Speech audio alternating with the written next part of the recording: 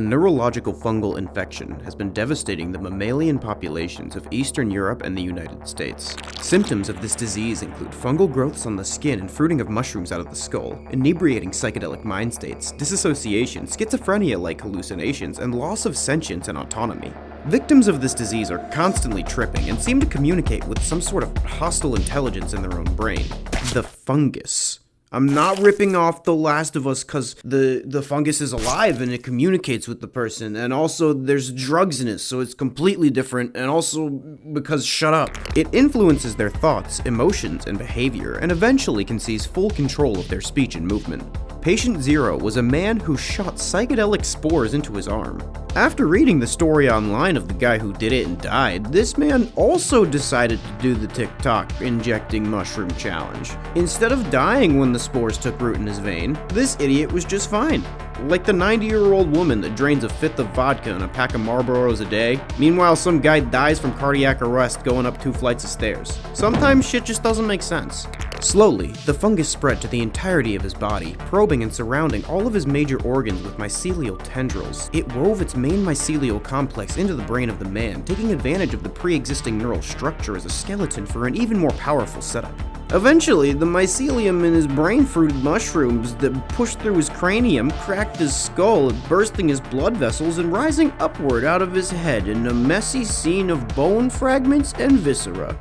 Even more disturbing when I caught the human googling if reducing his cum in a saucepan would work. His behavior became increasingly erratic. Hysterical shrieks and cries about the entire world melting and the shadow figures leaving happy time tissues around his home were most of what he talked about then. As the fungus took root and slowly wove its way into every nerve and fiber of his brain, Patient Zero's consciousness completely disappeared and was replaced by the fungus. At this point, his behavior seemed to balance out. The fungus wanted to blend in as much as possible to not draw attention to itself. Kinda hard when your face looks like the side of a moldy oak tree, but whatever. He would only come out at night, and would infect as many people as possible by leaving spore pods that would fall from the growths on his face in high-traffic areas. Local police neutralized this afflicted individual when they noticed him holding down a woman, vomiting a viscous spore-latent fluid into her mouth. Let's all take a moment to remember our dearly beloved, friendly, expendable mushroom junkie one. We can all take solace in that when we die, at least the things we made will still be loved. Unless the future thinks it's like racist or something, then everyone's gonna hate you when you're dead. What am I talking about again? Higher-level human authorities quickly confiscated the spore vomit evidence for testing. When the strain of fungus was analyzed, it revealed similarities to both Psilocybe cubensis and cordyceps. Psilocybe cubensis, aka magic mushrooms, are the famous psychedelic fungi that Silicon Valley CEOs like to microdose rectally, and cordyceps are those fungus that turn arthropods into exploding spore zombies. This anomalous species has no known relatives currently, although after this discovery, I intend to investigate this genetic lineage further because I got fucked up and forgot to do it before the video. In the following incident, the same, now infected young woman made her way to the water source for a small town. She completely submerged herself and displayed behavior unprecedented up until now. The soles of the woman's feet began to sprout mycelium roots that burrowed into the bottom of the water source, and her skin began to ripple and bubble. Over the course of an entire day, the woman transformed her entire body into dozens of spore pods that soon burst in the water supply. Soon, the entire town turned. And in a last-ditch attempt to contain the infection, the population was neutralized using augmented antifungal chemical warfare. But the government didn't get in trouble because there were no witnesses, and they all lived happily ever after. The end. An anomalous apex predator has recently been reported stalking remote towns in southern Africa. A stark bone-white faceplate, jagged razor-edged teeth, a virus-shaped body with 4 legs, the front ending in finger-like extensions, and the back ending in cloven hooves. In the center of the torso, an open gash containing a writhing pile of human heads. A cacophony of pained, desperate moans escape the pulsing maw. He told me the end of life was Cletus, and I believed him. This creature was first documented by preternatural investigator Leo Vinciple, who instead of submitting it to the Foundation for approval, decided to submit it to Twitter for likes without a single shit given for what the Foundation labels due process. What can I say? He's built different. He didn't really give it a name, so I will be dubbing this beastie the cacophony. The first thing about this creature that instantly grabs the eye is the collection of heads inside of its split chest cavity. These heads inside are not its own. This predator targets humans and steals heads from its victims, inserting them into the center of its chest cavity. It integrates these heads into its own neurology, keeping them alive and preserving the consciousness inside the brain, trapping the human with barely enough processing power in their brain to know their own suffering. This allows it to access the head's memories, and it can even use it as a meaty biological processor. The more heads the cacophony has, the more cunning it becomes, using more and more advanced hunting techniques, and even constructing complex tools like traps to catch its victims. Keep in mind, if it has like 4 McDonald's employees, it still might function on a capacity lower than if it has 2 CEOs, and nowhere near as skilled as if it had 1 YouTuber. The classic cacophony quality quantity quandary. The cacophony's top head often screams a range of vocalizations at the victim it's attempting to decapitate. While it's fully capable of communicating with humans, it most often doesn't even bother to. The vocalizations include voices and sayings from former victims in their lives. These will often come off as nonsensical shrieks, as the things the creature is saying don't really make sense to say when attacking someone. My self-esteem's so low, I don't know how to process it. She never loved me. Because my mother, she loved my brother Tommy. She didn't even say, you're my little schmeckle. I know I'm a schmeckle.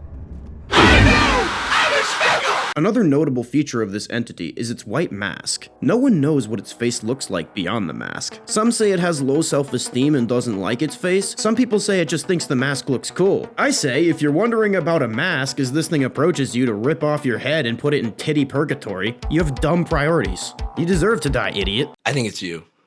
I think you're the problem. Just beneath the mask lies an agape mouth with a set of razor-sharp teeth. This jaw is used to hold the victim in place while removing the head with its 2 front limbs, and then it takes bites out of the resulting corpse for sustenance. The creature's back 2 legs are hooves, and the front 2 are a cross between human hands and gorilla feet. Unlike traditional quadruped movement, this creature has a bodily structure that has a center of gravity in the direct center of all 4 of its legs. Like a tripod, but with 4 legs. So, like a quad pod, it can make incredibly quick turns and dexterous maneuvers. Side note, I've been saying quadruped a lot, and it reminded me of the time I had to message a biology professor about gorillas, and I made a misspelling. Instead of saying, when the gorilla knuckle walks, it's a quadruped, I messaged that it was quadruped. Because quadruped is 1 letter off from quadruped. Dumbest disciplinary hearing ever. What the hell am I talking about again? The combination of hoofed legs and the quad pod structure makes it so that in close quarters, the cacophony is deadly. At the end of the day, if you're happy and you love yourself, do good. Do good, children. Hey dude, I'm kind of like doing something right now. The cacophony's flap can open and close. The primary function of this is thought to be ambush predation. It disguises itself as a smelly pile of dead animals by laying flat on its side with its flap closed. After something approaches it, it will proceed to kill and eat the animal. It hunts anything that moves, but only gathers the heads of humans. All this means that it's too dangerous to be in the environment, which is why I sent it to be safe and happy and frolic at a farm upstate. Hello? Hello? It's dark in here. Guys, everybody, Azfk, he locks me in the locker, he locks me in there, and he makes me do drugs.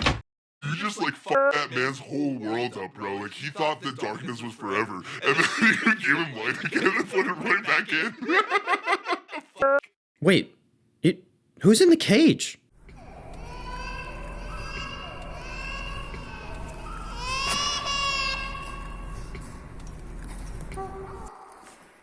Ya mama. Rojo. Disclaimer, this is possibly the most f***ed up monster I've ever covered. This video contains imagery and descriptions relating to pregnancy and childbirth that some may find unsettling. Viewer discretion is advised.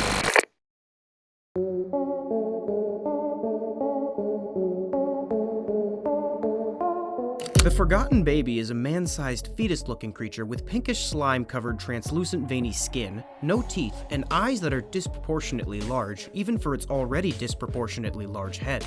The forgotten baby was rumored to have been a believed miscarriage. When the doctors informed the expecting couple of this situation, the couple opted to remove the mass of cells that they believed to be dead from the woman's uterus, and placed it aside to be discarded in a medical waste receptacle. However, the doctor noticed it barely moving, and out of morbid curiosity, hid the being and only claimed to get rid of it. He took it home and began using everything in the kitchen sink to get it to grow. I'm talking growth hormones, steroids, insect testosterone, something that only has research about it written in Russian. He even buried it legs deep in plant fertilizer. I'm so sorry to all the little boys and girls lifting hard in the weight room that look up to Forgotten Baby because he transformed his body, but the Forgotten Baby is a fake natty. He was just lying to sell his patented brand of birth canal creatine. The doctor never really thought to restrain the man-sized fetus that he kept in his basement. Seriously, how the hell did this one get through human medical school? It means nothing. I like how our species does it. We just let anyone do surgery. Same as owning guns and driveways.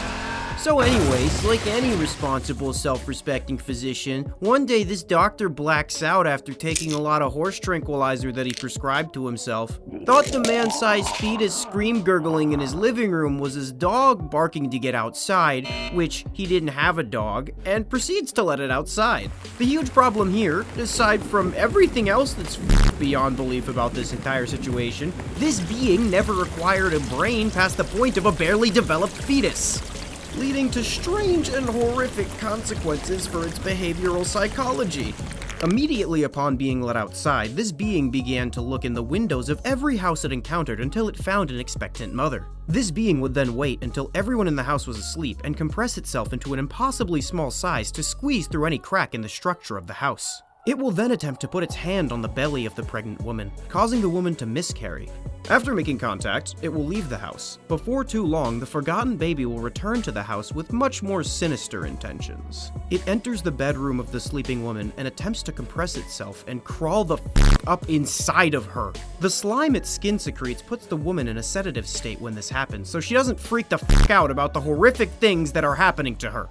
Sometimes it re-expands on the way in by accident. This usually kills the woman in an explosion of viscera, as, you know, there's basically the entire body of a full-grown f***ing man up there. This reminds me of that one porn of that lady who had a giant vagina and stuck the entire head of a bald man in there. Do you know that one? No? Okay, then me neither then. The most f***ed up part is if it actually gets inside of the womb. From here, the forgotten baby hooks can somehow override the mother's normal behavior to essentially brainwash them into protecting it. Like how that wasp who shits eggs in caterpillars makes the caterpillar love the worms growing inside of them. Nature is just so beautiful sometimes. I mean, not right now. This is f***ing awful, but I don't know, touch some grass. She will forget that she lost her baby and refuse any attempts to convince her otherwise. Even if shown evidence, she will reject the notion and protect the monstrosity at all costs, even isolating herself from all those who used to be closest to her.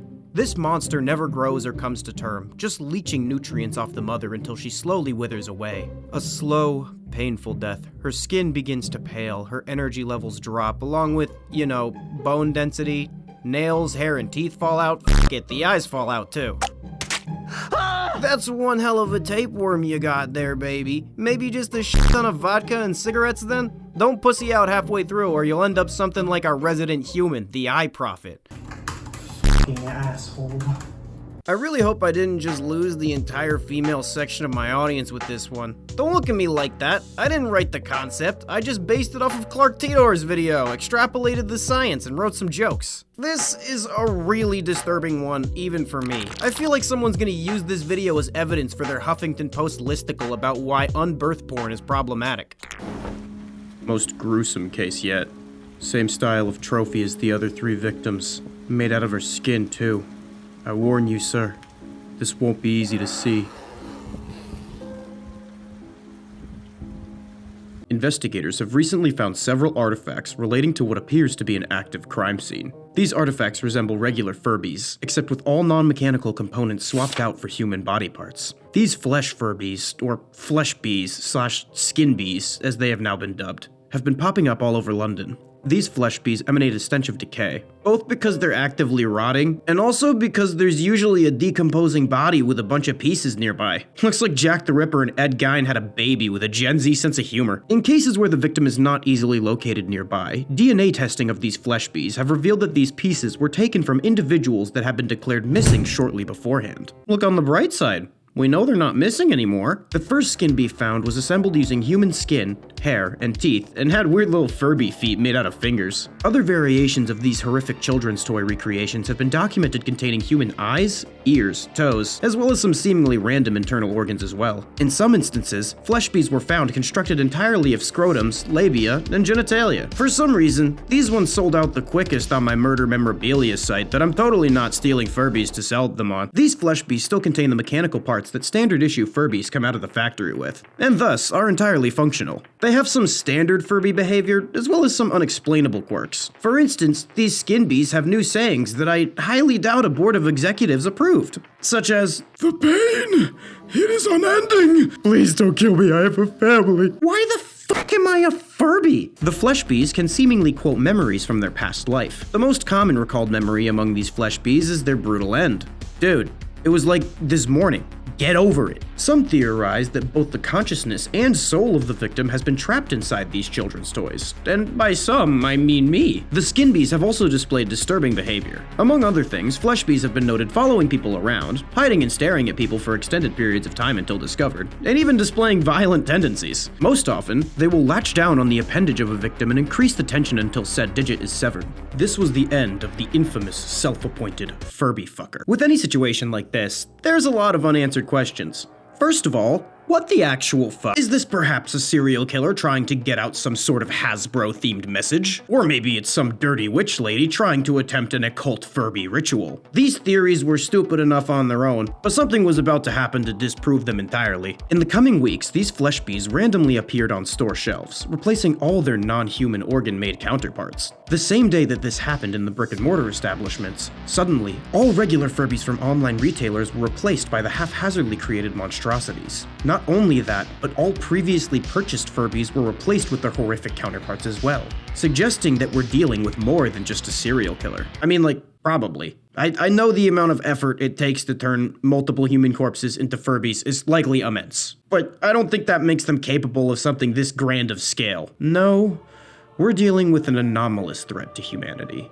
And that means someone is f***ing with my turf again! There's only one being powerful enough to do something like this. We can't just let this happen, Amoeba. We have to do what we should have done in the first place. Take on the biggest threat to mankind.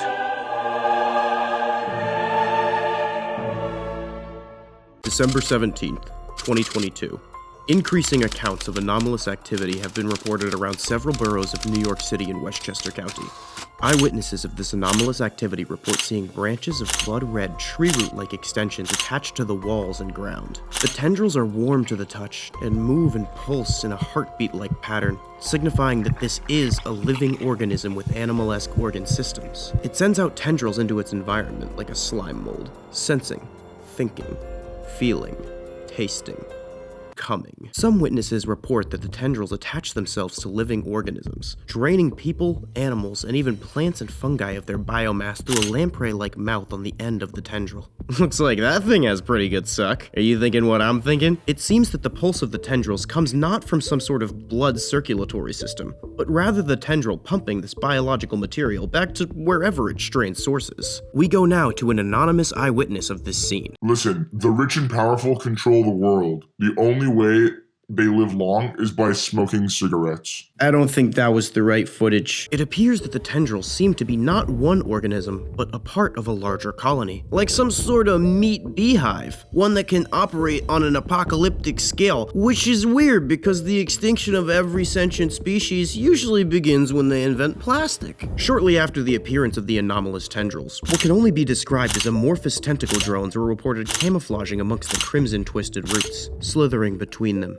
squeezing their slick bodies into the impossibly tight cracks and back out again with ease. These drones use tentacles identical to the ones that line the walls of their environment to move. The only consistencies between the drones are the ground hamburger texture of their skin and the presence of a varying number of tentacles. In other physiology, they vary greatly. Some have large sets of teeth, some have no visible sensory organs at all. I think I saw one devoid of all features save for a thick pulsating cock. Regardless, the drones seem to serve one purpose. They wrap themselves around animal life to immobilize it, preparing it for assimilation into its hive via the tendrils. For a closer look, we go to the same anonymous eyewitness because we couldn't afford another one. Yeah, no, I don't think I'm capable of f***ing your baby.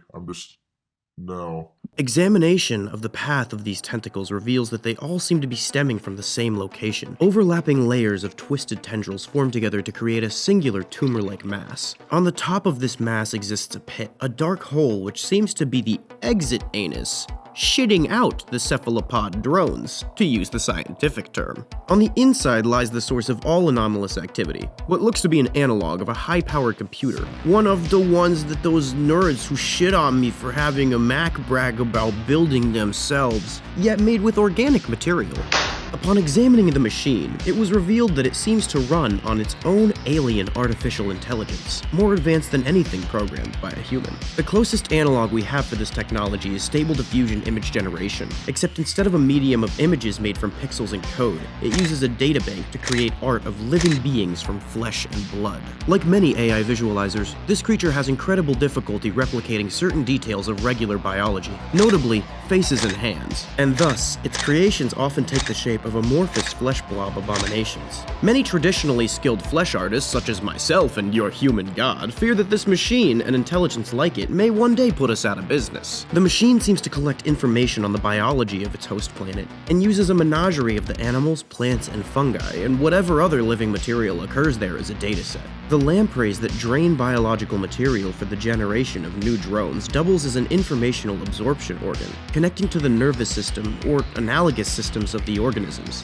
learning all it can from its biology and internal processes, including thoughts, and then draining it dry of biological material. It seems that the data from the planet is, in a sense, the prompt for what the machine creates. In this instance, the machine seems to be creating organisms that facilitate the spread of its own biomass. For more information of this anomalous activity, we go to this acclaimed expert. And by acclaimed, I mean that he claimed he was an expert. I'm taking the fish out, I'm making sure I have a ski mask on, bring it to the bathroom, and then pretending to want to steal it. That way I'm kind of admitting fault, but not the fault to the level they really believe. And then they'll say, hey, you can't take that. And that way they only think I'm stealing it, when in fact I did put my dick in a fish's mouth. Hey, if this big meatball thing is an artificial intelligence, I bet it's pretty smart. I gotta ask, what's the meaning of life? Turn water into pee. I'm gonna take a sip of water, my mouth feels all craggly. The neighbor is a pseudo-humanoid entity first reported upon by anomalous investigator Leo Vincible. Leo posted an image of this creature on the internet displaying its strange form in detail. It has 3 arms, 2 where a human would normally have them, and 1 on top of its head. These 3 arms all rotate around the central point of its vacant slack-jaw mouth. This mouth is lined with large human-like teeth all dripping with snotty saliva. You know this man is both a mouth breather and doesn't brush. These teeth aren't sharp, but are rather used for mastication, similar to how a human eats. In the center of this mouth is a face, rendered immobile and held in place by the incredibly strong muscles in the creature's throat.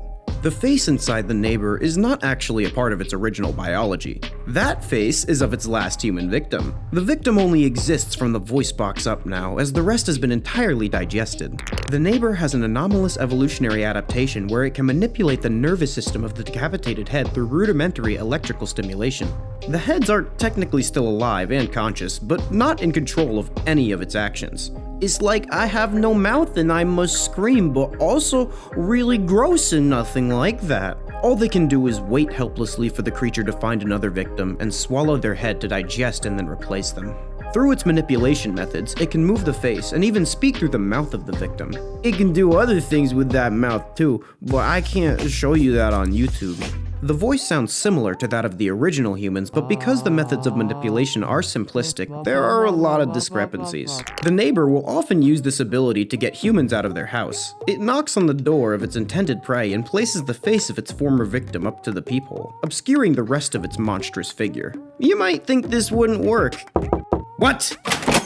Hello! What do you want? Hello, I am your real human neighbor and not a man-eating creature keeping your neighbor's head alive as a flesh puppet in my gullet. May I come in for a cup of sandwich? Ow, my nose! Humans, even the smart ones, will believe almost anything you tell them. If you are dumb enough to open that door, you'll be in more trouble than I was when I replied to my teacher's end-of-class Kahoot by saying I wanted to shoot myself. Upon the human opening the door, the creature will seize one of the victim's arms in each of its torso arm's hands, and the head of the victim in its top hand. It will then swallow its current decapitated meat puppet and force the new victim legs first down into its gullet, securing its face in the back of its throat, and digesting the rest of its body. It then hooks itself into the nervous system of its new head. As is the life cycle of the neighbor, the only trail it leaves is an entirely intact, shitted out human skeleton. Nature is just so beautiful. I mean, not right now. This is an affront to life itself, but I don't know, go look at a spider web.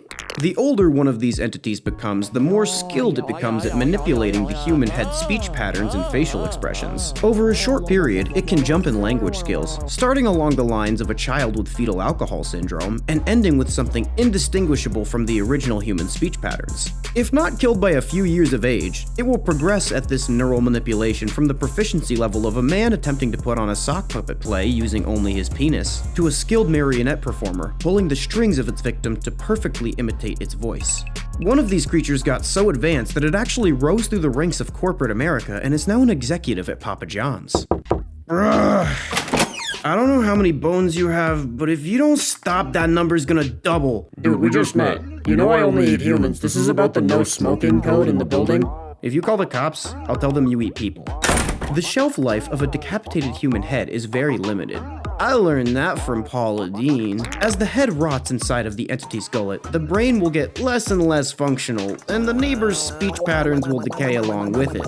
Eventually, the creature will get desperate and become more and more bold in its attempts to capture a human, which sometimes leads to its death by the fatal condition of getting f***ing shot.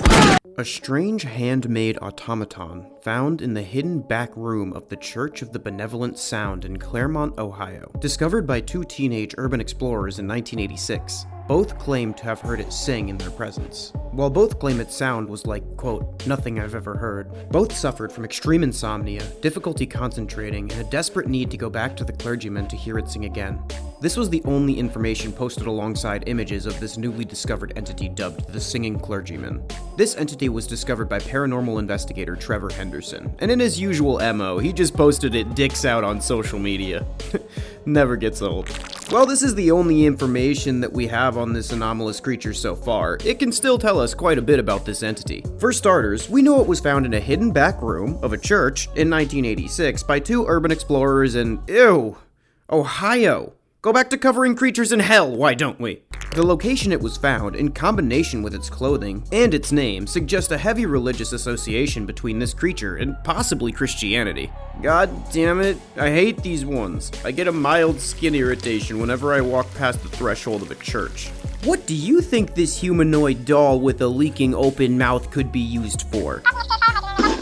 That's incorrect. You are gross and banned from participating from the rest of the episode. Because of the religious association, the first idea that comes to mind about what this thing is for would be religious purposes. But what specifically? I can see one of two options. Either humans assembled this purely out of hubris and curiosity without knowing what would happen, or they've designed it with a clear idea in mind. Knowing humans, it's likely the former. Whether or not this creature's paranormal abilities after construction were intentional is impossible to know. But if it was on purpose, we can potentially get an understanding of its use by looking at its effects. The teenagers claimed it was like nothing they'd ever heard before, but they provided no more information about what it sounded like specifically. Some eyewitness you are, dumb shit. It looks from the evidence to be pleasurable, and even seems to have a cognitohazard-like effect on the human mind, making any victim desperate to go back to hear them sing again. Not only this, but all human victims suffer from extreme insomnia and difficulty concentrating.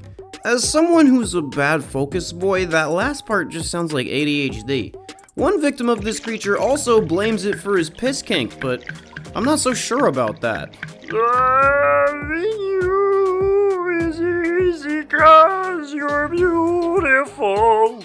Trevor claims that at the time of him writing the description of this entity, the machine's location is unknown. I don't have it.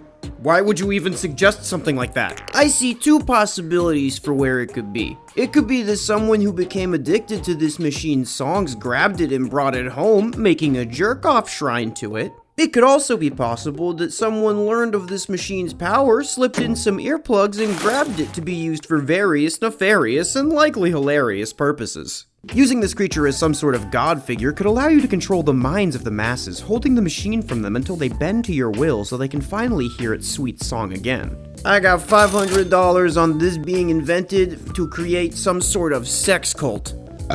This is all the information I can decipher about this machine from Trevor's initial message. I will be keeping an eye out for any other updates about this creature and many others from Trevor's lore and other supernatural investigators. SCP Item Number 173. Object Class Euclid. Description: SCP-173 is a sculpture created from concrete, rebar, and spray paint. This sculpture is not alive, but is somehow capable of locomotion, making a sound like stone scraping against a sidewalk as it moves. The entity can only move while not being actively observed by a conscious being. When in the vicinity of a living creature that is not maintaining eye contact with it, this entity closes the gap at an incomprehensible speed and snaps its neck. You could say it happens in the blink of an eye. Whoa, you suck. I'm unsubscribing. It is the first SCP, an entity even more unsettling than going under anesthesia and waking up with fresh nail polish on your toes. Since this entity cannot move when it's in the direct line of sight of a sentient being, the only way for a human to be in the same vicinity without getting their vertebrae cracked like uncooked pasta noodles is by maintaining the futile, deadly staring contest. 173 didn't develop at the same rate as the other anomalies, so at grade 3, it was moved into the special containment procedures. SCP-173 is to be kept in a locked container at all times. When personnel must enter 173's container, no fewer than 3 may enter at any time, and the door is to be relocked behind them. At all times, 2 persons must maintain eye contact with SCP-173 until all personnel have vacated and relocked the container. Like anyone's living quarters, the ground and lower areas of the walls in SCP-173's living quarters are caked in a reddish-brown substance, a combination of feces and blood. No one knows where this special flavor pudding come from, but they keep cleaning it off the ground twice a week. As they said, they use 3 D-classes, 2 maintaining eye contact with 173 constantly, and 1 cleaning up the goop. There have been numerous casualties involved in this process, mostly due to people sneezing. I don't know why they don't just use more D-classes. Don't they have so many that they literally just feed them to monsters? They also have a D-class that just clones itself, so either they're just idiots or sadistic, or both. This could also be solved by just following the age-old unspoken rule that if you shit on the floor, you should be the one to have to clean it up. SCP-173 has also shown the ability to multiply itself. This was first reported during a routine cleaning of his poops, in which the entity had seemingly cloned itself overnight. It has never been directly observed multiplying, so no one knows how it does this. It's thought that because it only does it when it's not being watched, it can only multiply in the active state. To be honest, I don't know why all these grown adults keep desperately trying to watch the statue make segs to itself. Kinda weird. SCP-173 was originally based on an image by one Izumi Kato, I know I butchered that, taken by the Foundation without permission. This image was not a part of the Creative Commons, causing legal problems for the SCP Foundation unrelated to their scandal with underage Keter-class entities. Kato graciously allowed the SCP Foundation to continue using his image under certain conditions, but he's not happy about it. Although, since I'm not part of or contained by the SCP Foundation, I am technically just commentating on it. I just want to say that for any section of my audience that also might happen to be a legal team from Japan. Now we'll go to SCP-173 for their opinion. 173, how do you feel about undergoing extensive cosmetic surgery because some internet child stole your OG source image? If you're waiting for me to blink, you're out of luck, buddy. The man doesn't blink! Yeah, I won't be cleaning your bloody shits off the ground either. I don't have neck bones, but I can fake it if it makes you feel better. Did you get to learn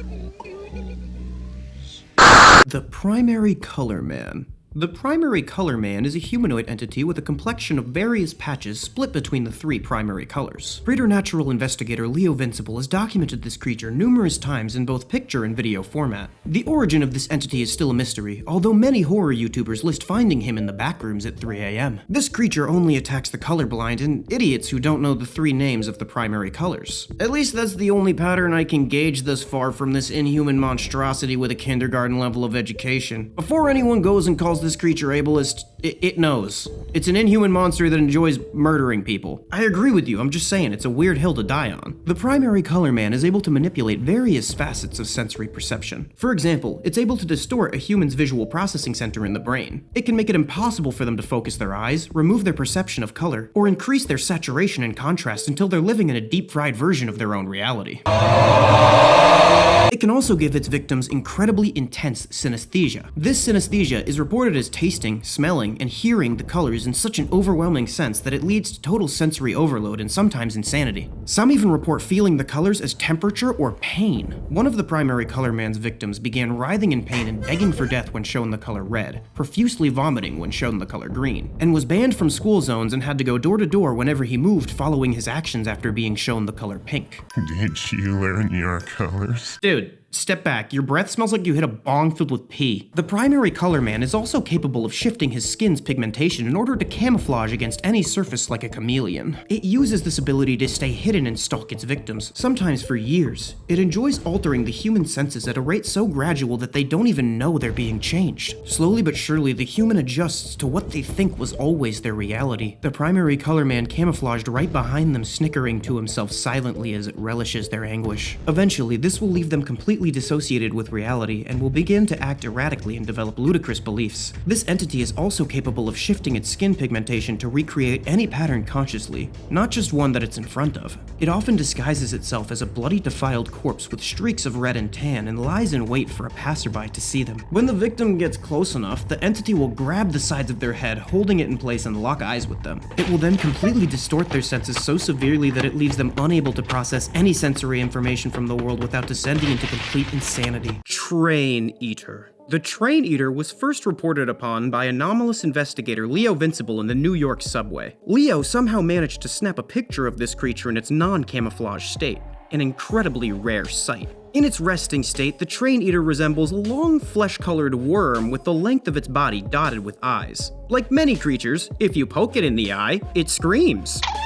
In the front, this creature has a large mouth lined with razor-sharp teeth. Its mouth is usually agape, with a muscular structure in the front that looks like a trapped humanoid being. Scientists are unsure of what purpose this serves, but one theory is that it is a vestigial organ that ancestors of the Train Eater used to lure humans into its massive maw, which is why many of these lures have humongous tits. When in the presence of human beings, this entity is usually unrecognizable. It modifies parts of its body, bio-shifting to perfectly mimic man-made vehicles such as trains, buses, hot tub stripper limos, etc. This appears to be an incredibly advanced anomalous form of camouflage, like a stick bug in a tree, or a leaf bug in a tree, or you at a clown convention. Indistinguishable. The train often shows up at vorophile conventions or busy subways during rush hour in order to have the largest potential meal. This entity gathers as many victims inside of itself as possible and then shifts its physiology to trap its victims inside, removing the doors they enter from. It will then speed off to an abandoned section of the tracks before filling its gut with corrosive digestive juices, digesting the entirety of the contents of its stomach. After this, it promptly enters a hibernation state before waking up a few weeks later with a renewed appetite. It operates like a regular train until full to the brim with passengers, so some people actually ride the Train Eater home from work being none the wiser that they were almost worm food. The Train Eater acts in a similar capacity to natural ambush predators. This is becoming a trope. We've covered a whole lot of anomalous ambush predators recently. Come on guys, get a new shtick. Paranormal researcher Clark Tidor has theorized that the Train Eater is actually an incredibly large insect capable of modifying itself in its physiology, but upon further investigation, this creature shares more in common with worms, and also somehow a lot with legless lizards. While some theorize that this is some sort of genetic amalgamation with DNA from the two, some always theorize that, so who the hell knows really? Some speculate that the Train Eater could be used as a fleshlight for a giant and that someone is me. The Train Eater is also capable of sprouting legs across its entire body, coming to resemble a monstrous fleshy centipede. It uses these legs to burrow under the ground, creating a nest to lay clutches of eggs. It also uses these legs to traverse between subways and the streets to avoid suspicion from human authorities. The FBI even occasionally catches really disturbed train eaters that masquerade as school buses. Fortunately, these train eaters are always the first to get murdered in train eater jail by the other criminal train eaters. Maybe karma is real. Human researchers are astounded at the level of intelligence that train eaters display. I don't know why your species is always so shocked when another animal is smart. Oh sure, fill your oceans to the brim with plastic bottles and be surprised when the collected microplastic amounts to you eating 1 credit card a week, but they're the idiots. While train eaters typically remain in one area and nest, there have been cases of nomadic train eaters. One of these entities masqueraded as a Greyhound bus, traveling around the entire country multiple times. This particular train eater was much larger than the average for its species, and contrary to their typical behavior, on occasion displayed aggression and active hunting rather than its typical sneaky behavior. Before its termination that many anomalous enforcement agencies claimed credit for, it left a trail of chaos in its wake. It imitated a travel van for a band before massacring and consuming the entire concert, transformed into a yacht before eating an entire cartel. It even had a travel vlog.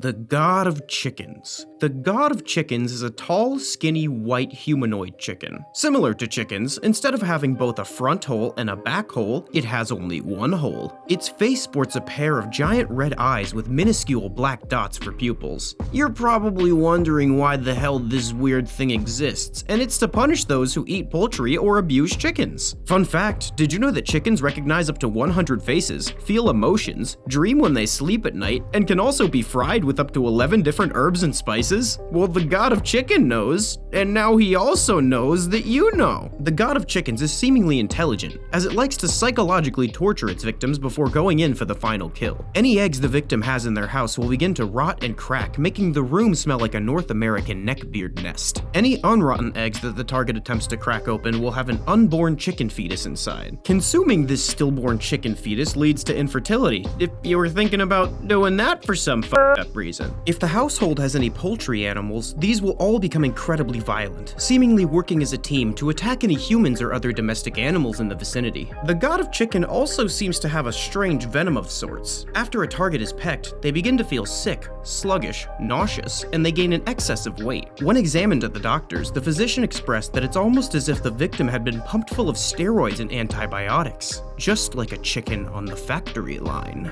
The God of Chickens will eventually appear after enough Chick-fil-A themed torture, murdering the victim with a well-placed and incredibly deep peck to the center of the heart. The body is usually found later being fed upon by chickens. You can tell if the God of Chickens is nearby because all chickens in the area will go completely silent before going batshit insane and clucking repeatedly as loud as they can. It can command all poultry in the area, often spurring them to violence. It can be hard to tell if the God of Chickens is nearby because lots of chickens are just naturally loud dickheads. In some egg farms with cruel practices, there have been mysterious cases of all of the chickens in the farm somehow getting outside of the property and wandering together in large groups away from the facility. Upon inspection of the building, it was found that the workers of the factory were crammed into the cages that are considered much too small for even a chicken. Their bones and joints distended and cracked to fit them into these boxes like a jigsaw puzzle. Despite these injuries, every worker was somehow alive and responsive upon discovery. One worker was quoted as saying, "Oh God, why?" In other reports of factories where the chickens have escaped in a similar manner, investigators found the human workers clogging the grinder they used to kill the baby male chickens to turn them into dog food. Fortunately, this did not interrupt the supply chain, and even more dog food was shipped out on time the next day. Unconfirmed accounts of the God of Chicken shoving eggs up into people's asses has also been reported. To keep our resident human safe, we've begun feeding him a diet of raw red meat and microplastics only. Side note, this one time I was in a Whole Foods, and I remember the line was taking an incredibly long time. This kind of annoyed me, so I peeked my head out to the front to see what the issue was, and there was this woman just screaming at the poor dude behind the registers because the Whole Foods was apparently out of grass-fed chicken. I don't think I've ever seen anything funnier than the expression of the checkout man on the brink of tears trying to explain to this Karen that chickens don't eat grass. This chicken monster also carries a special chicken egg, which is often seen levitating between both of its strange chicken feet hands. It lays this egg to gain control over poultry, manipulate other eggs in the area, or cause any dead poultry products to move as if they were still live muscle. It often unlays this egg back up into its weird one waist/egg hole to protect it, but you can easily just stomp really hard on its stomach to get it to shit it out so you can crush it. I have not had a single lucid thought in the past 2.5 years. If you can smash this egg, the god of chickens will lose its higher cognition and the rest of its abilities, becoming a regular human-shaped bipedal chicken, also known as delicious. I know what some of you are going to say. Isn't that the same image you used for your basis of the stalker in the Backrooms? The answer is yes. There could be a simple explanation of me not knowing the god of chicken's existence at the time of making that video, but since I definitely know all and would never make a mistake, I now suspect that they are the same person. Think about it. Have you ever seen the god of chickens and the backroom stalker in the same room at the same time? Coincidence? I think not. Highway worms are incredibly large animals that resemble dark yellow worms. They have glowing eyes, leathery rough skin, and a mouth with an uncannily similar structure to that of a human's. Similar to an eel, it can bend and contort itself in any direction, and squeeze into tight spaces like tunnels and under freeway overpasses, either to wait for prey or to go dormant and remain hidden when inactive. These creatures hunt entirely at night, since it'd be impossible for them to remain hidden during the day, as individual instances have been reported at up to 65 feet long. Some paranormal researchers have theorized that the highway worm is actually the next stage in the bridge worm's metamorphic life cycle, but none of these claims have been substantiated, and are likely false due to the many differences between the two species. Also, if this were true, because of the bridge worm versus highway worm videos, highway worm would go to jail for beating his son, but because he's just physically assaulting a random stranger to the point of death, no harm done. While highway worm seems fearsome, he's thought of among other monstrosities as not threatening since he was rendered irrelevant after getting banned from most socials due to his controversial comedy special. Raising a child is about discipline. You gotta hit them just the right amount. Too much and they become a serial killer, but too little and they become a serial killer. Whoa!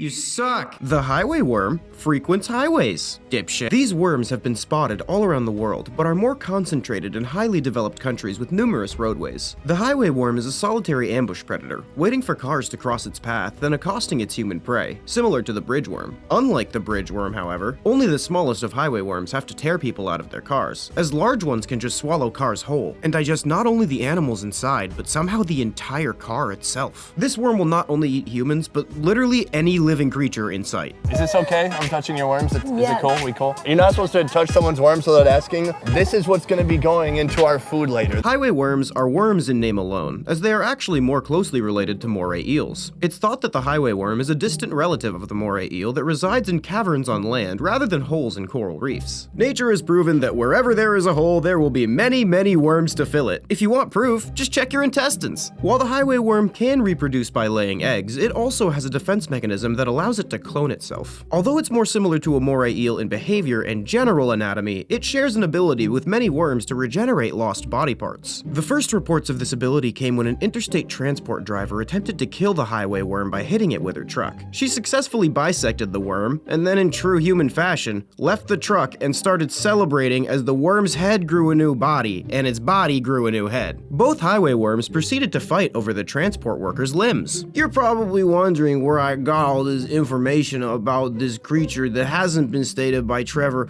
or isn't on any of the wikis or videos. Why don't you back it up with a source? My source is that I made it the f*** up. So this is that highway worm everyone's been talking about. Well, I like it. Disclaimer, the following video may be disturbing to some audiences. Viewer discretion is advised.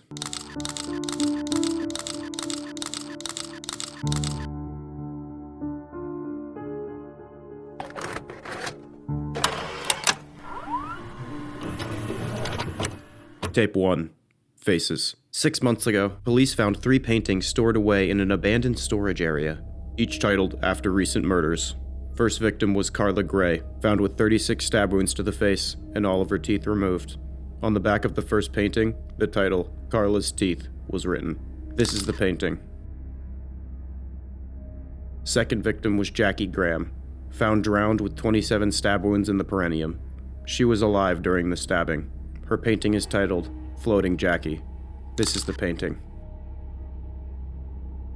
Last victim was James Miller, found with his face torn off and his wrist slit open. Autopsy showed that James was alive for several days without a face. The third painting was named, James' Secret Face. This is the painting. 2 months later, several more paintings were discovered. However, the titles of these paintings did not seem to be connected to any known cases at the time. Here are the other paintings, and their titles. Wax Doll Tom, Lisa's Secret Face, Hanging Jimmy, Toy Corey, Daniel After the Fire, Jennifer's Last Stare, Scream, Maggie, Scream. After going public with the case and sharing the paintings in hopes of saving anyone that may be depicted, the police received 3 photos in the mail. All of them are also titled. The photos appear to depict the victims, James Miller, Jackie Graham, and Jimmy. If anyone knows anything about these photos or paintings, please contact 985-455-9560. One final painting titled Self-Portrait was found 2 days ago. This is the painting. Holy shit. Some sort of hyper-artistic serial killer leaving breadcrumbs to his identity in the form of portraits and paintings. Well, Ferb, I know what we're gonna do today. Think he takes commissions? Oh, sweet, another tape. Tape 2, Lighthouse. 4 weeks ago, a police officer named Bill Collins went missing along with his wife and 2 daughters. Bill had previously discovered this painting in his home, clueless to how it could have ended up there. While searching Bill's house, the police found one of his daughters hanging by the neck from the ceiling in the attic. She was only 2 months old. The Collins family car was found 12 days later by the ocean side. In the car, the police found a painting titled Long-Necked Angel. Angel was indeed the name of the youngest daughter found in the attic. This is the painting. The search would lead to an old lighthouse standing just a few miles away from the abandoned car. The lighthouse hadn't been in use for several years. On the door to the lighthouse, an abstract face was painted in red. This is the painting. Inside, the charred corpse of a missing teenager named Daniel Williams was found. Police later proceeded into the tunnels under the lighthouse. Here, the police would find 2 more corpses belonging to Jennifer White and her daughter, Lisa White. They had been missing for several months. Lastly, the police found a moist barrel emitting a foul stench. The barrel was filled with mangled meat and bones. Tests later showed that it belonged to the rest of the Collins family. The tests also showed extreme volumes of amphetamine. Photos of the Collins family moments before death were found scattered about the barrel. Here are the photos.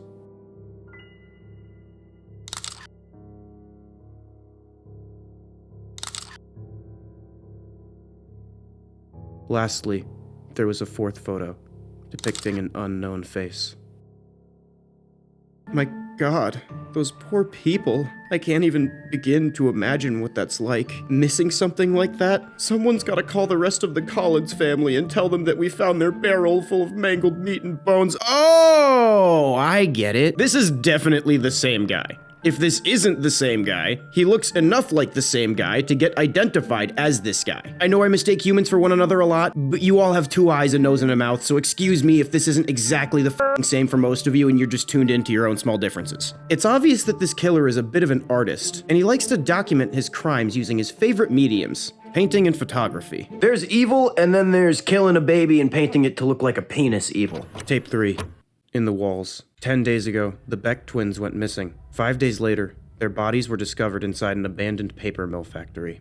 However, the state of the bodies were found in a gruesome condition. Only the upper body of Margaret and the lower body of Corey could be located. The twins' bodies had been sewn together in a sloppy manner. The rest of their bodies have still not been found. Margaret's neck and jaw was broken in several places. A clay brick had been violently shoved down her throat. The word meat had been written on the brick. Corey's genitalia had been removed by a pulling force. 1 week before their disappearance, Corey had been dared by 2 of his friends to spend an hour in a remote cabin near Tiger Lake. Allegedly, Corey went inside alone with his digital camera while his friends waited outside. After just 4 minutes, Corey ran out screaming that he had seen a face. According to his friends, Corey's left arm was badly bruised. While investigating the cabin, police found a wardrobe connected to a crawl space inside the walls. Corey's camera was found on the floor inside this open wall cavity. This is what was on the camera.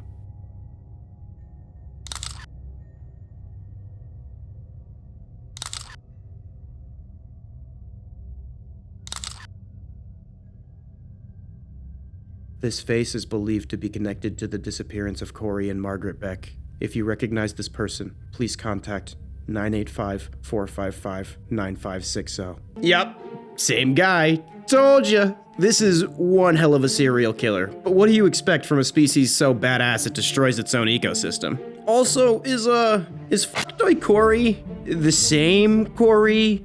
Because we now know that this guy is like 11. So I mean, like, I guess we already knew that this guy belongs in jail, but I didn't know the degree to which he belongs in jail. You know what they say, kid diddlers are always the first to die in jail. Besides that, a few things come to mind. 1, Corey has bad friends. 2, our killer definitely has some sort of art house message he wants to get out by using people's bodies as a medium, like ripping off Corey's balls and shoving a labeled brick down someone's throat. All I'm saying is, he took the time to label the brick. 3, the amount of evil it takes to sew one half of a former living creature to another is irredeemable. I mean, what kind of sick, twisted monster? Why are you guys looking at me like that? So I'm thinking, as like a joke, I would pretend to be his lawyer and say, Your Honor, if you are what you eat, my client is an innocent man.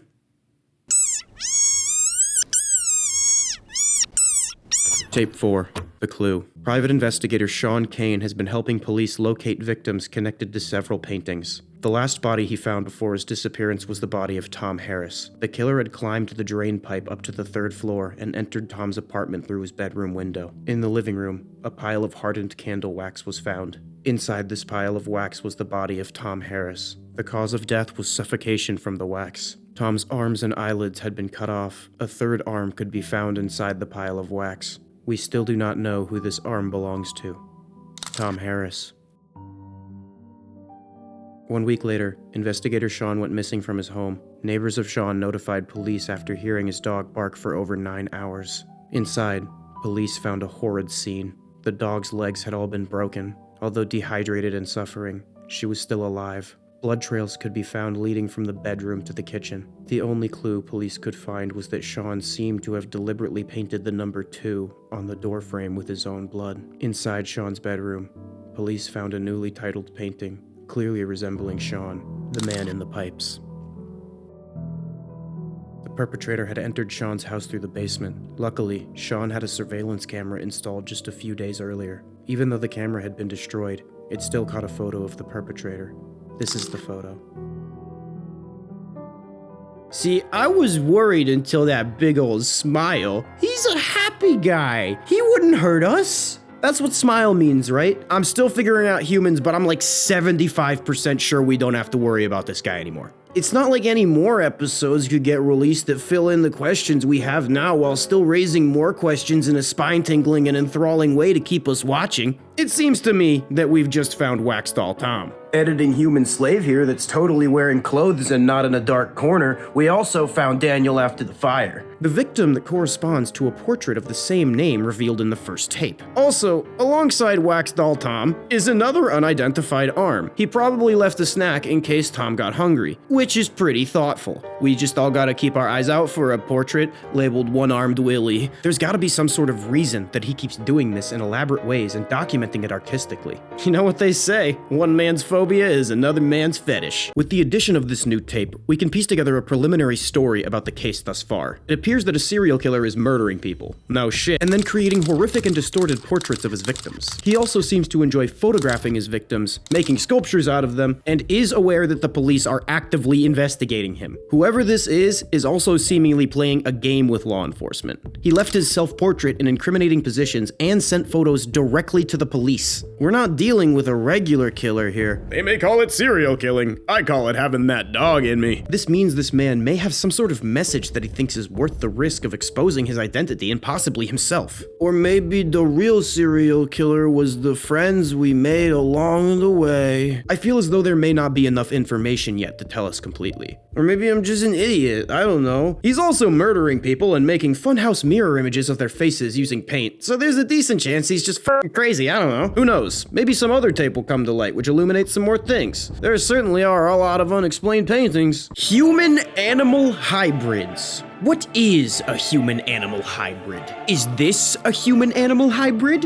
What about this? How about these? Are you aware that in the coming years there will likely be organisms designed for the sole purpose of producing as many implantable human organs as possible? Who would have guessed that the organ shortage would have been solved with the new landmark of still beating Chimpanzee Heart Mountain? This all started when scientists successfully genetically engineered a rat with a mouse's pancreas, and the insulin produced in said pancreas still functioned regularly when in a mouse's system. They were also able to implant some of the cells from this pancreas into a mouse. This mouse had type 1 diabetes, and the new functioning pancreas cells helped to suppress this condition. Another group had also published claims soon after that they had genetically engineered a pig embryo to grow with some human cells. I think this joke is probably lazy, but I think that guy would make a good policeman. The combination animal was known as a chimera. Eventually, scientists hoped to use technology like this to grow organs like hearts and lungs. These are in consistent short supply because in humans, someone needs to die to give them up. I mean, I would have just killed someone if I needed lungs. Humans really do like taking the long way, don't they? Sometimes I wonder what animals would be best to combine. Feel free to comment what animal combination you think would make the best affront to God below. Chimeras are a hot button issue amongst humanity. Some people think that we shouldn't be using other living creatures as organ factories to prolong the life of an already severely overpopulated species that has done untold damage to every other species and will continue to do so. Those same people are also worried about the possible unintended consequences of growing an organ from a different organism inside of a foreign host and then implanting said amalgamation organ into a random human with organ failure. And those people just don't understand how progress works. It's not gonna stop just because you don't like it. And more people with more money and influence than you do like it, so now there's big people, and there's nothing you can do about it, bitch. Do you like hypotheticals? No? Let's say hypothetically I owned a fast food company. If I was in this situation, I may or may not profit from overall poor health and conditions that result from the overconsumptions of my hypothetical products, such as heart disease and diabetes. If I were to potentially use the same farm animals that I grow for people to eat to make organs that may or may not replace the ones that I destroy with said food consumption, I'd stand to exponentially multiply my hypothetical profits. Let's say I used a similar genetic engineering technology that I used to make these organ factory pigs to make the food cause organ failure more quickly, and the pig-generated organs short-lived and in need of replacement every few years. What a weird yet incredibly profitable evil idea that just was. Now let's say you watched a YouTube video discussing a topic that may or may not break international law, and like 20 years down the road you see a news story about the very same topic down to the last detail. Would you make the mistake of ratting out the individual who created said original YouTube video? Feel free to choose your words very carefully in the comments below. There's also technology in development that could let us skip the whole genetically augmented human penis producing elephant in the room. 3D printed organs. Scientists believe that they may be able to 3D print organs using either pluripotent fetus stem cells or some kind of novel designer cells as a printing material. Some people lean towards the novel designer cells because if you drink your old liver to death, it's kind of weird if the new one is made of dead babies. I mean, like, that's not a political statement, I just find it strange. This, of course, would be a modern miracle of science, and that is something that I cannot allow to go uncorrupted. Enter designer organs. Any fault with humanity corrected by the intelligent design of their own engineers. Intelligent is a strong word. Got a weak heart? Now that thing can pump gasoline into a jet engine. Are you tired of smoking being bad for you? Rather than taking a sign from nature, take these new lungs designed to filter smoke. Want to finally fix the design disaster that is the human foot? Boom! No more back pain or offers for money from strangers wanting to buy pictures of your feet on Twitter. Didn't say it would all be good. Don't even think about the possible repercussions about messing with organ systems and genetic engineering, even though humans have a very loose grasp over both of those concepts. I'm sure future humans will figure any problems that probably won't happen out. Imagine the experiences, the possibilities. Eyes capable of seeing a color palette that would make a butterfly weep. Ears that can hear an endless sound range. Skin that can feel a sense of touch more intense than anything that's ever been experienced. And a brain that can at any moment inject itself with an elephant's dose of LSD. Behold.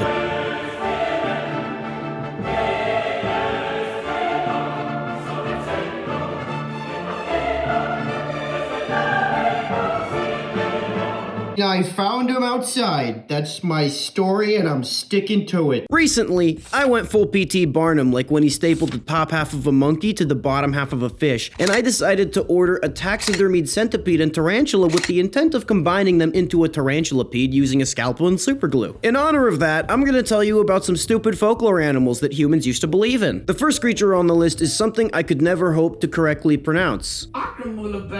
What? A creature from Mesopotamian mythology, sometimes affectionately referred to as the Scorpion Man, which I will be calling it as well because I don't want to keep failing to say abraca-watermelon. The Scorpion Men are described to have the head, torso, and arms of a man and the body of a scorpion. They're described as that, but I like this one better, so I'm going to tell you that it's this one. These scuttlebugs were tasked with warning interlopers and opening and closing the gates for the Lord of the Sun. They're like the folklore equivalent of like bouncers or toll booth workers or meter mids or some shit. I don't know how humans interloped on the sun without getting Kentucky Fried. Maybe they didn't know how the sun worked yet, or maybe I just didn't read it that closely. Instead of checking myself, I'm gonna let you smugly correct me in the comments because it's better for my engagement than being factually accurate. Don't hate the player, hate the game. These creatures come from the Epic of Gilgamesh. They were first created by the god Tiamat in order to wage war against the younger gods for the murder of her mate Apsu. Aww. So sweet. Next time I'm feeling lonely and do one of my trademark romantic gestures made to a dead woman, I'm gonna use bugmen too. I can't really find that much else about them though. Oh yeah, and also, they're gay. Okay, next old-timey cryptid. Does anything grab your attention when you first see this?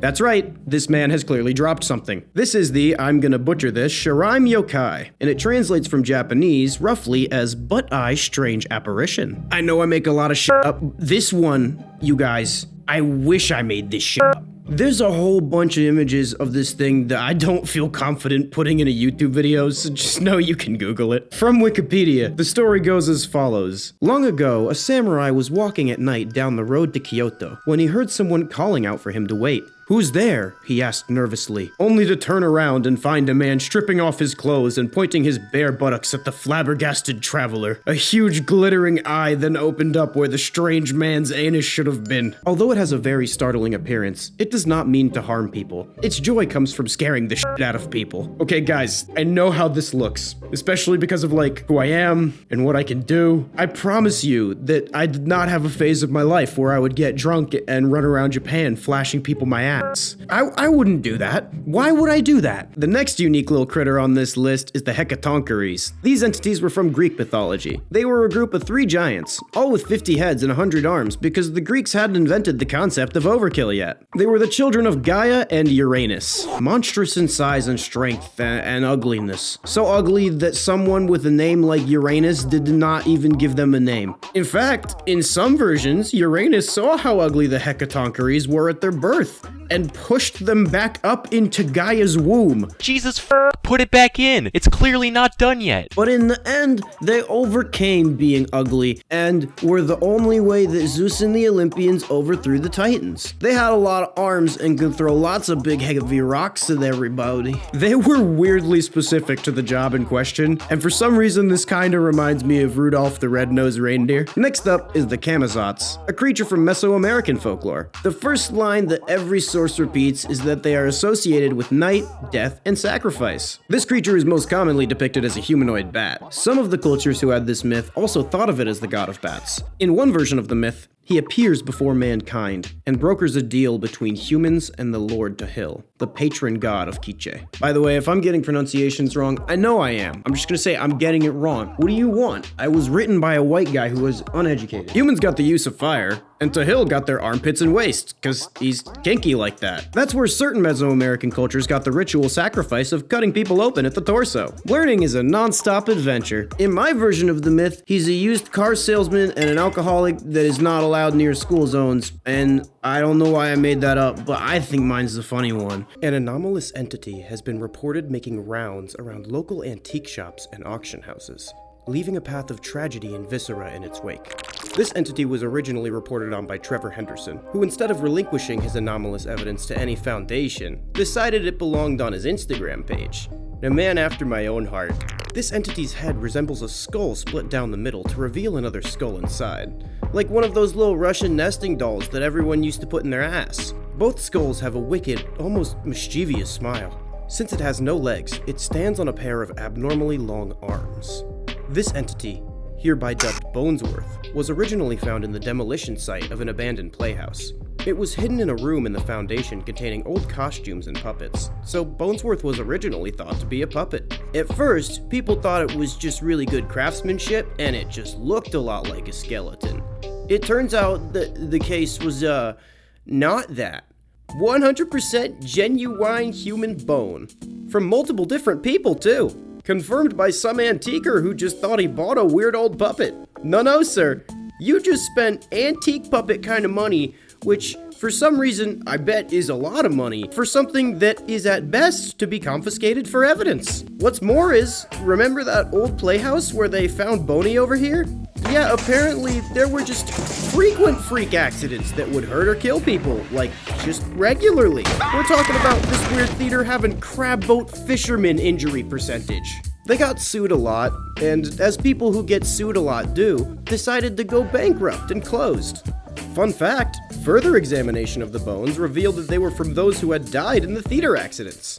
Well, that wasn't very fun, but it was a fact. Use every part of the human, that's what I always say. As the puppet bounced around from owner to owner, the bad luck the figure brought did as well. Whoever owns Bonesworth inherits the same bad misfortune that cursed the playhouse. If you have an enemy, you can dig a hole under their house and leave Bonesworth inside to ruin their life.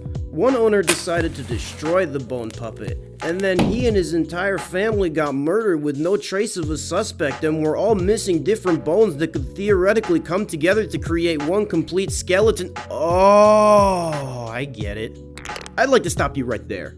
Did you believe everything that was just said about Bonesworth? If you did, for shame. Bonesworth is actually a good entity that has had his name slandered by an admittedly very well-made video on Clark Tidor's channel. From other sources, Bonesworth is described as quote-unquote a good boy, and he only does harmless pranks, such as moving ladders while you're climbing, trapping you in a garage for several days, or messing with your brake cables. Don't worry though, it says that Bonesworth only does this playfully. Apparently, Bonesworth can be summoned through what is called his titular mobile game, Raid Shadow Legends! Nah, I'm never responding to those emails. According to Trevor, this little man apparently brings insomnia and nausea. So basically, he's just all of my drinking buddies. Or at least that's what the fandom or wiki or whatever says. Actually, I'm not really sure which one is the misinformation. I think they all might be the misinformation. Take your pick. Who cares? Whenever there's conflicting information, instead of taking both sides and thinking the answer is somewhere in the middle, you should assume that the information you like best is correct, and then blindly and rudely call anyone who disagrees with you wrong, and also an idiot and should die. Wow, that is some journalistic integrity you got there, Eyeball. Just whose side are you on? Look, Boner, sorry, Bonesworth. The only thing I hear when you talk is that you want to eat your front teeth. Can I help you with that? Invasive species. Alien apex aggressors able to outcompete any native animal in the ecosystem. Recently, there has been a rash of sightings of strange and uncanny birds. Anomalous researcher Trevor Henderson has uploaded several images depicting this new invasive species that's been devastating the continental United States. Usually, anomalous evidence is confiscated for approval, but Trevor just sticks them up on Instagram. You gotta respect the absolute balls on this man. These creatures resemble regular birds, usually owls, but with no eyes or beak and instead a frighteningly large human-like smile and a set of unkempt teeth. Instead of the owl, it has a range of speech patterns, many of which sound like human vocalizations. Words, moans, and the screams of a person being ripped apart by several owls with human teeth are among the wide range of noises this species is capable of making. Unlike other species who just repeat what they've been told like parrots or political news anchors, it seems like these birds actually understand the meaning of the human language they sometimes vocalize, using it to communicate or frighten hikers. Your mother was a hamster, and your father smelt of elderberry. While this invasive species typically hunts in a similar fashion to owls, tracking prey solo and capturing it on its own, they also display a social strategy unique to their own species. These creatures will gather together in groups of 5 to 20 and swarm larger animals, overwhelming them with sheer numbers and stripping them down to the bone as quickly as a school of piranha. Everyone's gotta stay in shape to run from the piranha birds. I know I'm healthy because the doctor took my blood and my pee and then switched them. When I was a kid, I always wondered why the doctors needed my pee, and a small part of me thought they drank it. Large collections of bones, both belonging to humans and animals, have been found in abnormally large clusters of owl pellet droppings in the area of these creatures. This may be enough evidence to show that they all poop together as friends. In areas where these invasive species appear, the regular bird variety of this species quickly decline in number, almost as if these creatures target the species they're meant to emulate. This is also backed up by the significantly disproportionate amount of owl bones found in the pellet piles. While this species is most commonly reported mimicking owls, if there are none native to the area, they will select another bird. After clearing every potential suspect for bird bestiality, an investigation was launched into the genetics of this strange specimen. As suspected, there was a combination of both human and avian DNA in each sample found. Even stranger than a human breastfeeding a squirrel. It is unknown where these hybrids have been coming from, but some other phenomena could shed light on the situation. Trevor uploaded another strange avian sample with 2 beaks and no eyes on his Instagram page as well. This provides further evidence to the theory that these creatures come from some sort of man-made source. A prototype, if you will. Even though human scientists are consistently ready, willing, able, and mentally unstable, the man-made theory is not universally accepted. Some believe that these creatures came from natural, or potentially preternatural, anomalous evolutionary processes. These are not the only strange avian varieties that Trevor has cataloged. For example, he recently posted a picture of this bird-like specimen called the mocking nightfisher, displaying a miniature human face. These photos are the only evidence of this specific species, and little is known about them other than the fact that it likely has human DNA and probably came from the same source as the toothy birds. There is one more piece that looks as if it fits into this weird bird mouth puzzle, but it still leaves questions unanswered. For example, would you stick your dick in it? Trevor posted an image depicting an owl-like creature with 2 lamprey mouths for eyes. He titled it Pacific Northwestern Forest Lamprey, stating that it uses carrion as an ambulatory host to propagate and feed. Translation: this worm-like creature hijacks dead owls to fly around, make sexy times, and hunt. Just know if your partner dies and you want one last time with them, go with the rhyme. Shove lampreys in their eyes and brains to say goodbye with a bedsheet stain. What the hell am I talking about again? It is unconfirmed whether or not the invasive species are related to these creatures or if they occurred naturally. But what is certain from the evidence he presents is that there is an increasing number of anomalous avian predators cropping up in multiple ecosystems. Hey, don't throw your garbage down here.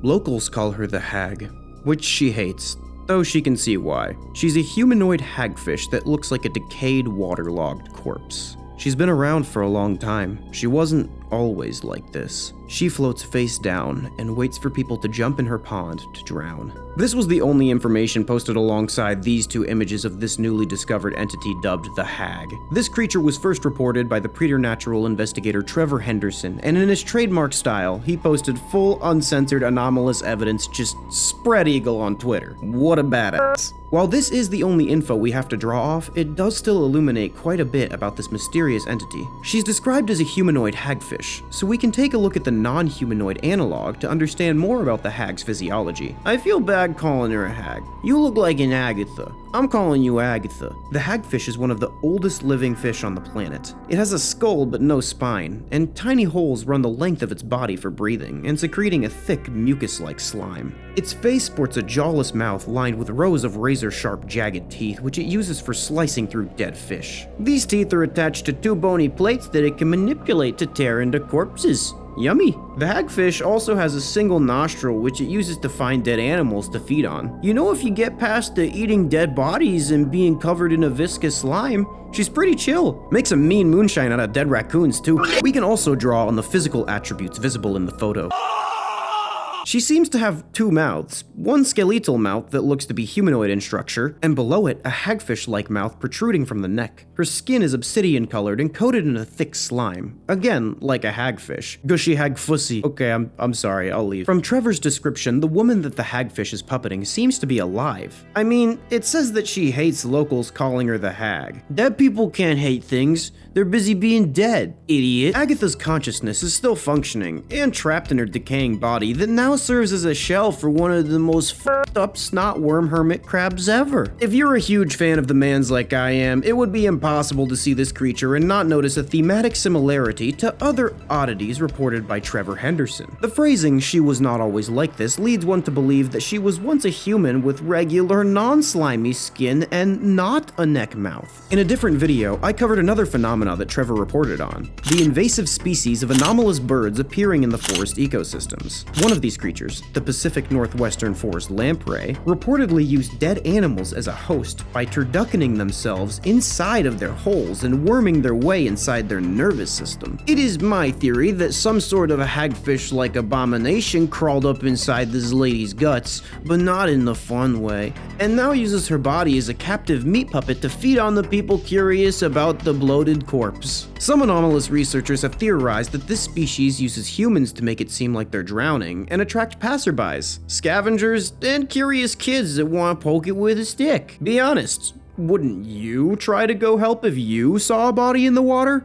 Yeah, that's what I thought. That's why these f***ers are extinct in NYC. This is the second example of an alarming pattern of these body-snatching parasites. It seems as if this is a subsection of a different species of jawless fish that have been able to manipulate the bodies of living, decaying, and already dead matter through an unknown means. Don't ask me what it is, I didn't know. There have been numerous other alleged sightings of these or similar creatures, but none of them come from as reputable of a source. And some of them look faked, even like an AI made them. I can never get a thing straight because of humans. Can't go anywhere with you f***ers asking the cashier how many feet pics is equivalent to $1 ass, playing which pill is laced with fentanyl for fun, phone screen primate bitch. A gore-spattered set of antlers, viscera blurring the line between its own body and that of its victims, from the tip of its red-stained horns to what should be the top of its head. Instead of a face, an empty black pit. A ring of raw red flesh reminiscent of esophageal tissue stares back at you impossibly. You swear you can almost hear the sound of flies buzzing as a rotten stench of decay wafts from the black hole.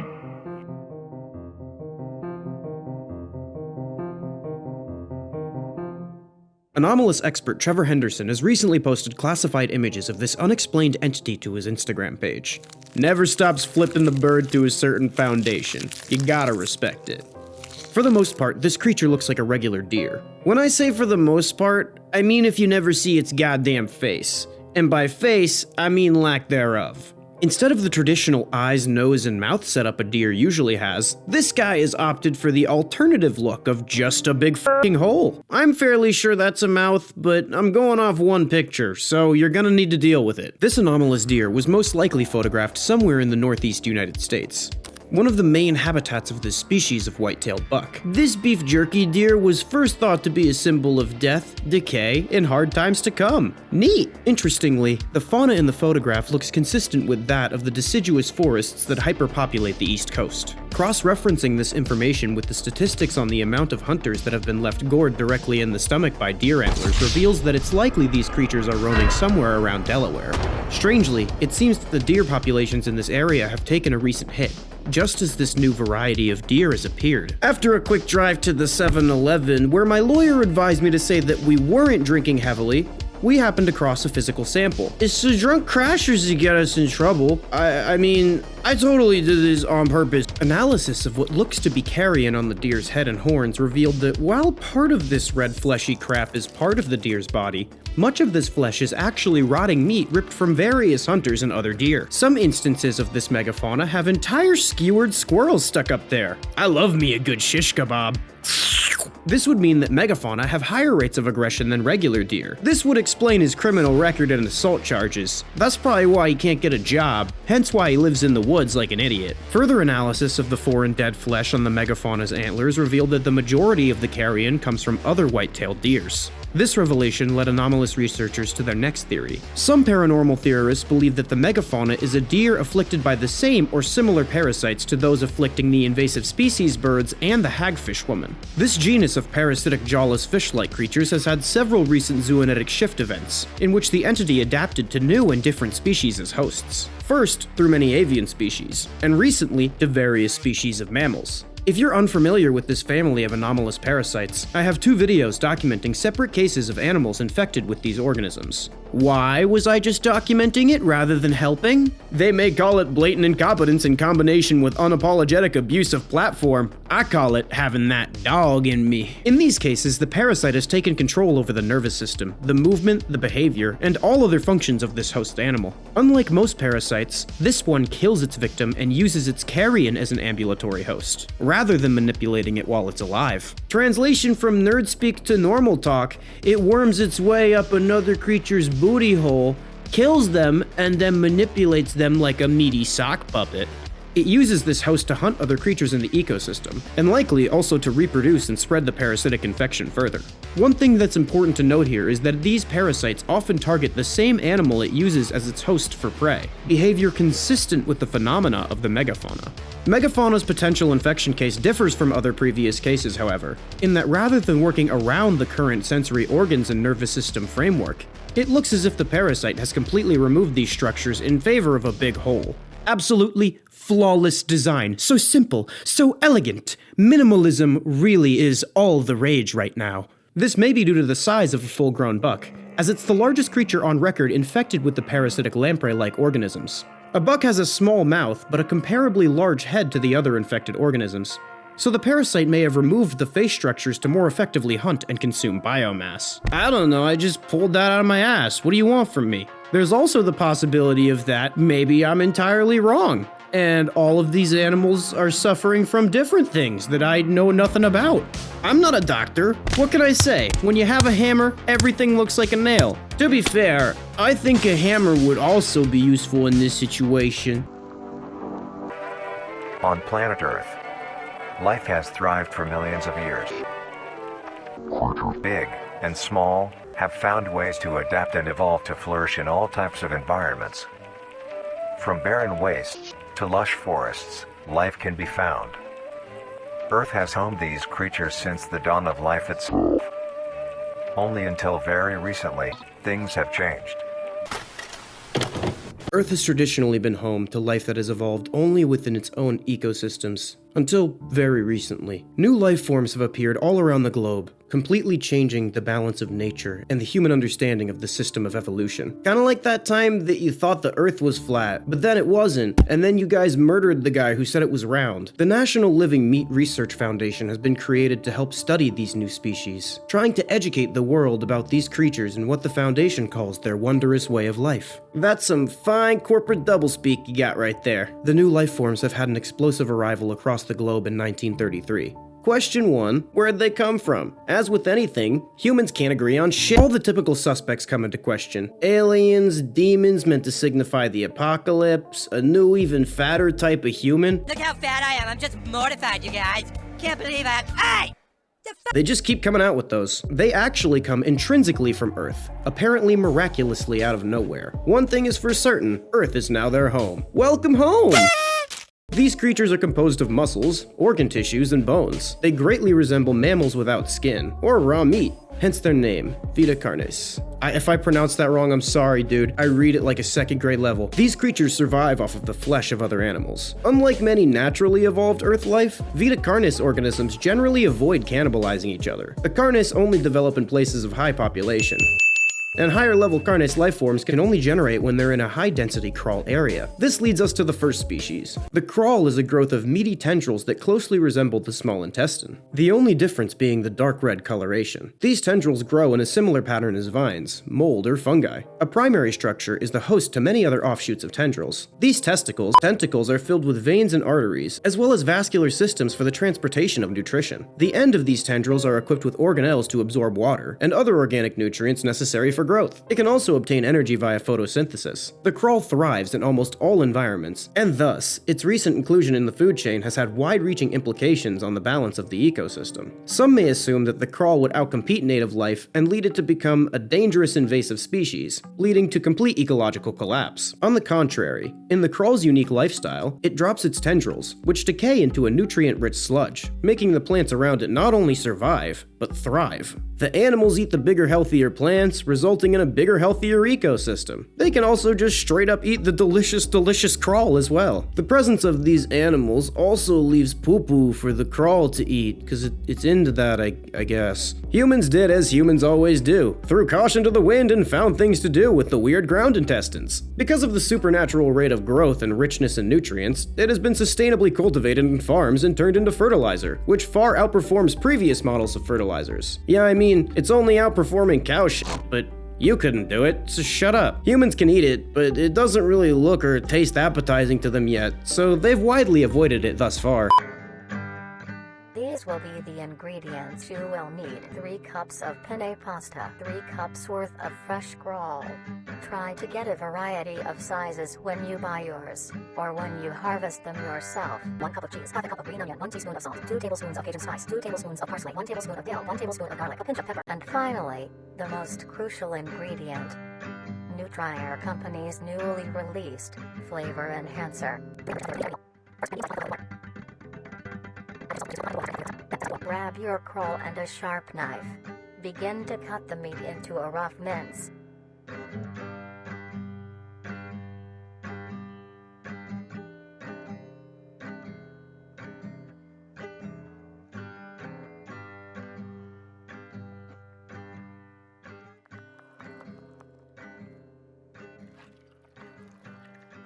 Doesn't that look appetizing? Don't you want to put this weird intestine monster directly into your mouth?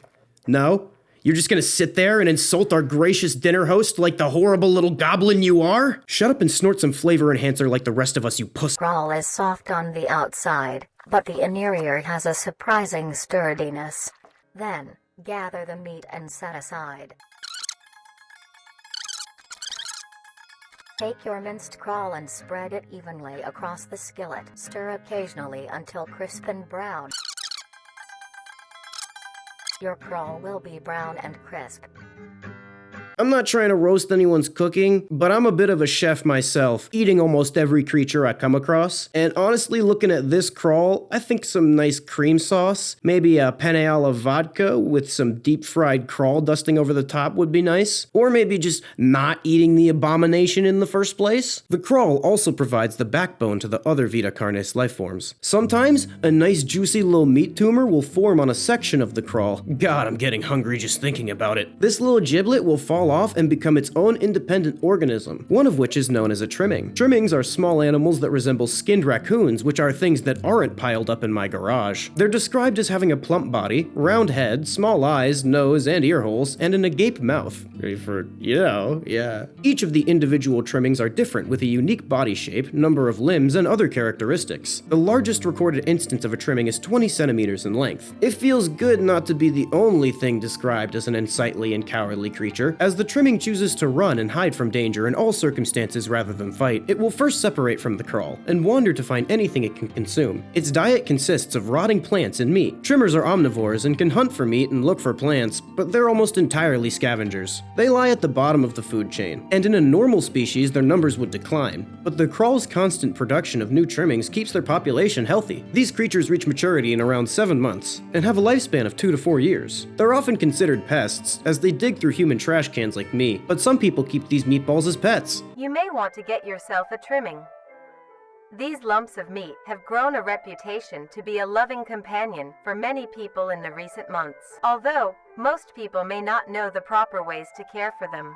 Taking care of a trimming is fairly easy. The first thing to keep in mind when keeping a trimming is the temperature of your home. While trimmings are resilient to both high and low conditions, you want to keep your base temperature near room temp, maybe slightly cooler. That being said, trimmings prefer warmer areas to nest. A simple setup you may use is a box with some blankets on the inside.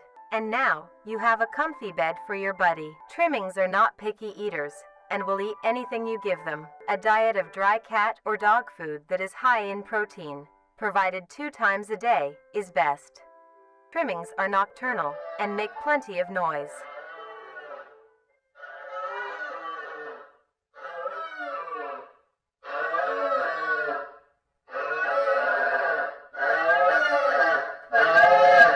To prevent you from having sleepless nights, some toys that Trimmings like are little items they can push, around, pull, or carry. Trimmings also enjoy things that you enjoy as well, like watching the television or listening to the radio. They love seeing and listening to all the funny things coming from the devices.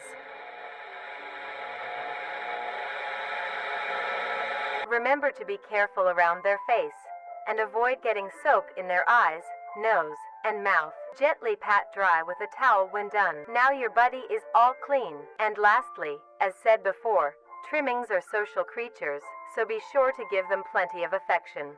Since they communicate with each other in the wild, it is best to replicate this behavior with them as well. Simply talking to them is plenty enough. The next Vita Carnes species on the docket is the meat snake. Meat snakes can only be found in moderate temperature climates. It's described as a worm-like creature made from a variety of types of meat. It grows throughout its lifespan, and the size of the meat snake in question depends on how much it consumes. When it first separates from the crawl, like your meat snake, it's only a few centimeters long. Eventually, it will reach an average length of 5 meters. Under extreme conditions, such as natural disasters, wars, plagues, it can greatly surpass this length. Meat snakes are scavengers, consisting entirely of dead animals and viscera. They're incapable of consuming healthy living organisms, and thus, when the presence of dead matter skyrockets, so does meat snake population and size of the individuals. Remember kids, where there is death, there is meat snakes. The meat snake locates its food using a tongue-like organ similar to the Jacobson's organs found on regular snakes, licking and smelling the ground to see if anything decided to die near it. Once it locates the corpse, the meat snake will swallow the entire body whole. It breaks down some of the meat and bones, yes it can digest bone, immediately, but uses a separate set of digestive chemicals to preserve and ferment some of them. Cutting open a meat snake to retrieve this fermented meat was a hobby of mine when I was in interdimensional college, because fermented stuff makes alcohol, and meat snake meat gets you real fucked up if it's fresh. It incorporates this new animal matter directly into its own body, lengthening the meat snake. Unsatisfactory parts for construction such as skulls,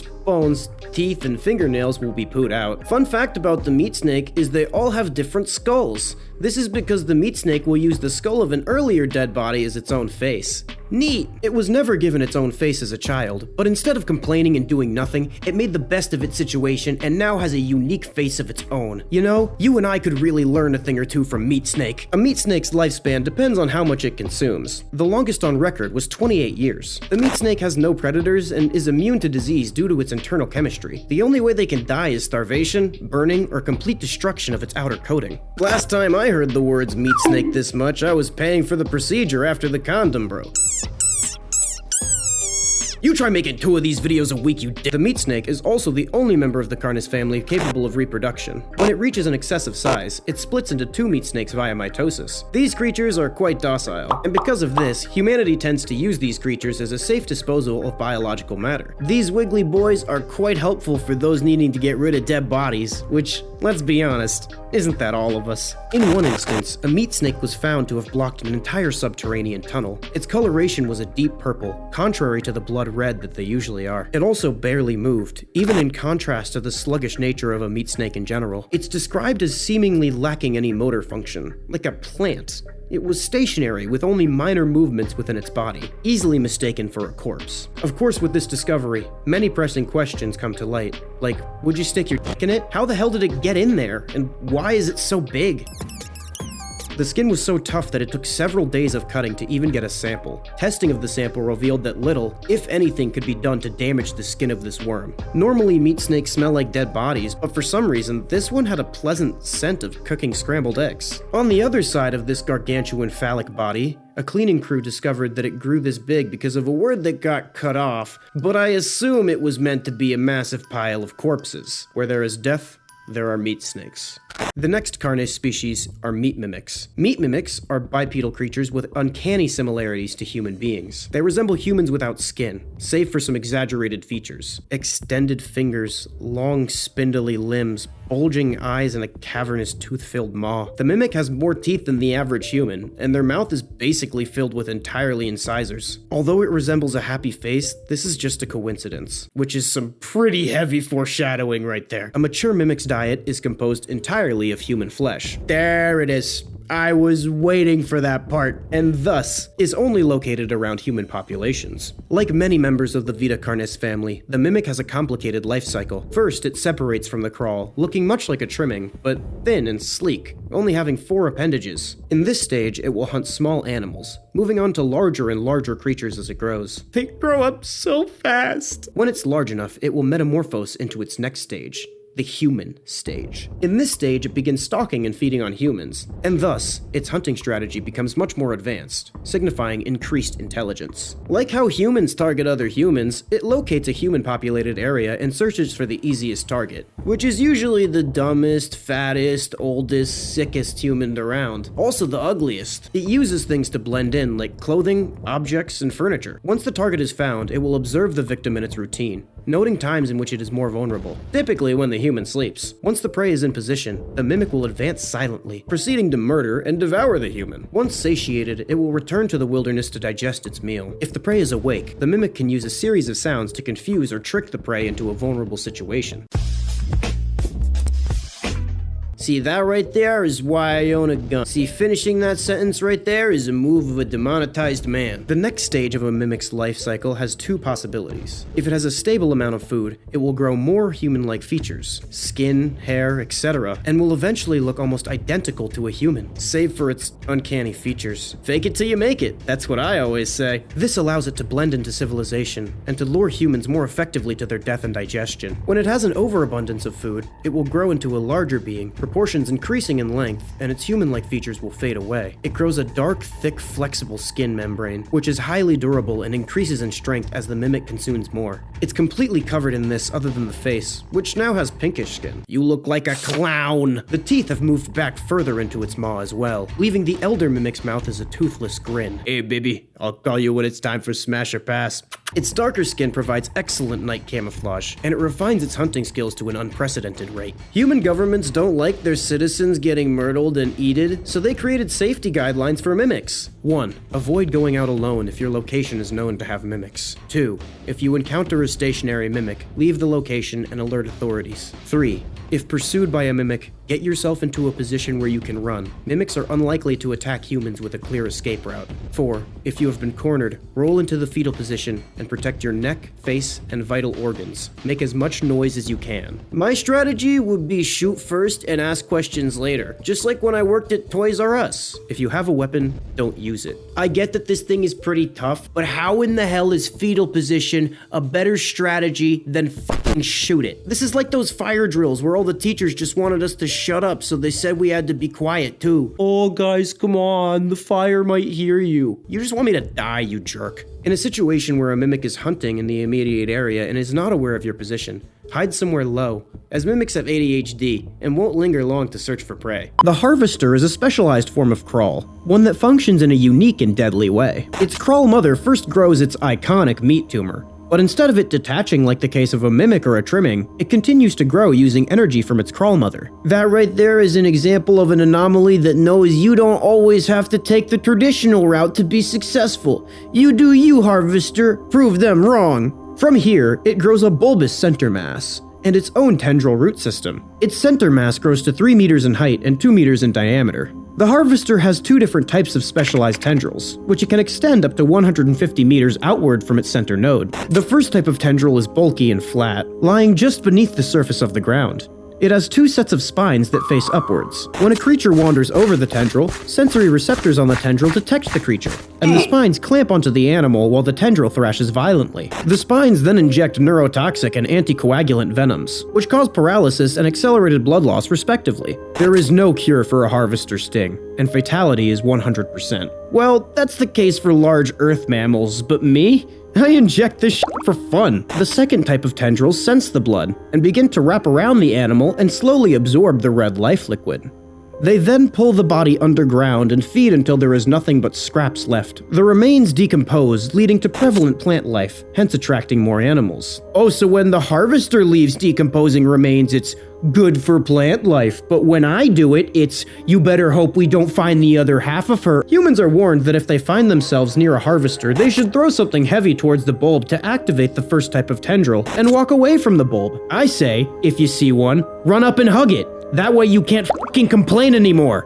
Next unique little critter on the docket is the host of influence, but its friends call it the host. Its name is derived from a host who invites guests to an event, not to be confused for a host, a harborer of parasites or disease. That sounds like something someone specifies when they're nervous that someone else might be nervous, which I am. The host is only found in North America. It's a semi-humanoid looking organism with the structure of a head, torso, and arms, but sharing no other characteristics with humans. Its head stands on a bent neck, with a slit inside that's used for feeding, and if you're super adventurous, maybe other things if you know what I mean.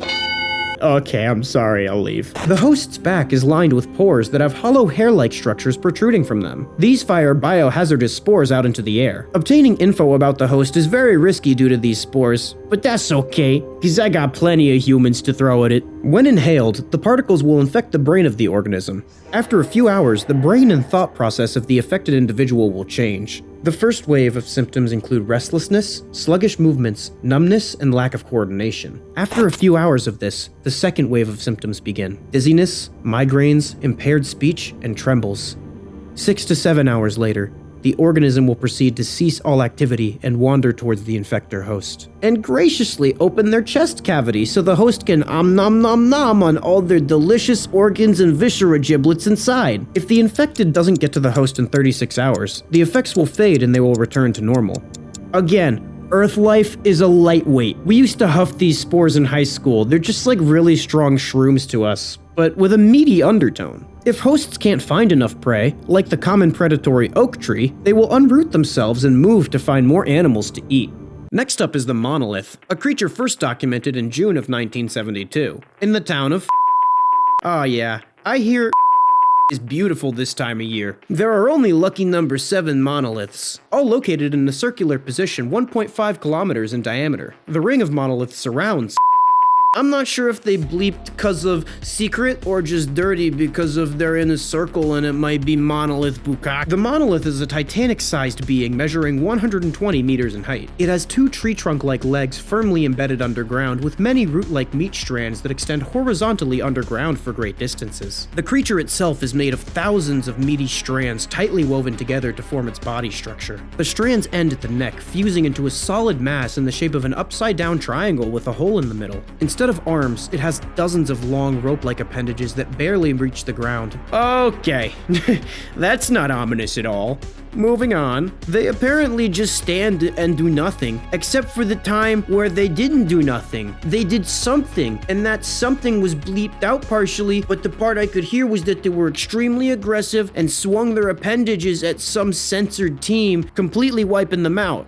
Whoa, Monolith. For the first thing you ever did, starting out very strong. I will watch your career with great interest. Eventually, because of the whole committing murder thing, military vehicles came, and then it roared out and produced an EMP blast, knocking out all technology in the vicinity. Then humans shot rockets at it, and although it was damaged, it regenerated at great speeds and resumed its stance unfazed.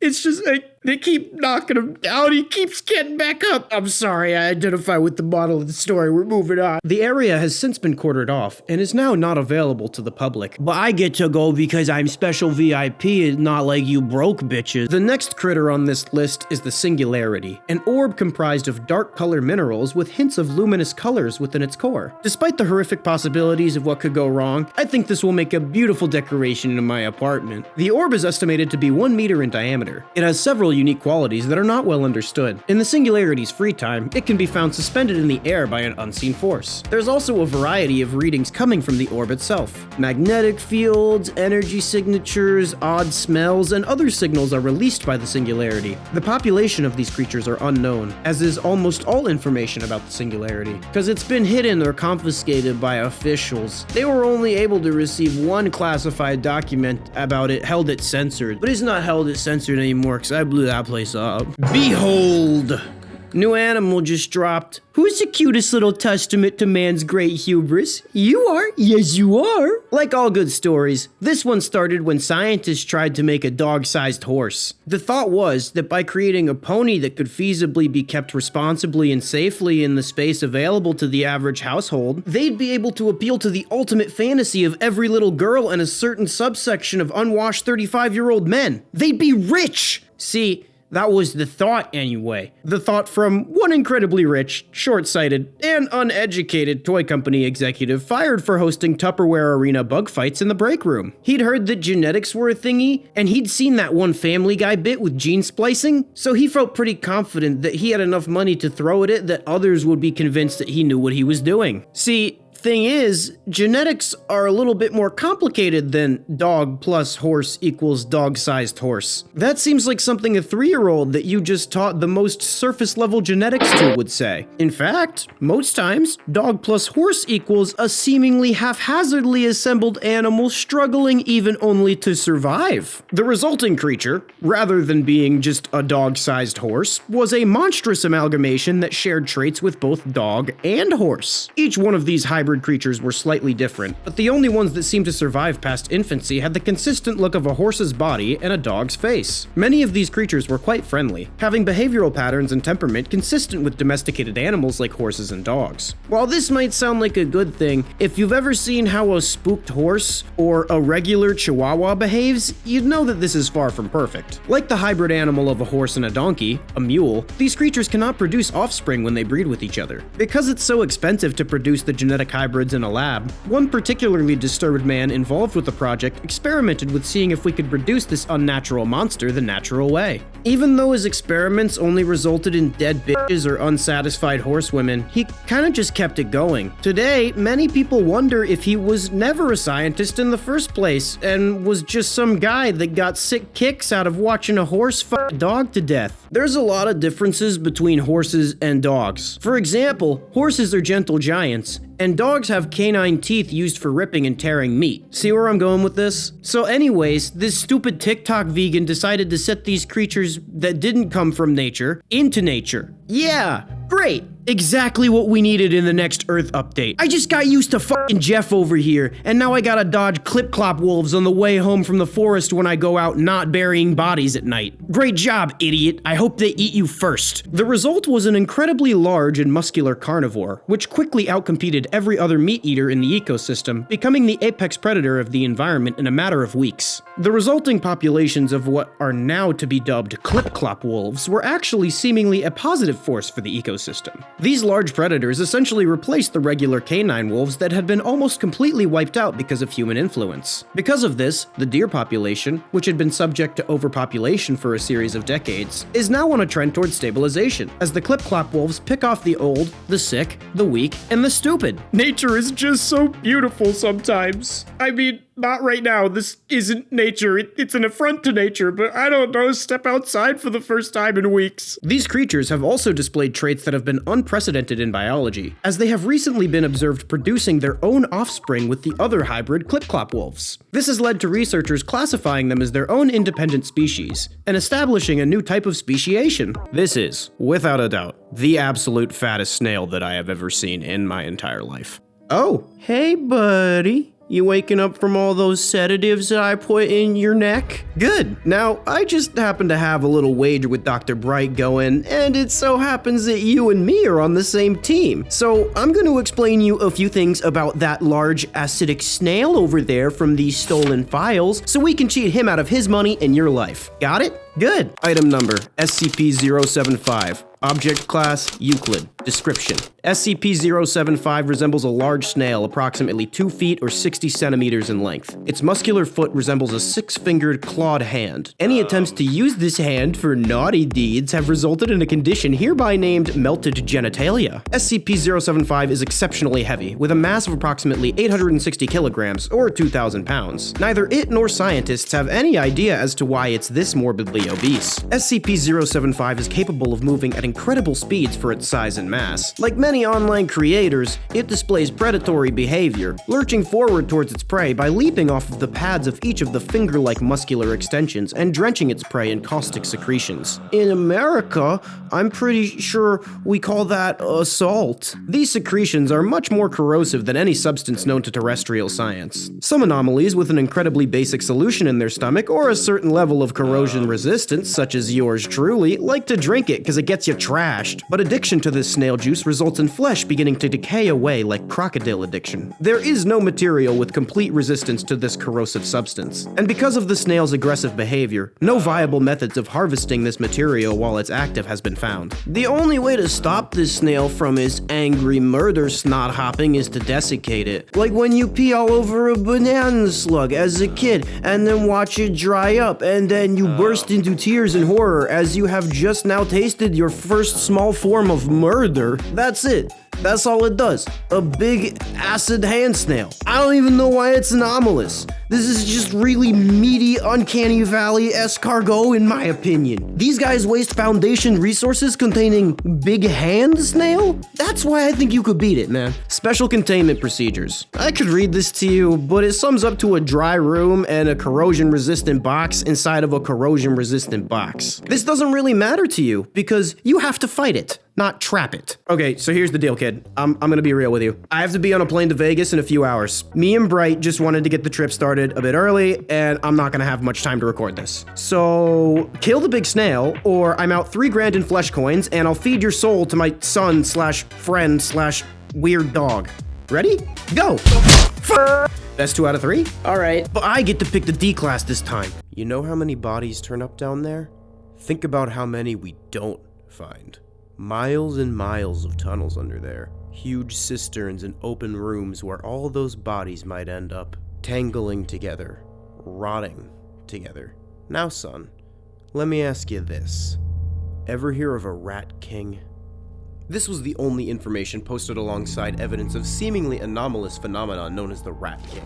Trevor Henderson slapped this sensitive material on Instagram alongside all the Brazilian butt lifts on my feed.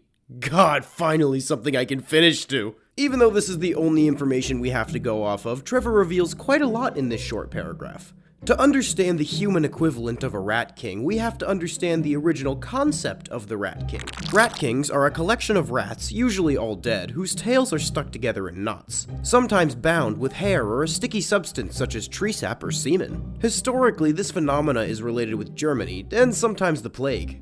In mythology, there is an elder rat which controls the entirety of the mass, and therefore is the king. There has also been reported squirrel kings, but that's less horrific and more ridiculous. Let's play a fun game. I want you to vote for what animal you think would make the funniest rat king in the comments, and I'll pick the one with the most likes to make in real life.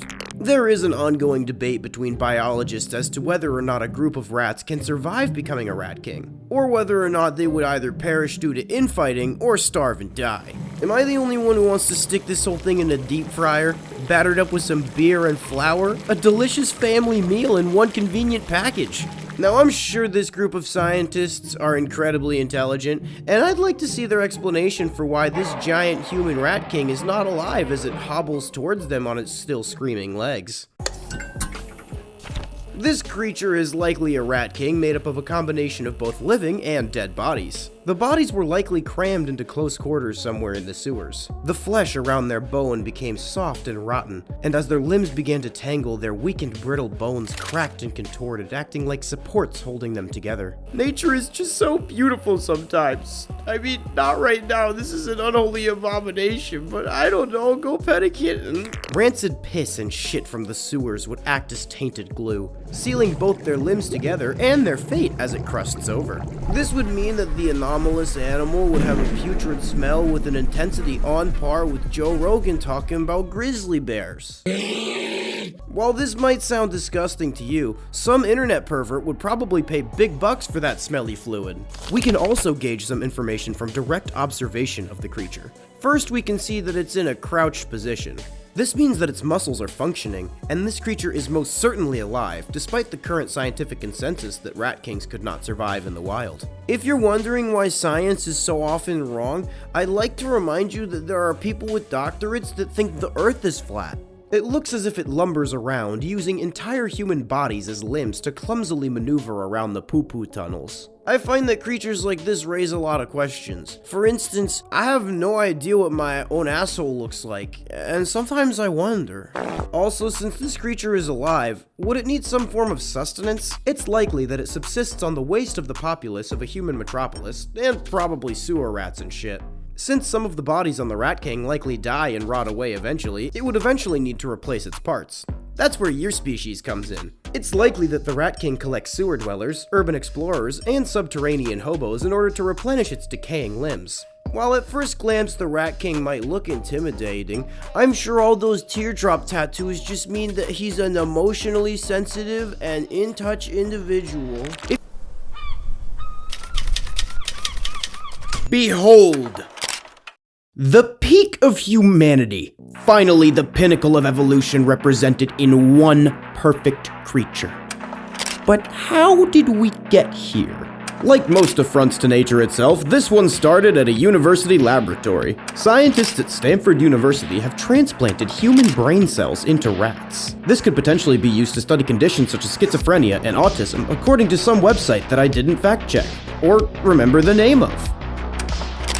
Typically, humans frown upon stabbing other humans in the brain, even if the intention was only learning. That's why they put the brain cells into a rat, because humans don't give a shit about those animals. I don't know where they got the human brain cells, but we're gonna ignore that part. The scientists started this process by growing stem cells into tiny 3D structures called organoids, and then they transplanted them onto baby rat somatosensory cortices. This is the part of the brain that receives signals from their sensory organs, meaning this is the part of the brain that lets you know when you're having a certified epic gamer moment. The structures melded with the rat's growing brain, sprouting new neurons complete with blood vessels and connections to other cells. Now that they committed this crime against your human god, they decided to see what they could learn from it. First, they tested if the human parts of the rat brain would respond to external stimuli. The scientists probed the rat's whiskers and the human cells fired, meaning that they receive and transmit information. Then they wanted to see if they could influence the rat's behavior. They slapped a genetically altered set of organoids that get stimulated when they get lasered with blue light into their brain. They then got a light that changed from blue to red and a spout of water. When the rat licked the spout of water, when it was blue, it got water. When it licked it when it was red, nothing happened. Or they f***ing shocked it. I don't know, dude. I wrote this script like a month ago, and I think it's a hell of a lot funnier if I don't know what the f*** I'm talking about. By the end of a 2-week study period, the rats licked the spout more frequently when the light was blue, indicating that the human cells were activating rat neurons to drive reward-seeking behavior. I don't really know how that worked. Let me reread. This technology could potentially be used for a plethora of different science fiction-y brain stuff. For example, it could be used to repair destroyed sections of the brain from conditions such as stroke or Alzheimer's or stabbed in the f***ing brain. You could expand the brain. It wouldn't make you smarter, but make it bigger or something. I don't know what it would do, but find out is a good reason to try it. While some of you might say you can't beat evolution, you did it with the human knee, and some of your species inhale f***ing computer duster. You could even maybe make a giant fleshy brain computer to transmit information using stem cells and human brains. However, these guesses are all coming from an uneducated idiot cramming different pieces of brains in random animals by the name of me. So in conclusion, I don't know. While some say this entire thing is an example of science gone horrifically too far, to that I say, wire me some bitcoins and I'll make an AI deepfake video of your enemy yelling the Forbes top 10 most offensive slurs, and then we'll see, maybe science going too far ain't too bad.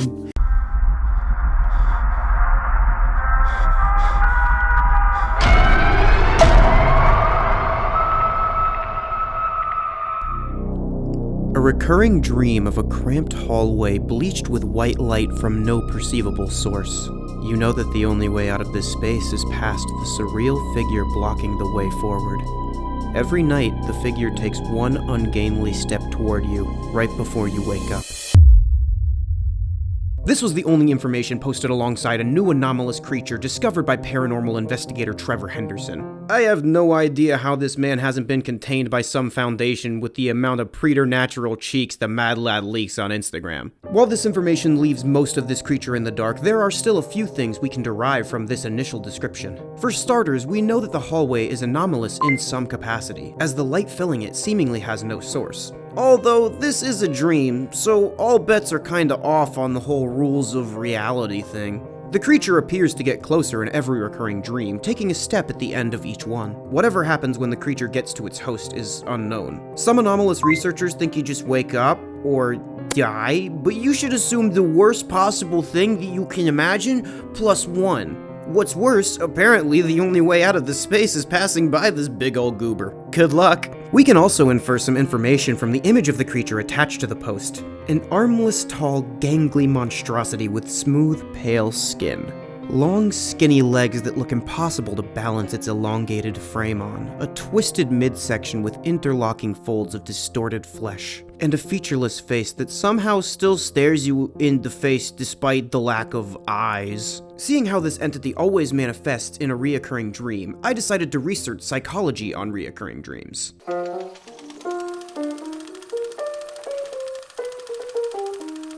I love human psychology because the entire field is about a monkey that fails to understand itself, and for some reason the founder of it did massive amounts of cocaine and wants to bang his own mom. He was also just wrong about a lot of this but he's the only psychologist any humans can name. What the hell am I talking about again?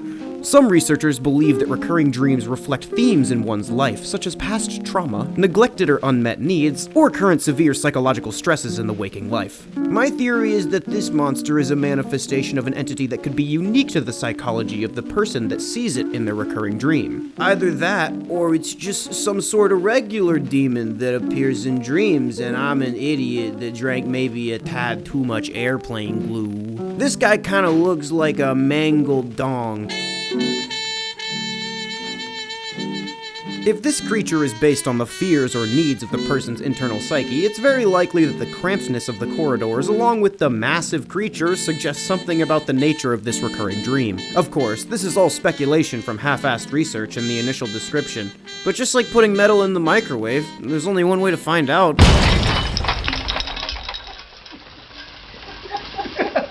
Necrobots. What is a necrobot? Is this a necrobot? What about this? How about these? Did you know that scientists at Rice University have taken a bunch of dead wolf spiders and turned them into grabby claws for picking things up? Why'd they do this? I don't fucking know. They say this research could be used to make biodegradable gripping machines for small objects. But I say, why do you need an excuse to make dead spider robots? That seems like a good enough reason to do that on its own. Like all good ideas, this one began before 2020. In the year 2019, a sciencey lady noticed a cluster of dead spiders in the corner. After popping a few in her mouth and crunching them up like pretzels, she began to wonder, why do spiders always die in the 8-legged equivalent of the fetal position? The reason for this being that spiders don't have antagonistic muscle pairs. For example, if you're a human, you have 2 sets of muscles for each motion, one for flexion and one for extension. For example, biceps, triceps, or chest, back. Instead, spiders only have one type of muscle per movement, which allows them to curl their legs inwards. They control the outward extension of their muscles by using hydraulic pressure. When you murder one to death, they lose the ability to control the pressure of their own bodies, and they curl up into a ball. The scientist saw this and did what any scientist would do. She shoved a needle into the internal valves of the spider's hydraulic chambers, sealed it with superglue, and then attached it to a syringe so it could extend and retract its legs.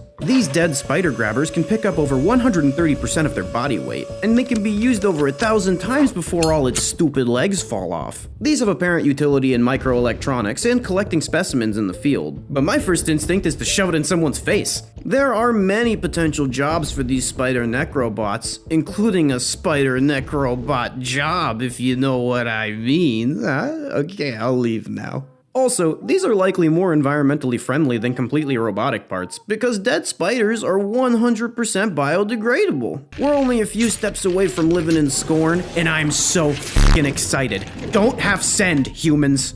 These spider necrobots can only function for a day or so before the dead spiders dry out and become brittle. They extended its lifespan by coating it with beeswax, and that slowed the rate of desiccation. Fun fact, those delicious looking don't eat packets that come in food things are actually meant to keep them desiccated. But when I was a kid, I thought they were to drive away spiders. I don't know why I included this, but someone lied to my dumb ass. Future research will likely be based on improving this coating or incorporating other spiders and whip scorpions into necrobots. Who knows, one day a scientist might turn you into a necrobot by jamming a syringe into your spine and pumping air into you so you flap around like a mechanical claw.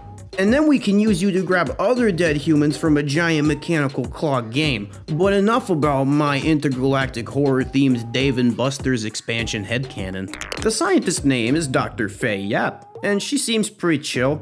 Thank you for making spider bots, Dr. Yap. That's pretty neat. I also like how your name is the same as the dentist from Bob's Burgers. That's also pretty neat. These are not the only spider necrobots in existence, as another research group at Graves University has taken this a step further. They not only use the hydraulic system to get the legs to open and close, but have also connected microscopic electrodes in the muscle cells and nervous system of the spiders, giving them almost complete control of these creatures, including the webbing organs, venom sacs, and small appendages such as the fangs. This research is obviously incredibly useful for military applications, except don't fact check anything I just said because I did it for you and it's totally not something I pulled out of my ass. I wanted to throw my hat in the ring by using bugs to make shit, but after trying to market my cockroach milk with a McDonald's logo, I received a cease and desist. Ray. Ed had been almost 2 full days without a drop of water. He was beginning to go mad. Every thought rattling around in his brain was about the very thing he couldn't have. Water, water, water. He feels a single droplet splash onto his forehead. Ed wakes up. It's the middle of the night. He's in the street, feeling much better, satiated, hydrated. He looks down at his dead phone to see his reflection covered in dry blood. He blacked out. It happened again. I've been there. He wasn't always like this, but for as long as he could remember, this was his life. This strange condition stemmed from an accident in his childhood. Some would say Ed's parents weren't the most attentive, but I think it depends if you're talking about attentive to Ed or their liquor cabinet. The couple soon learned that leaving their child unattended next to a family of raccoons can lead to unintended consequences, as Ed was bitten by one as a child. Oh, you motherfucker! The wound wasn't noticed immediately because Ed's parents kinda sucked. Upon noticing their infant foaming at the mouth, displaying what looked like aggression, which, by the way, what the fuck does an aggressive baby look like? And a fear of water, they finally decided it was time to take him to the doctor. In the emergency room, the doctors informed the parents that because his rabies had progressed to a late stage, there was no confirmed cure. There was, however, a new experimental treatment, a drug that could potentially cure late-stage rabies. At first, this seems to work. Ed's symptoms reduced and then completely disappeared. Relieved, his parents left the room to go back to drinking as the doctors began to hydrate Ed via IV infusion.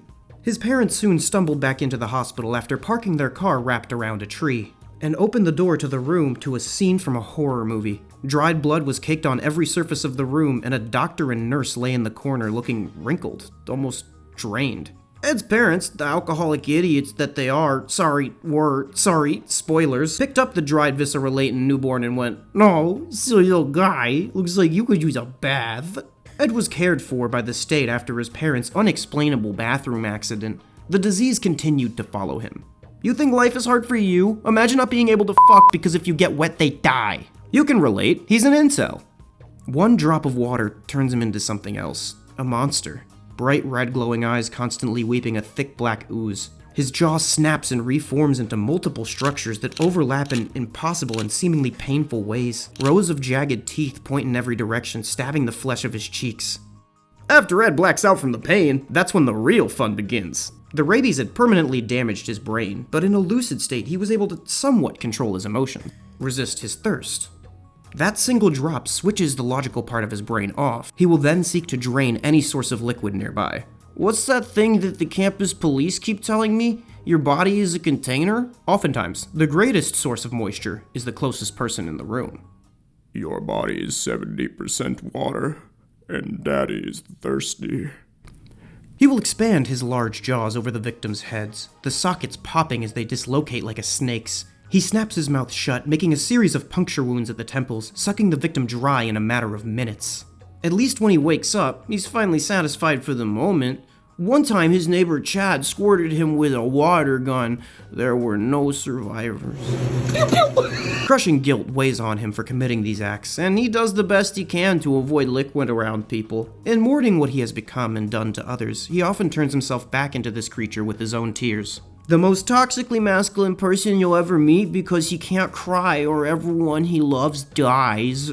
He's gone through 3 sets of loved ones and 2 families, and yes, those are separate. He can't jerk off either, and sometimes I think that's what he's actually sad about instead of the murders.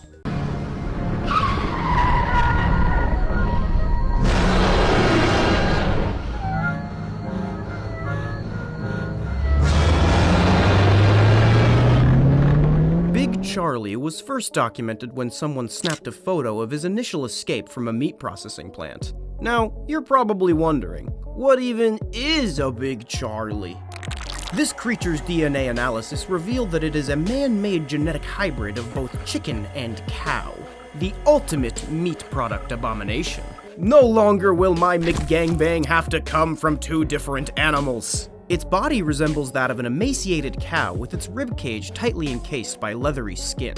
This creature can reach up to 30 feet or 9 meters tall. Its legs are structured like those of a chicken, and its head has a cow skull shape with a beak-like protrusion for a mouth. Big Chunkus's eyes are cloudy and milky white, like those of your friend's really old dog that he insists can still actually stand up, but you're not so sure. These hybrids are still in production around the United States, and their meat as well as other products like milk and eggs are being sold to consumers in America and overseas as well. You can't tell me you didn't already have a suspicion that something was up about your food. Take a bite of a McDonald's hamburger and tell me it tastes anything like a hamburger you make at home. Yeah, I still bought this, f*** you. Oat milk? Yeah, okay, show me the nipple on an oat. You f***ers have been consuming Big Charlies this whole time. I'm telling you though, the meat is delicious when you actually prepare it right instead of just mixing it with dog food ingredients like your fast food places. Despite its totally radical entire body mohawk, this entity has never displayed aggressive tendencies towards humans. While he might seem frightening due to his appearance, think about how smart a cow is, and then think about how smart a chicken is. This guy is somewhere in between there. This thing's primary concern is eating things off the ground. I bet you feel about as dumb as him for being scared now, don't you? It's not really all that threatening of a creature compared to the rest of the crap that I drag y'all to. Although, cows do consistently kill humans on a scale that outweighs pretty much any other animal. This creature has one more unexplainable ability, that of fleshy asexual reproduction. This creature drops flesh blobs that will develop into one of multiple forms. If you were Big Charlie, your left boob would fall off and grow legs and become its own sentient creature while you rapidly grew the left boob back. The first of these 3 forms is a perfect clone of Big Charlie, the second of which is called Lil Nugget. I'm not talking about that vertically challenged Atlanta rapper that fell into a deep fryer. I'm talking about a small amorphously shaped creature with 4 nubbins it uses to walk around on and 2 comically large oval eyes. Lil Nuggets act like cockroaches or rats and survive inside human settlements by stealing their food and resources and nesting in their walls. I'd nest in your walls. Aside from the destruction to environments that regular pests create, these are basically harmless, and they can even be domesticated if you feed and take care of them. The lamb is a different story. The lamb is a monstrosity that looks to be made from veins and other vascular structures. Okay, so you know those bodybuilders that have skin so tight that all of their skin looks like veiny dick skin? It's like that big pile of veins, but without the skin. It levitates in the air using some form of telekinesis, but this is just the tip of the iceberg of what it is capable of. It can cause psychic damage to the brains of any creature in its vicinity. This includes psychological/emotional damage, but it can also just literally burst your gray matter. Make your head go. It's also capable of causing all the blood in a creature to instantly clot, causing the veins in its body to explode under the pressure of gelatinous blood, causing the skin to become reddish in hue. This creature, like any other cool, unknowable horror, is worshipped by a cult of followers. There's also triple question mark nugget, but when people pressed lead paranormal researcher Trevor Henderson for information regarding this new discovery, he kept saying, "We don't talk about him." I know what that means. It's either that he's buried in Trevor Henderson's backyard, or he traumatized Trevor to a point he can never recover, and his brain made up a bunch of random monsters as a defense mechanism.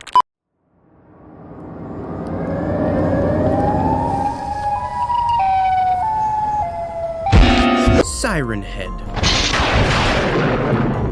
Bullhorn Slenderman. Speaker Face. A monstrosity known by many names. Siren Head is a tall skeletal humanoid creature with a long pole and multiple sirens in place of a head and neck. No shit. These sirens have a set of gums and teeth on the inside of them. Its skin is tightly wrapped around its bones like a kid in a trash bag with a vacuum. Siren Head has dry, papery skin like the leaf of a backwoods. Speaking of, am I the only one that thinks that loose shredded tobacco looks like a bunch of collected pubic hairs? Just me? Okay. It's thought that like a stick bug, the Siren Head has evolved to look exactly like telephone wire poles in order to blend into the environment. Siren Heads are apex predators in both forests and any environment with plentiful human infrastructure, consuming every creature they come across, like that fisherman guy that catches random ocean fish and then eats them raw to test if they're poisonous, even if they've already been established as poisonous. That's real, and it's called this. You're welcome. There's this myth going around that Siren Head doesn't eat. It's actually that he doesn't need to eat. He eats humans and animals just because he's a sick fuck and thinks it's pretty funny. Siren Head has no eyes, and while some claim that he can still see, like the common bat or Stevie Wonder, this creature moves and locates prey using echolocation, sending out indetectable pulses of sound constantly and receiving accurate feedback as to where your dumbass is hiding. The two sirens on its head will often speak in unison and throw out seemingly random words and numbers in a static-filled, echoey electronic hum. This creature is also capable of replicating any noise that it hears, including human speech, animal calls, and of course, sirens, digital, and other mechanical noises. Bring a bucket and a mop for this wet-ass fjord. Siren Head seems to be more intelligent than your average human. You gotta be smart to get a human out of their house if you look like the result of someone tripping balls on mushrooms on Halloween night and seeing an especially creepy telephone pole. The noises that he uses to lure victims will change from person to person. Similar to a skinwalker, Siren Head often uses the voices or screams for help of a loved one or any other voice that it thinks could manipulate a victim into leaving safety. It will also specialize the noises by stalking a victim for a series of weeks to understand its behavior. Many paranormal researchers theorize that the Siren Head belongs to a larger collection of similar humanoid creatures. There have been documentations of lamppost heads, telephone pole heads, and 5G cell station heads, just to name a few. That's right, that crazy swamp lady that burnt down the 5G tower was actually defending you from Siren Heads, and you all just went and put her in jail. Now look at all the places that he has to hide. Siren Head's rise to fame mirrors another internet horror celebrity, Slenderman. Often being called the new Slenderman, this has made the actual Slenderman quite bitter. He was already behaving erratically, as he had slid into alcoholism as so many former child stars do. In a blind drunken rage, Slenderman attempted to run down Siren Head in his car, which was documented by a bunch of 10-year-olds writing Slenderman vs. Siren Head fanfics.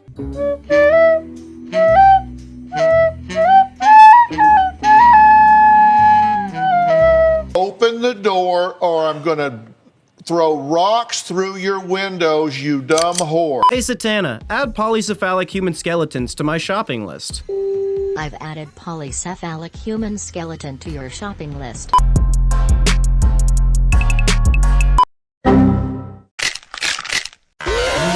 The Fetid King is a cognitohazard image that manifests an aggressive skeletal entity of the same name. This entity has a few strands of hair that it desperately combs over in a sad attempt to claim that it's under 30,000 years old. He also wears a crown that seemingly rises out of the bone on top of the skull itself. This image was originally a painting. When someone would view this art, the Fetid King entity would emerge from the canvas, grabbing the victim and dragging them into a pocket-sized dimension within the artwork. In this fun-sized hell, the victim will be submerged into a sea of maggots until there is nothing left but bone. If there is any flesh left, it looks like the skin on the knee of that kid that won't let his injuries heal because he keeps picking the scabs off to eat them. Some researchers believe that the Fetid King just wants more skeleton friends. While he sounds fearsome, you can just avoid him by staying out of arm's reach or not looking at him at all. When someone, whether it was a deranged lunatic looking to end humanity or an idiot that just didn't get close enough to die and posted it on Instagram, took a photo and uploaded it to the internet,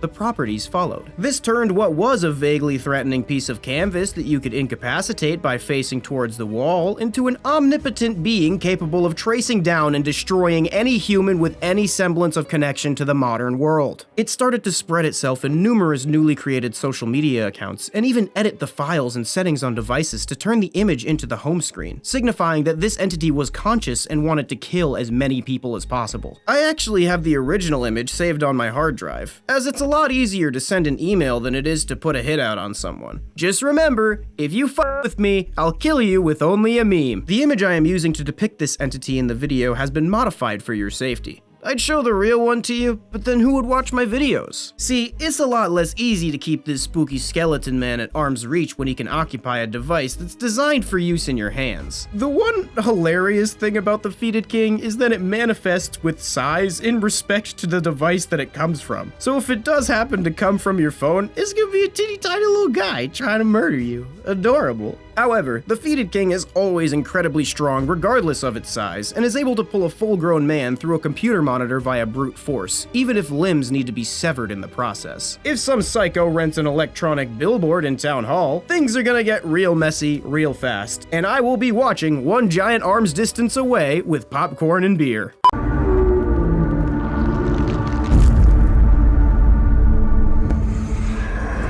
Bridgeworms are mysterious ambush predators located across the majority of the North American continent. These worms are often discovered by unlucky urban explorers that stick their nose inside the wrong place at the wrong time, like that one incident with the butthole. These creatures have a long worm-like body covered in a layer of sickly-looking gray skin with a waxy shine to it. They have two large arms protruding from each side, which they use for dragging themselves along using walls of tunnels like a lubed-up man crawling quickly across a slip-and-slide. They also use these arms to secure prey and bring it inside their face holes for consumption. The bridgeworm usually resides in bridges, tunnels, sewers, subways, abandoned buildings, and rarely in natural caves. Like you and I, this creature very much enjoys slippery holes. This creature preys upon the majority of large North American fauna, but has a tendency to reside in man-made areas and target humans. It's theorized that this predator not only targets humans, but has evolved over millions of years to favor humans as prey. It's thought that this creature needs the large mass of gray matter that is most present in human brains. Evidence for this evolutionary relationship can be seen in its false face adaptation. Kinda like dealing with someone on the street handing out their quote-unquote free mixtape, or a girl who's only on Tinder to promote her OnlyFans. You shouldn't be fooled by this false face. Its gray skin opens up just under the chin of the creature, creating a retractable flap. This flap has a fake, vaguely humanoid face on it. When ambushing its prey, it retracts this flap to reveal its true face, which is a blood-red skeletal face eerily similar in bone structure to a human skull. While it was theorized that this was designed to fool humans as a manipulation of their hard-coded facial recognition patterns in their brains, this theory falls apart when you realize that most humans are smart enough to know it's not a person if it's a giant worm with an uncanny valley face. Keyword: most. Instead, I theorize that it is not designed to trick humans, but instead to pique their curiosity, taking advantage of the human's natural proclivity to seek knowledge even if it puts them in danger. What's that saying? Curiosity killed the cat, and also that transient, that taxi driver, that paranormal investigator. As they age, their faces get more and more human-like, and some of them attach themselves inside of their habitat like some sort of horrible roadway snail. Another adaptation that suggests the bridgeworm specializes in human hunting is that it oozes a thick slime. This not only lubricates its body to slide through tunnels, but it also serves to make the road incredibly slippery, causing many more accidents. Numerous corporations have captured and farmed these worms to milk them of their lubricant and sell them as intercourse aids worldwide. When the slime freezes in the winter, this accident rate skyrockets. After causing a car crash, this creature will rip the doors from the vehicle and pull the prey out of the car and devour it like my rabbi did with my foreskin after I was circumcised. The largest recorded bridgeworm on record was over 1,500 feet, and was the culprit responsible for some of the numerous New York railway transit disappearance from 1994 to 1998. Bridgeworms usually keep to isolated areas to avoid detection by human masses. Nothing on your planet is more dangerous than a big group of humans under groupthink. Although, when food is scarce, the worms will sometimes relocate in search of more, sometimes across vast distances. There have been a few rare instances of bridgeworms entering cities and large towns. For example, the most infamous incident in 1998 in which a bridgeworm followed the train tracks from rural New York directly into Grand Central, consuming railway workers, drunken humans, and homeless street performers in the subway, only to be cut in half by an express train from Connecticut before it could reach the high-population transit center. I actually witnessed this, but in the moment, after the night I had, I wasn't sure if I actually saw a train cut a giant worm with human arms in half, or I was just a bit too gone and needed some sleep. What is strange is that there are no evolutionary trees which the bridgeworm would fit into, as it has no known species relatives. How the bridgeworm came into existence is a complete mystery. Some say it's related to snakes or worms, some say it was created in a laboratory, some, as humans always do, say it's got something to do with the occult or the paranormal. Examining its genetic lineage is like going on TikTok. Rarely have I opened TikTok and I was like, yeah, that was a valuable use of my time. Most of the time I just open it to post and spend like 15 minutes and I'm staring at memes and thirst traps and I'm like, shit, I've been tricked. What the hell am I talking about again? I would advise against searching for the bridgeworm due to the fact that you're their primary source of food, that millions of years of evolution have bred them to be the perfect ambush predator for you, idiot. I decided to message my associate and take this investigation into my own hands. The following is the message log leading up to the expedition. Yo, where's the abandoned house? In the woods. I need some footage. We need to find the bridgeworm, motherfucker. This guy. Where? Oh, you're asking me? I'm down to do that tonight. Blair Witch Project. Yeah, I'm asking you, lol. We need to find the bridgeworms. Redacted. If we believe hard enough and get high enough, it will be real. Hey man, you don't gotta tell me twice. Lift today? I'm glad you understand the importance of this matter. Also down. Lift today, dinner, vodka, wander into the woods.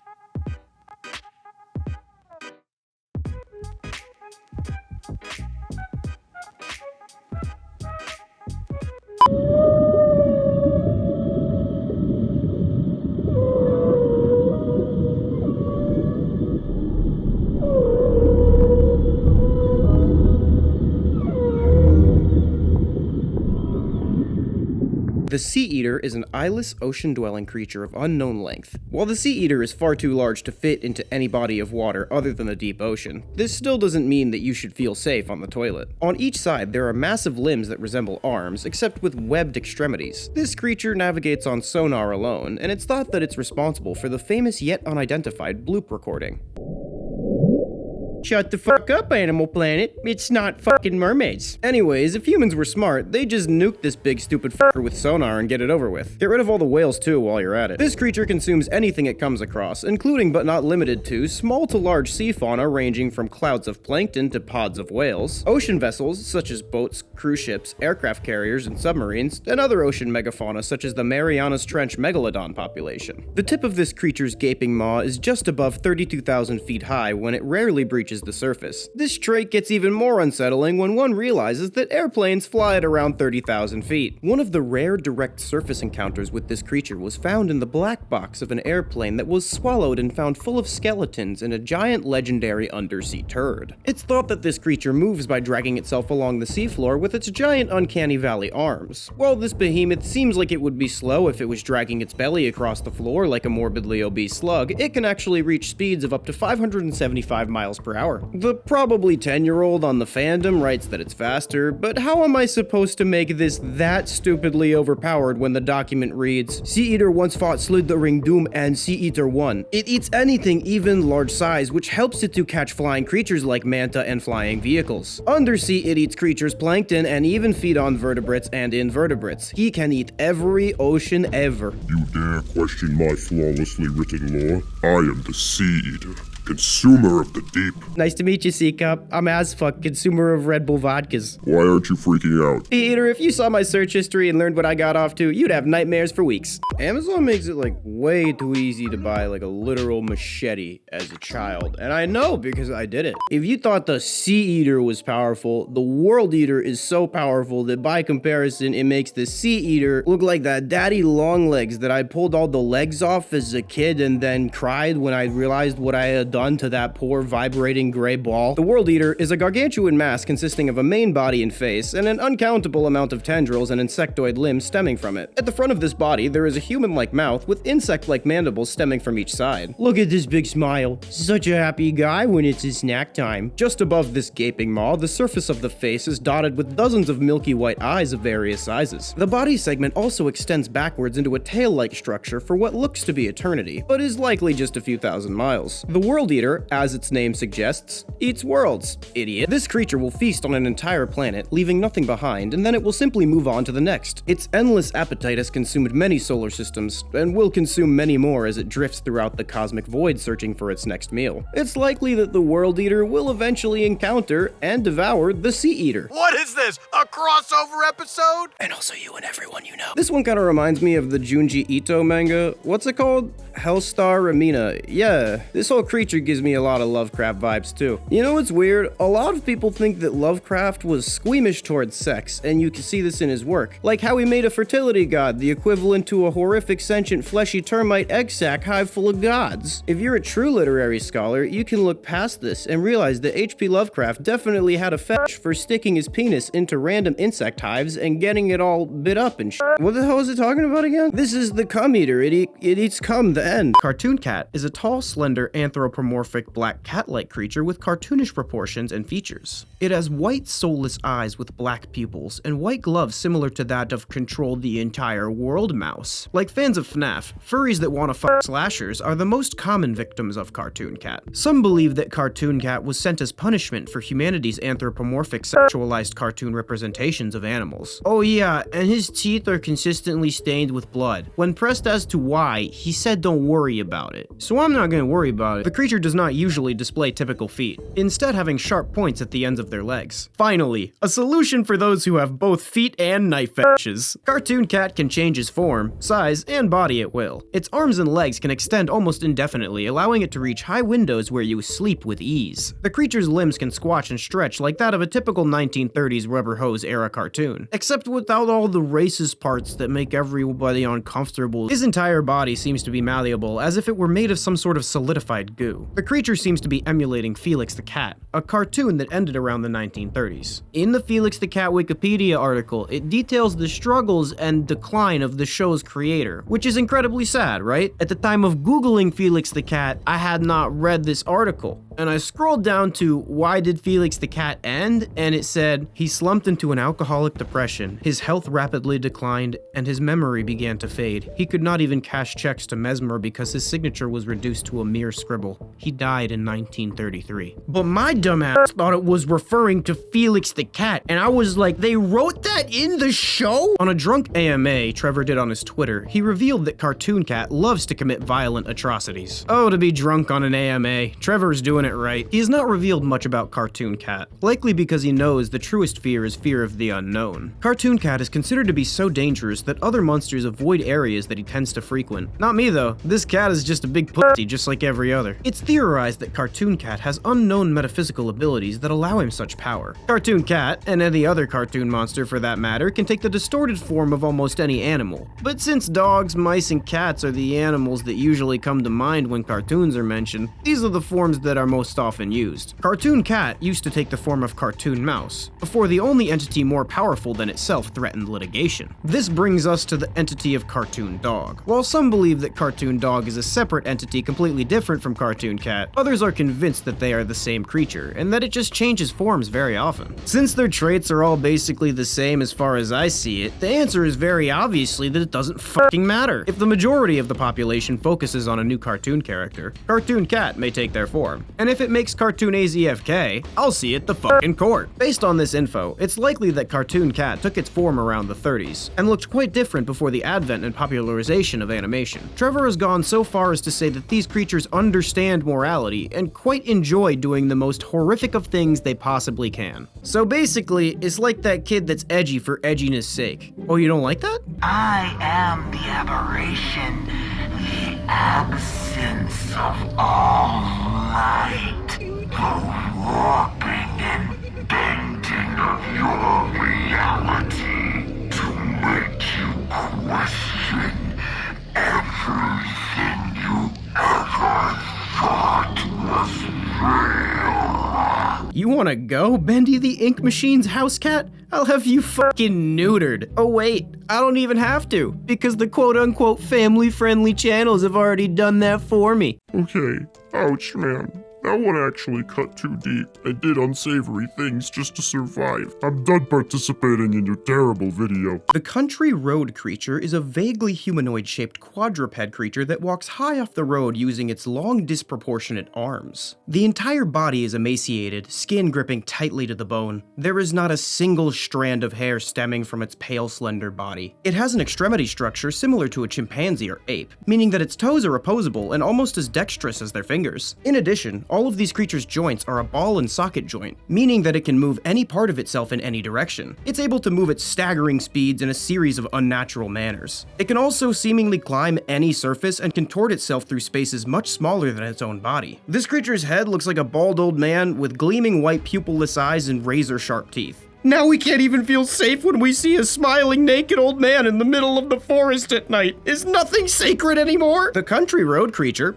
frequents country roads. Idiot. It's an intriguing paranormal version of an ambushed predator, disguising itself as a human by contorting its body to fit into items of clothing from its previous victims while obscuring its distended limbs. While some say it can shapeshift, it actually can just contort into a variety of forms. It is fully capable of overpowering a human on its own if the person is out in the middle of a backcountry road on foot, but in a car they move far too fast to catch up to and capture. From here, it has one of several strategies. It sometimes attempts to hitchhike, showing that it's either intelligent or can at least mimic behaviors that it has seen humans undertake. Other times, it will make its way to remote rest stops and wait in the shadows for someone to get gas, slipping underneath the car and holding on until the human pulls away, at which point it smashes open the window, attacking the human and causing a car wreck. It quickly consumes the victim and disappears back into the wilderness. Some have even speculated that this creature disguises itself as truck stop hookers in order to get the fattest of truckers to make sure it gets all its nutrients, and that someone who speculated it was me. Now you're probably thinking to yourself, I wouldn't get tricked by this. It would take some sort of dumb idiot to get fooled by this goober.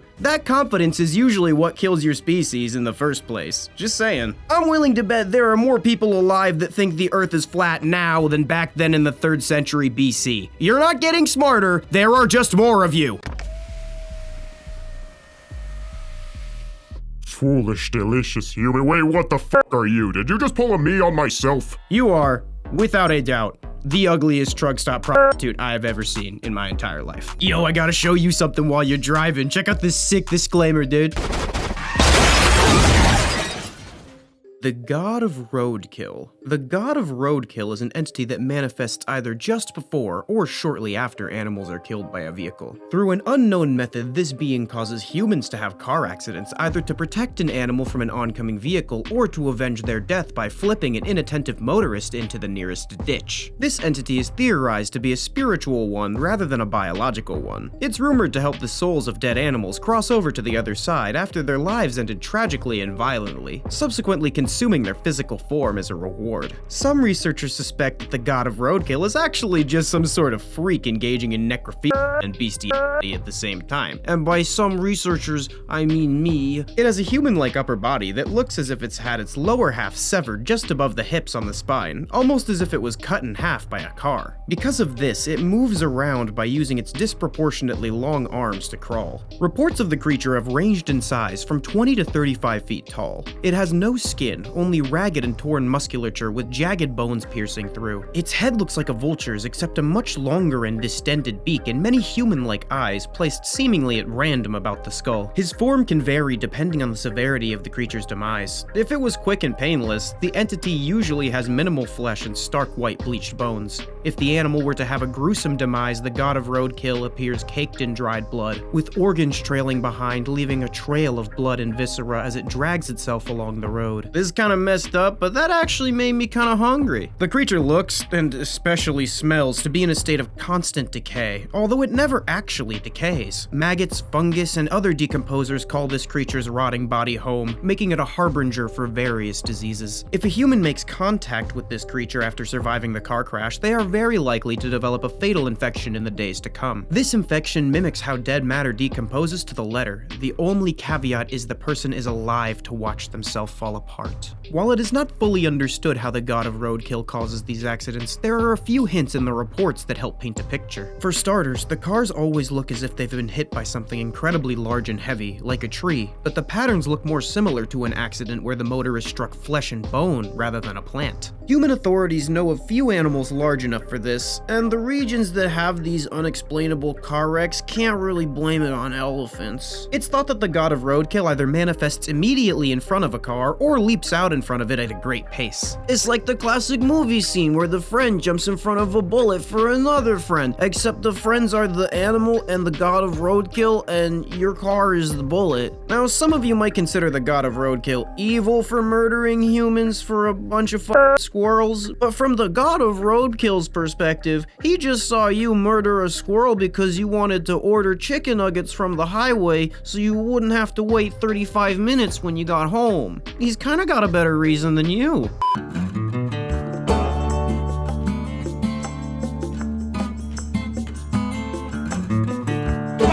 Fun fact, there is a vertebrate animal run over by a car around every 11.5 seconds in the United States. What a waste of life, but more importantly, what a waste of food. In an attempt to avoid the god of roadkill opening up my nutsack at the seam with some other dingus's windshield, we're gonna go ahead and try to repurpose some of this meat that is left on the road every day. It is my hope that if we eat this rotting meat, we can lie to the horrific monsters that we as humans actually respect animals. I've heard from the reviews that the quality kind of varies. I mean, you kind of got to expect that. It's either venison or raccoon meat, so it's a mixed bag. Now, it's not that I think the average American is lacking food. To be honest, it's just the opposite. But you know, I think maybe a few tapeworms or intestinal parasites might be good for us. We're thinking outside the box. Okay, so here it is. As you can see, the outside is noticeably more purple than most meat I am accustomed to. Also, it seems to be, you can see here, fairly torn up. Yeah, nothing tenderizes a good steak like busting the front axle on a Toyota Prius. If you're wondering what type of meat this is, I can assure you that I am as well. I feel like ordinary sausage. Hey there, folks, welcome back. I wonder how you're supposed to cook this. Okay, so, it says not to. So let's get into it. All right, so I think what we're gonna do is just get some salt. Some salt, yeah. Because that's what, this is meat, I think. That's what you put on meat. Nice and salty. Oh wow, the backside is quite purple. I don't know what's wrong with me, man. I got this shit all in my hands. I gotta pour the salt like that. Oh no, it's too much. Welcome to Asthma with Meat. This is concluded Asthma with Meat. Okay, I think the meat is salty enough. I don't know, man. I'm gonna wash my hands now and put it in, I guess, the oven. I don't even know what this shit. Okay, 400 degrees. Start. And into the oven it goes. Well, that's not a good sign. Yo, is my oven on fire? Oh no! We're just gonna ignore it. I'm gonna wait for the timer to be done. I'm gonna eat it. I'm gonna hope for all the problems to go away. Two things I don't think things through and know where the oven mitts are. All right then. Let's this is a bad idea. What the fuck? Oh! Ah! It's fine. We're just gonna grab the meat and then. Oh no. Okay. Pick it up. Yeah. Okay, so here's our weird meat. Alright, so let's see. Let's see about this. Let's cut it open. Interesting. Alright, moment of truth.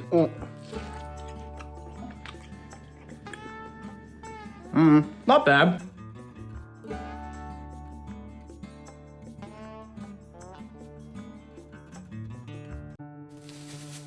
Who are you? Where am I? What is this place? Congratulations, sir. You've won a free safari tour of the Backrooms and have been no-clipped out of reality at no cost to yourself to claim your prize. That's cool and all, but I'm diabetic and need to get my insulin. This creature is known as Entity 116. Entity 116, aka the Dentists, are humanoids made out of what looks like an amalgamation of exposed rotting flesh, teeth, jaw, and gum tissue. Basically, just imagine that your entire skin was made out of your mouth, and that's what we're dealing with. While this might sound morbid, just think of it as their entire body being a smile. Yeah, that doesn't help for me either, honestly makes it kinda worse. They leave a trail of slimy mucus secreted from their gum tissue, which causes a horrific fatal oral disease if touched. Dentists are reported to smell like the bodies that are not in my cellar. These creatures are incredibly hostile, following their prey, pinning them down, and stealing their teeth and gums while they're still conscious. These creatures are usually very slow, but be wary as they have a huge burst of speed when a prey item gets within pouncing distance. Next up are the Combine, a big old centipede made out of human parts. They usually have human hair running down the length of their body, but I shaved this one because it looks cute that way. Their legs look like double bent human fingers tipped with chitinous photoreceptors to snuffle around their surroundings. The weird finger things can also vomit up digestive pouches for digestive purposes. Like many species, they can drop parts of their body when in danger and grow them back later. If you feel threatened, remember to rip off all of your own limbs. It's very distracting. They're scavengers that eat mold or decaying biological materials, so they don't usually attack people. Keyword, usually. It's not opposed to going for someone if they're asleep, so just be wary of where you rest your head. How the hell does someone sleep in the Backrooms? This entity is a strange combination of small mollusk-like creatures that all function as one unit. They give birth to young by shooting babies out of their legs. Like most methods of animal reproduction, this lands in the sweet spot between gross and beautiful. Some colonies of survivors in the Backrooms have tamed these creatures like pets. I'm not allowed to go to Petco no more because the employee thought it was an innuendo when I kept asking for the finger centipede. Slightly more dangerous is the Smiler. The fuck are you looking at? The Smiler is a mysterious entity that stalks wanderers in the Backrooms. They're often seen from a distance, hiding in only the darkest areas, like a pervert. They stand out from the blackness with their glowing white eyes and radiant teeth bent into a wicked smile. They're attracted to light and will attempt to destroy any light source they come across. They're usually solitary hunters, but sometimes will travel in packs. As per their Tinder bio, their favorite method of dispatching a victim is via asphyxiation. Hey, yo, bitch, you like it rough? I choke harder than plastic rings on a sea turtle. Victims of a Smiler attack can be identified by swelling or damage around the throat, deep nail impressions, and unhealthy romantic habits. If the person they are stalking makes it into a bright area, they will retreat into the distance and stalk the wanderer from that distance. Some have reported Smiler stalkings for as long as one human gestation period. They relish in torturing the wanderers they stalk, hence that stupid fucking grin plastered on its face. Most of their body remains hidden in the darkness, so we don't really know what these things look like other than the face. Some think it's a ghost, some think it's a snaky thing, some think it's just one giant limb for strangulation. You're not scary. It's actually pretty pathetic to pick on humans. I remember you from reform school, Jeremy.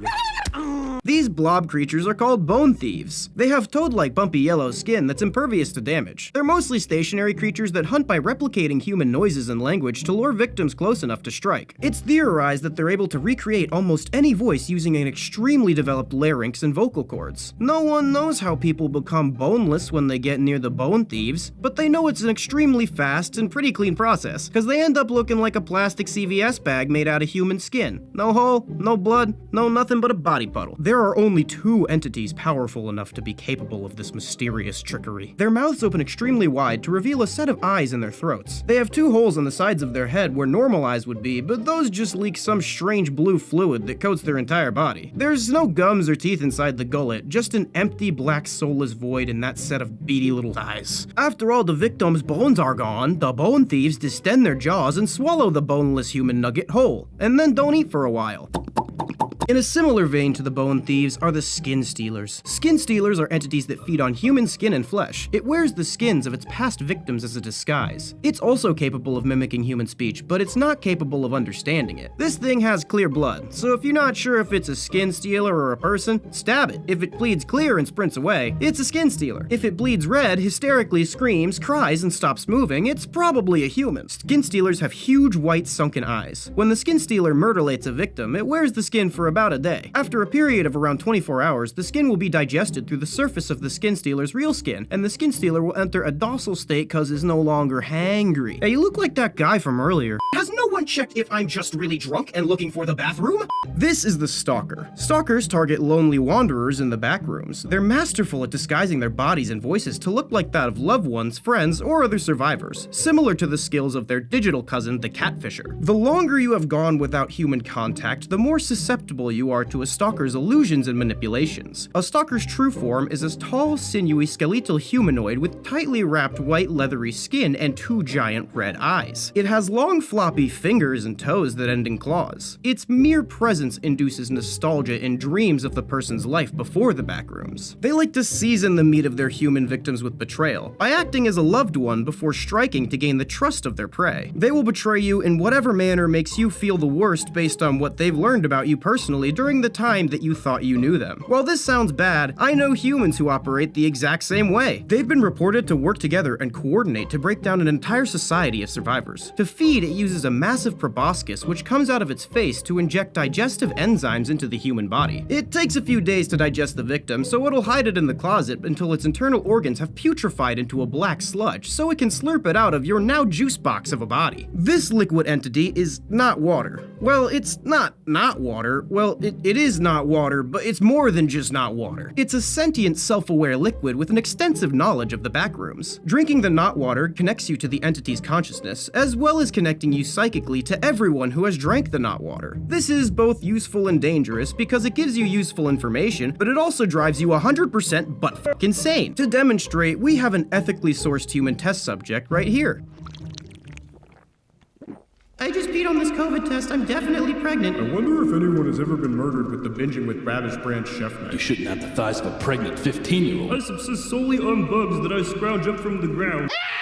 If you end up drinking it, the entity will communicate with you, but you might not be able to hear it clearly over the shrieking voice of everyone else who drank it. This entity can control your mind, but usually it doesn't bother with anything like that. A good way to fix a not water-afflicted brain is by removing it. This liquid is pee, and it is mine. A less threatening and actually helpful backrooms liquid is almond water. Almond water is the main source of hydration and survival in the backrooms. It can be found in bottles, cartons, cans, flowing through some of the pipes into water fountains on certain levels, even those weird squishy toys, you know the ones that have that hole that runs through the middle. What are those called again? A jellyfish snake wiggler. It is literally in the name. That is not just me. I'm not the perverted one. You're the perverted one. You give fleshlights to your children. There's rarely any label or indication that it's almond water, so you gotta figure that out on your own. This liquid can be identified by a vanilla rose smell, which is important because there's other stuff that you can drink that'll just kill you or worse. Go by the rhyme. If it's vanilla and rose, trust your nose. If it's any other smell, prepare yourself for hell. It's reported to taste like a sweet vanilla mint rose water. I don't know why the fuck they call it almond water. Almond water can be used as a curative for many diseases native to the backrooms. For example, it can prevent human beings from turning into a wretch. Humans can turn into a wretch when they succumb to a lack of food, water, and sleep and become vulnerable to the poorly understood wretch cycle. Wretches are completely insane zombie-like creatures that have inhuman strength and hunt humans in packs using rudimentary handmade weapons. If you don't want to become one of these, drink your goddamn almond water. Moving on to a slightly less moist but much more dangerous topic, this is carpet moss. I mean, you can't see it, but trust me, it's there. It's located on level 0 and looks almost indistinguishable to the damp carpet that covers the floor of the level, except for a thin layer of clear gelatinous adhesive slime on its surface. Carpet moss is an entity that behaves similarly to a carnivorous plant. It remains dormant, seeping moisture from the carpet until a wanderer stumbles onto it. Acting like an extremely sticky glue trap, it usually adheres to the feet of the wanderer first, who is then stuck on the carpet moss. The moss then releases what what are theorized to be psychoactive spores into the air. When inhaled, it causes intense fear and disorientation, usually causing the wanderer to scramble and lose their balance, falling onto the carpet moss, sealing their fate. Strangely, when the victim has the entirety of its body stuck to the surface, the moss will exude another unknown psychoactive to calm the victim, and some survivors who escape this report intense euphoria and even an aphrodisiac state. This can be so powerful that some survivors sprint back onto the moss and attack anyone who tries to take them away. The carpet moss will then release a powerful digestive enzyme that dissolves everything except the bones of the victim. A telltale sign that a room in level 0 has a carpet moss infestation is that there are large scattered collections of mucus-latent bones. Who would have guessed that having a bunch of complete human skeletons on the floor would be considered a red flag? Nah, I'm just kidding, I made the carpet moss up completely, but I had you though, didn't I? Today's Backrooms mania-induced psychotic episode is on Level Fun. Level Fun is similar to that of Level 0 with its damp piss yellow carpets and walls, but it has some key differences. Level Fun basically looks like one of those laser tag birthday celebration rooms, but if you took the Uncanny Valley factor and dialed it up to 11. You know, plastic chairs, table in the middle, creepy off-brand wall decals, cake that some kid has obviously just been shoving into his mouth with his bare hands that just also happens to be made out of human flesh, the whole 9 yards. Wandering around this smells almost as weird as Chuck E. Cheese's party room level are the partygoers. Partygoers are intelligent and aggressive humanoid creatures that used to be human. They are tall, sinewy, with long, smooth, yellowish, leathery skin. In place of an eyes and mouth, they have bloodied empty sockets and crudely carved smiles, but they can still somehow see and vocalize. They use balloons as distractions and almond water as bait, so if something is weird, that's probably a good indication that it's weird. They can be outrun fairly easily because they can sprint for more than 20 seconds. Actually, I'm not sure if everybody watching this video can sprint for longer than 20 seconds, so who knows, maybe you'll be okay. You'll know if you're spotted because you'll begin to hear a distorted nursery rhyme. The song is actually a cognitohazard and results in whoever hearing it becoming extremely tired and numb to everything. So basically, it won't affect most of us in the slightest. The partygoers are skilled at no-clipping themselves or others, so you often don't even know if you've changed levels into their domain. Partygoers use strategy in hunting, where some will chase from behind as the others barricade off exits with the furniture and wait around corners of doorways to ambush prey. The ends of the partygoers' arms have holes that contain retractable fishhook-like claws that they use to latch onto their prey. After breaking the skin, the partygoer transfers a venom to the victim and then retreats like a pussy. The process will first take place in the affected area. You can cure this in the early stages via amputation or using super almond water. If you're wondering what super almond water is, it's the result of intense oversaturation and that kid that always has to top your story with a better made-up story. The skin will begin to become leathery around the marks and spread across the surface of the skin. Blood flow to the hands will stop and they will go numb, turn purple, and fall off. The radius and ulna bones will dissolve and fuse in an incredibly painful process, rendering both arms immobile temporarily. Over the next few days, the victim will develop what looks like bruises that quickly turn into pustules. These will soon pop when the hooks have grown enough from the newly formed compound bone to pierce the surface, revealing a sore-like hole that the hooks can retract into. The victim's hair and face will seemingly begin to melt away like a plastic CVS bag that I left in my friend's oven. The venom degrades any memory of the victim's past life. They basically go full batch at this point and carve eyes and a mouth and begin receiving telepathic communications from the party host that the infector partygoer belonged to. Party hosts are weird fat man-baby fetus creatures with a party hat crudely stapled onto their scalp. They're completely immobile with shriveled human eyes, and they're often sitting at a table with a human flesh cake with a candle in it. Because of their defenselessness physically, they're often guarded by partygoers. Oh yeah, they telepathically communicate with the partygoers and can see through their eyes. Happy birthday, little guy. Thanks for inviting me. I got you a gift.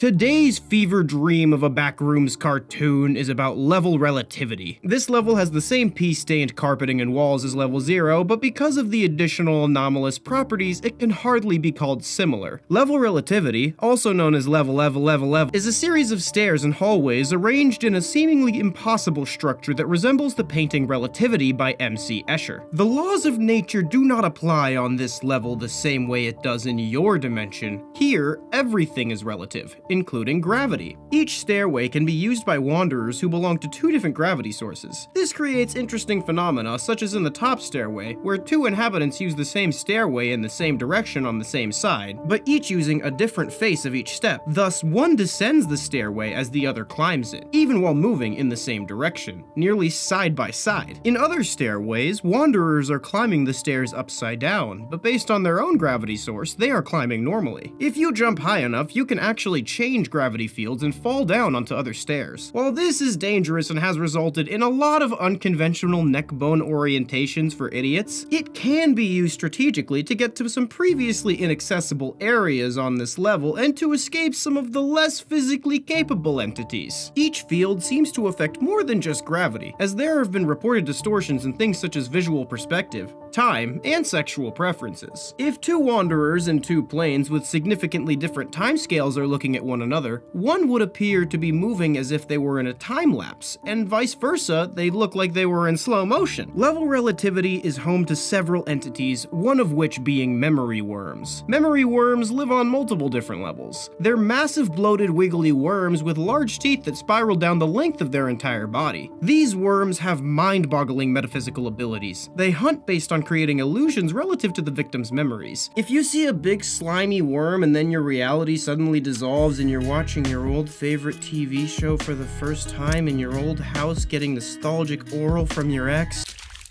thanks. They eat their prey whole, digest it partially, and then give birth to a ton of little wormlings made out of the remains. Like most methods of reproduction, what you would consider gross, this species considers so arousing they'd just pay someone to watch. These wormlings can be smashed up and boiled with almond water to create memory juice. Be careful when collecting these creatures, as too many wormling bites can lead to amnesia and even a vegetative state. Memory juice just gets you high as balls. Maybe it has something to do with your memory. I don't fucking remember. People say it helps you accept your situation in the backrooms and reduce your stress. I know lots of people who do this. You don't have to live in the backrooms to need to drink something to get high as balls to accept your situation. It's just called alcoholism. Wanderers report that it's not addictive and they can stop anytime they want, but also don't check the wiki. An entity that can only be found in level relativity are the staircase mollusks. They may be hard to see at first as they are camouflaged amongst the mucus-colored walls and floors. They have thick shells that resemble the wallpaper and a muscular foot like a snail that has a slimy texture similar to the damp semen-crusted carpet. They can flatten out against a wall to disguise themselves and then pop into the air like those weird pop things that iDub made a giant one of that you can get as a reward for not biting the dentists more than 3 times. They can stick to any surface and are incredibly skilled at navigating gravity fields while hunting. They often launch full speed at a wanderer, switching gravity fields in the middle, subsequently accelerating their attack, shattering the wanderer's bones on impact with their thick chitinous shell. Afterwards, the mollusk will sit on top of the victim, its muscular foot oozing a digestive enzyme for a few hours before leaving behind only a spooky skeleton. Oh yeah, by the way, I made this whole fucking level up because the Backrooms has like 3 cannons at this point, and I was like, fuck it, let's make it 4. I mean, like, memory worms and the worm juice are actually real. They're from the wiki, and I plagiarized a little part of this from MC Escher's Relativity Wikipedia page. But the rest, I was just pulling stuff out of my ass. I had you though, didn't I? What would you do if your friend snorted what you thought was a regular old fleshipede and then wouldn't shut up about how you should really change your lifestyle and fill your kidney with insect eggs? This guy looks like he's struggling. Maybe we should give him a hand. Huh? And what do you mean I shouldn't empty my entire bank account to throw this tropical telepathic bird a blow-and-blow party? These are Neuro-isopods, arthropod-like creatures that resemble large jungle centipedes. Instead of a chitinous interior, it has a soft, fleshy, slime-covered exterior to help it slide through tight spaces. They wait in the crevices of the backrooms and latch onto the lower leg of a wanderer before climbing up and attempting to enter the body through an orifice. They prefer to enter the body through the nose, ears, or mouth as it is closer to the brain and it's more easily accessible, although they have been reported to go in the anuses, urethras, eat through eyes, flesh, or bone to get to the brain. The Neuro-isopod uses electric stimulation in order to manipulate the host's neurons, controlling its thought and movement. It brings its host to a nest where a swarm of Neuro-isopods lay eggs inside the body, and in a few days the eggs will hatch and the victim will be slowly eaten alive as a living nursery to grow the babies. They grow up so fast. An adult Neuro-isopod can control you to believe that you're in full control of your actions while it's puppeteering you, and you will willingly go to the nest. On the other end of the spectrum, juvenile Neuro-isopods are only adept enough to roughly control the physical movements of the human body, so they basically make you walk like a stroke victim drunk Frankenstein towards your death while you completely are aware and terrified as to what is happening. While this is reversible, it takes more than just some almond water to do it. In fact, the creature will just drink the almond water from the victim's bloodstream, making the parasite stronger. You need to fully remove this isopod to the brain, and oftentimes attempts in this just end in full accidental lobotomy. We got one out of Swampus' set here, and I'm glad he's still alive, but he hasn't been quite the same. I wanna go to the fair. Clumps are nightmarish, pulsating, slithery, formless mounds of arms, legs, and other appendages. Oh god, I'm gonna come. They move by using their haphazardly positioned legs to drag their writhing, fat, grub-like mass across the moist, carpeted floor. While they move slowly when a wanderer is not in sight, this can be dangerously misleading, as they can accelerate to over 20 miles per hour in the blink of an eye. When they see a wanderer, they barrel full speed towards them before extending a long hidden arm that can accost a prey at them from over 20 feet away. It will then pull the victim into the massive limbs where they undergo a gruesome, excruciating amalgamation process. Which really isn't that bad at all. This is a rabbit. Hot Topic Cyclops' cousin of raving rabbits typically grow to the size of an adult man. This is not the maximum, however, because like some species of reptile, the only growth limit they have is what their nutrition can support. With lots of fresh wanderers, this boy can grow big and strong to almost 16 feet or 5 meters tall. Yes, he will. Yes, he will. Rabbits have 3 legs and a single body structured like a tripod. They have jagged, bumpy exoskeletons looking similar to rotted wood. Their eyes are designed by Neuralink and are able to shine a light into the darkness to help them see. Their mouth has a human-like jaw, but all the teeth inside are sharp canines. Their exoskeletons are made of a 2-inch thick crystalline structure that is much more durable than a regular exoskeletal chitin. This effectively makes the rabbit bulletproof, fire-resistant, good at active listening. Basically, this thing is a cockroach. It doesn't matter if you have a nuke. These creatures are incredibly aggressive, mauling survivors and fully eating them in a matter of minutes, not even leaving a bone behind. This is Jerry. Jerry is what I live for. Jerry is everything. Jerry is love. Jerry is life. Jerry is a small bird that looks suspiciously similar to a parrot. It can control the mind of the person holding it, making it say things like Jerry is everything. All hail Jerry. I'm not gay, but I'd let Jerry peg me. Those controlled by Jerry eventually go missing shortly afterwards, with the parrot eventually reappearing on a seemingly random level to find a new host. Giving Jerry sunflower seeds or almond water will tame Jerry, allowing you to pick him up safely. This will only work with the person who fed Jerry, and anyone else who holds Jerry will be affected normally. With this knowledge, you can weaponize Jerry and use him to your advantage by basically creating a missing person bird trap to get rid of anybody you hate. Let's play a game, huh? One of these I made up on my own, and the other 3 are from the fandom page. Leave a comment which one you thought I made up below. If you get it right, I'll let you live. Some of you have to be expecting that I'm lying to you at this point. I'll staple a dead snake to your forehead. Today's fever dream of a Backrooms cartoon is about the Shady Gray. The Shady Gray, spelled like an emo kid's online alias, is a collection of incredibly unstable sublevels that are all in black and white and affected by a unique glitching distortion effect. There are 5 documented levels in this collection. There are 3 more, but no one knows what happens to the documents or the wanderers that recorded it. The first sublevel is level 00. This level is a jungle affected by the glitchy black and white phenomena that affects all Shady Gray levels. The trees glitch within one another and all animals appear distorted.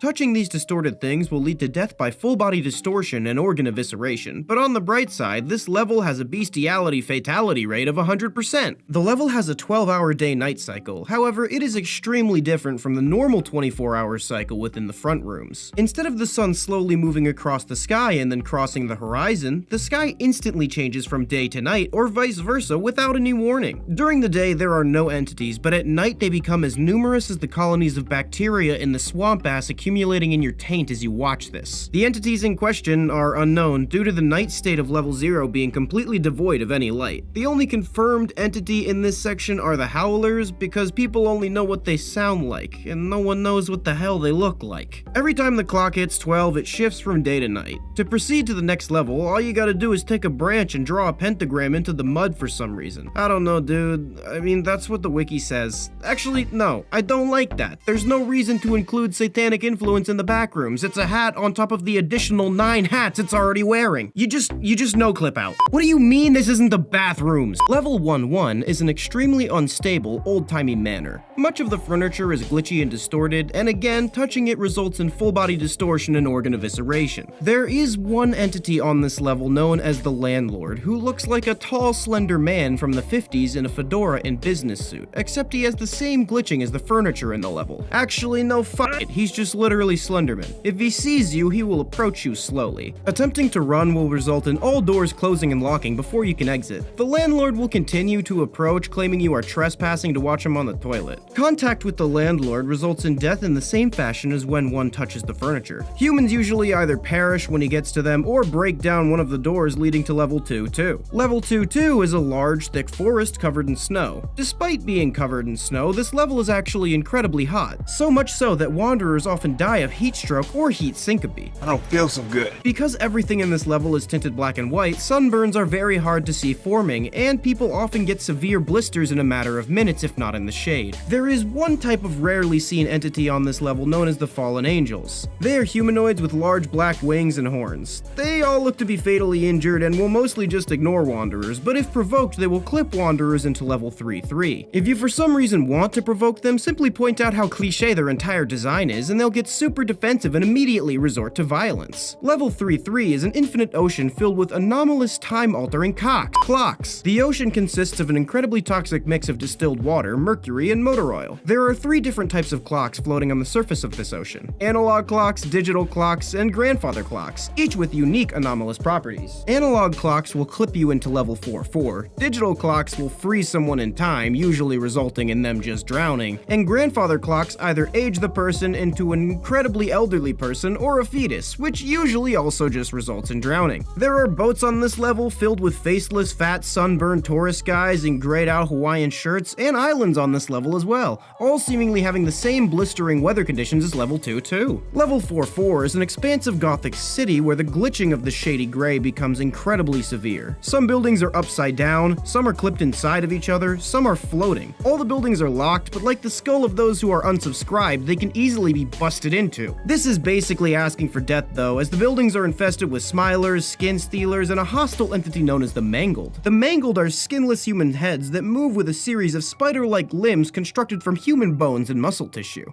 The ends of their limbs are incredibly sharp, and they dig the nubbins into the surface to allow them to climb amongst the skyscrapers. Put your guess as to whether or not they're friendly in the comments below. That's not how the wiki describes them.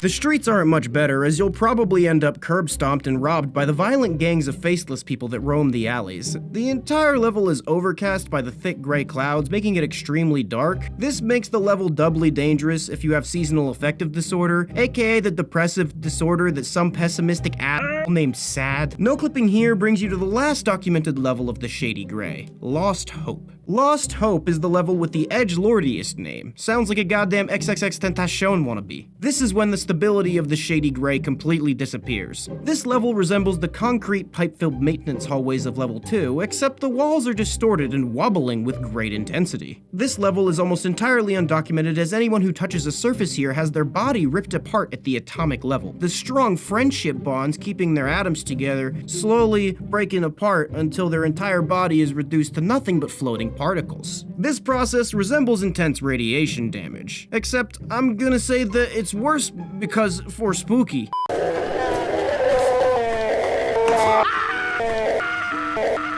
Bursters are small, vaguely humanoid, quadruped-like creatures that scurry around the halls of the Backrooms. I like to call them pimple chimps. Their back legs are distended to look more similar to a canine than that of a human crawling. The burster's skin is covered in lesions and pustules that are filled to the brim and leaking with acidic fluid. These creatures will stay in the fetal position until another living being happens across them, at which point they will pop their weird, gross back pimples all over the victim, spraying their entire body with incredibly potent acid, dissolving them in a matter matter of minutes to hours. The burster will wait for the victim to succumb to their wounds out of laziness before consuming them. They can also damage themselves with the acid, and like that guy who drowned in his own cum, many of the bursters succumb to their own fluids. Surgeons appear to be a door in a wall that is indistinguishable from the rest of the surroundings unless you are on the arm side. Oh yeah, there's like a buttload of arms on one side. These arms will lie dormant until a wanderer, animal, or other entity passes through the doorway. The arms will then spring to life and restrain the wanderer by the wrists, ankles, and neck before slicing off the extremities and sometimes the head of the victim with their scalpel-like professionally done acrylic nails. The arms will then skillfully rearrange and sew the victim Frankenstein reanimator style back together in a new strange form. Occasionally, the surgeon will add additional body parts from a slit in the fleshy door frame, which I like to call the extremity hole. It's theorized that this extremitory repository is filled with pieces of former victims left over. In some scenarios, surgeons will combine wanderers with animals or entity parts, forming an entirely new abomination. They are very creative. The victim will somehow always survive, maintaining locomotion abilities in all of their limbs, including any new additional ones. While locomotion is technically possible, it results in extreme agony for the first several days after bodily reconstruction. The surgeon transforms the victim into one of a variety of forms, sometimes quadrupedal, sometimes just a leg and a head, sometimes they shuffle the functions of every hole in your face. Pretty random. Nah, I'm just kidding. I made this up because I'm obsessed with the movie Tusk and people didn't vote for me to cover it. I had you though, didn't I? Crawlers are the collective name for all those affected by an anomalous species of fungus native to the Backrooms. This fungus is visually similar to something I'm not gonna try to pronounce and just put it on screen. A strain of cordyceps fungi which zombifies insects, and currently has a lawsuit levied against it by the Last of Us development team. This fungus growth is extremely aggressive, and the infection is present in abundance on many levels. The crawler fungus can only spread to humans through liquids such as saliva, although it can spread to animals and insects via contact. It thrives in warm, dark, damp places like backrooms carpets or that weird space between your crotch and your thigh. This infection will progress, with the mold covering more and more of the organism until it's completely engulfed in it. As the infection progresses, the entity will become more and more aggressive and attempt to spread the infection through biting. In the final stages of infection, victims will have every bodily fluid in their system saturated with spores. And before you weirdos ask, yes,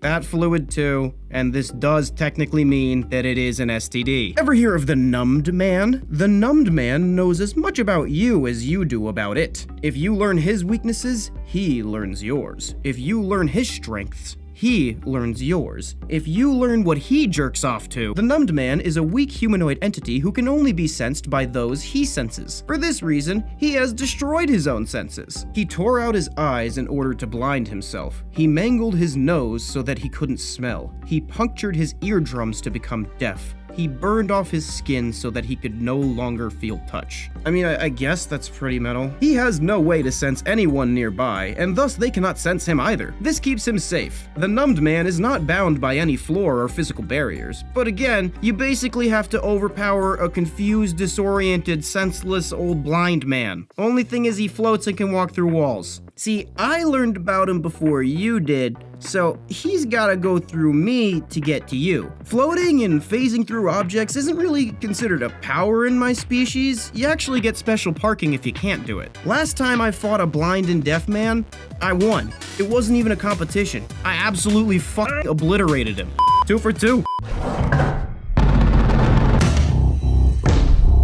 Hounds are another quadruped humanoid-like creature with warped and distended limbs to make this style of locomotion more easy. These creatures hatch from goopy, weird frog eggs. They have long, tangled, greasy black basement dweller hair growing from their head and an extremely large mouth laden with sharp teeth. Oh yeah, also claws to match because they know how to coordinate an outfit. Despite looking like an anorexic, bedridden, dying old man, they are quite powerful and quick. They'll pretty much maul anything that isn't, or sometimes is another hound on sight until the resulting small red pile either stops moving and or existing. Although, if you just stare these things directly in the eye, their brain kinda shuts down. See, my whole head is an eye, so as long as I'm just like generally facing them, they're gone. There's nothing behind these eyes. Not a single thought. Head empty. Death moths are giant giant edgy emo moths that inhabit the backrooms. Male death moths are small, kinda dumb, and sometimes even friendly. He a good boy. You're my friend now. Female Hot Topic butterflies are several feet in wingspan, can spit acid at great speeds, and will attempt to turn anything that moves into a pile of sputtering mush. Like anglerfish, this species is big on that horror movie type femdom stuff. Not much is known about the goth moth other than it looks pretty similar to a normal moth and it kills people who try to study it. Like regular moths, edgy moths are attracted to light. While this is bad if you hear fluttering of wings nearby and you have a flashlight, you could also just put a torch in front of a wood chipper and solve all your problems. Next up is something designed to be completely unpronounceable, obviously based on H.P. Lovecraft type spelling. I'm just gonna call it an arachnid because that's the closest reference creature y'all have. This Backrooms arachnid is a large spider-like arthropod with 16 legs. While these beings certainly aren't benign, they are slow-moving and haven't been observed actively pursuing prey items. As long as you don't stand directly under it like the Backrooms equivalent of a dodo bird that humans tend to be, you'll probably be fine. Speaking of, these entities generally stay hidden on the ceiling, creating ball-shaped webs and filling them with sedative secretions that, while unable to completely paralyze a victim, is enough to greatly dampen a person's thinking capability. It then hangs these balls on the ceiling with additional webbing. It continues to do this until there is prey nearby, at which point it will drop a ball. The effect of the depressant starts and the victim will start to feel drowsy, happy, and confused like they faced a blunt. It then proceeds to drop all of the balls at once, making the target completely unresponsive to any outside stimuli, like a guy passed out in his own vomit. The spider boy then drops down to its prey and proceeds to inject digestive enzymes into the victim before slurping out the resulting slurry. After feeding, it returns to the ceiling and hibernates before setting up its traps once again. Its secretion can be refined into painkillers and other useful drugs. But in the pure state, it induces a psychoactive state that some describe as a psychedelic opiate effect. It can be eaten, refined and smoked, even boofed. I dissolved some of it into a vape juice and got it into a concert once. Next up is the cerebrospinal leech. Like most leeches, the cerebrospinal leech is a blood-sucking parasite. But what else does it suck? Cerebrospinal fluid. It's in the name. Are you stupid? Sometimes I think you just watch these videos because you can't read. Latching on lower points of the spine for a few hours can lead to paralysis below where the leech is latched on. But if left for long enough, it can lead to complete paralysis and death by paralyzing the respiratory system. Despite their pleas to end the pain, we have managed to keep a victim in this state alive on a respirator. Latching directly onto the brain is often lethal in a matter of minutes, as the leech will drain the skull of cerebrospinal fluid ravenously, leaving the victim's brain like a wrung-out sponge. As this happens, the victim's cognitive function will decline rapidly before they just seize up and fall over dead. Sometimes the leech will suck with such force that the skull makes sickening crunches as it crumples up like an empty Capri Sun bag. A lot of people have been asking if we're from the Backrooms, or if they can try to put us on the fandom or the wiki. I have two things to say to that. One, I'm not from the Backrooms, I just like hanging out here, it's a vibe. Two, I'll say it once, I've said it a million times, I'm not an SCP, I'm not a creepypasta, I'm not a Backrooms entity, I just like to pick on them. Why is everyone asking who I am? You shouldn't ask questions that you really don't want the answer to. So how about you just sit back, let your guard down, and enjoy some cartoons, huh?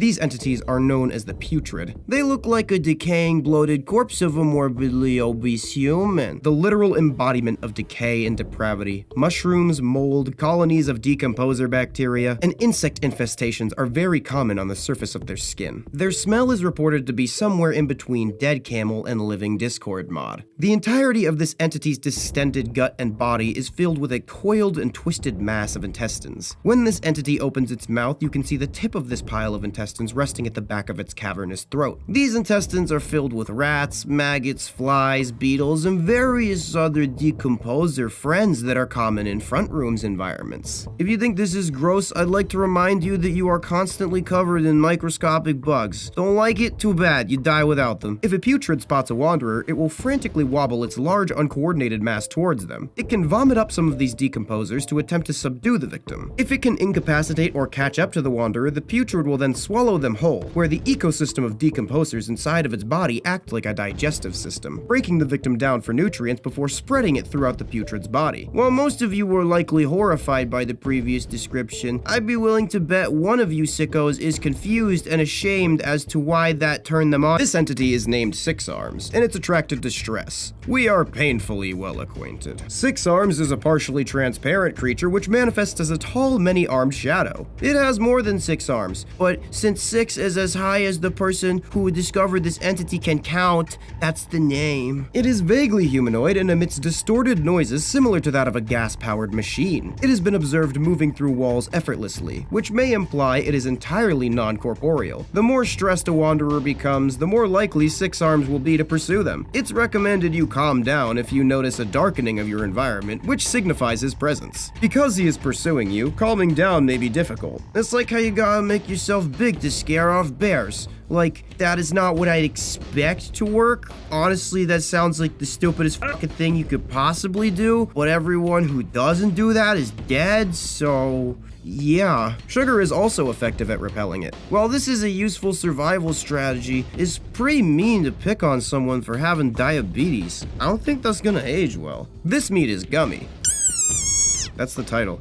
These are worms that look to be an assortment of regular gummy worms. They crawl around on the ground in a fashion similar to a regular earthworm. After a brief moment of wondering if I wanted to eat a gummy worm I found on top of a dirty, wet carpet, that obvious yes led me to discover that these creatures are edible. Not only that, they're pretty damn good. The uncooked ones have a texture and taste similar to raw beef, and the cooked ones taste like a steak. I like them both ways, but unlike the time my human friend and I had a raw beef eating contest and she demonstrated her regurgitation-based ranged attack, eating them raw is safe for humans. Despite moving like a regular worm, when dissected they have no internal organs, just more of that gummy stuff that has a consistency similar to animal fat. These creatures come from giant glob clusters of around 200 worms that burst and spread around. People ask why I keep coming back to the Backrooms. Lots of people think it's just for the money and clout, and while you're not wrong, the real reason I love the Backrooms is that there's no police to stop me. Wall worms are worms residing in the walls of the Backrooms that can grow up to 30 feet in length.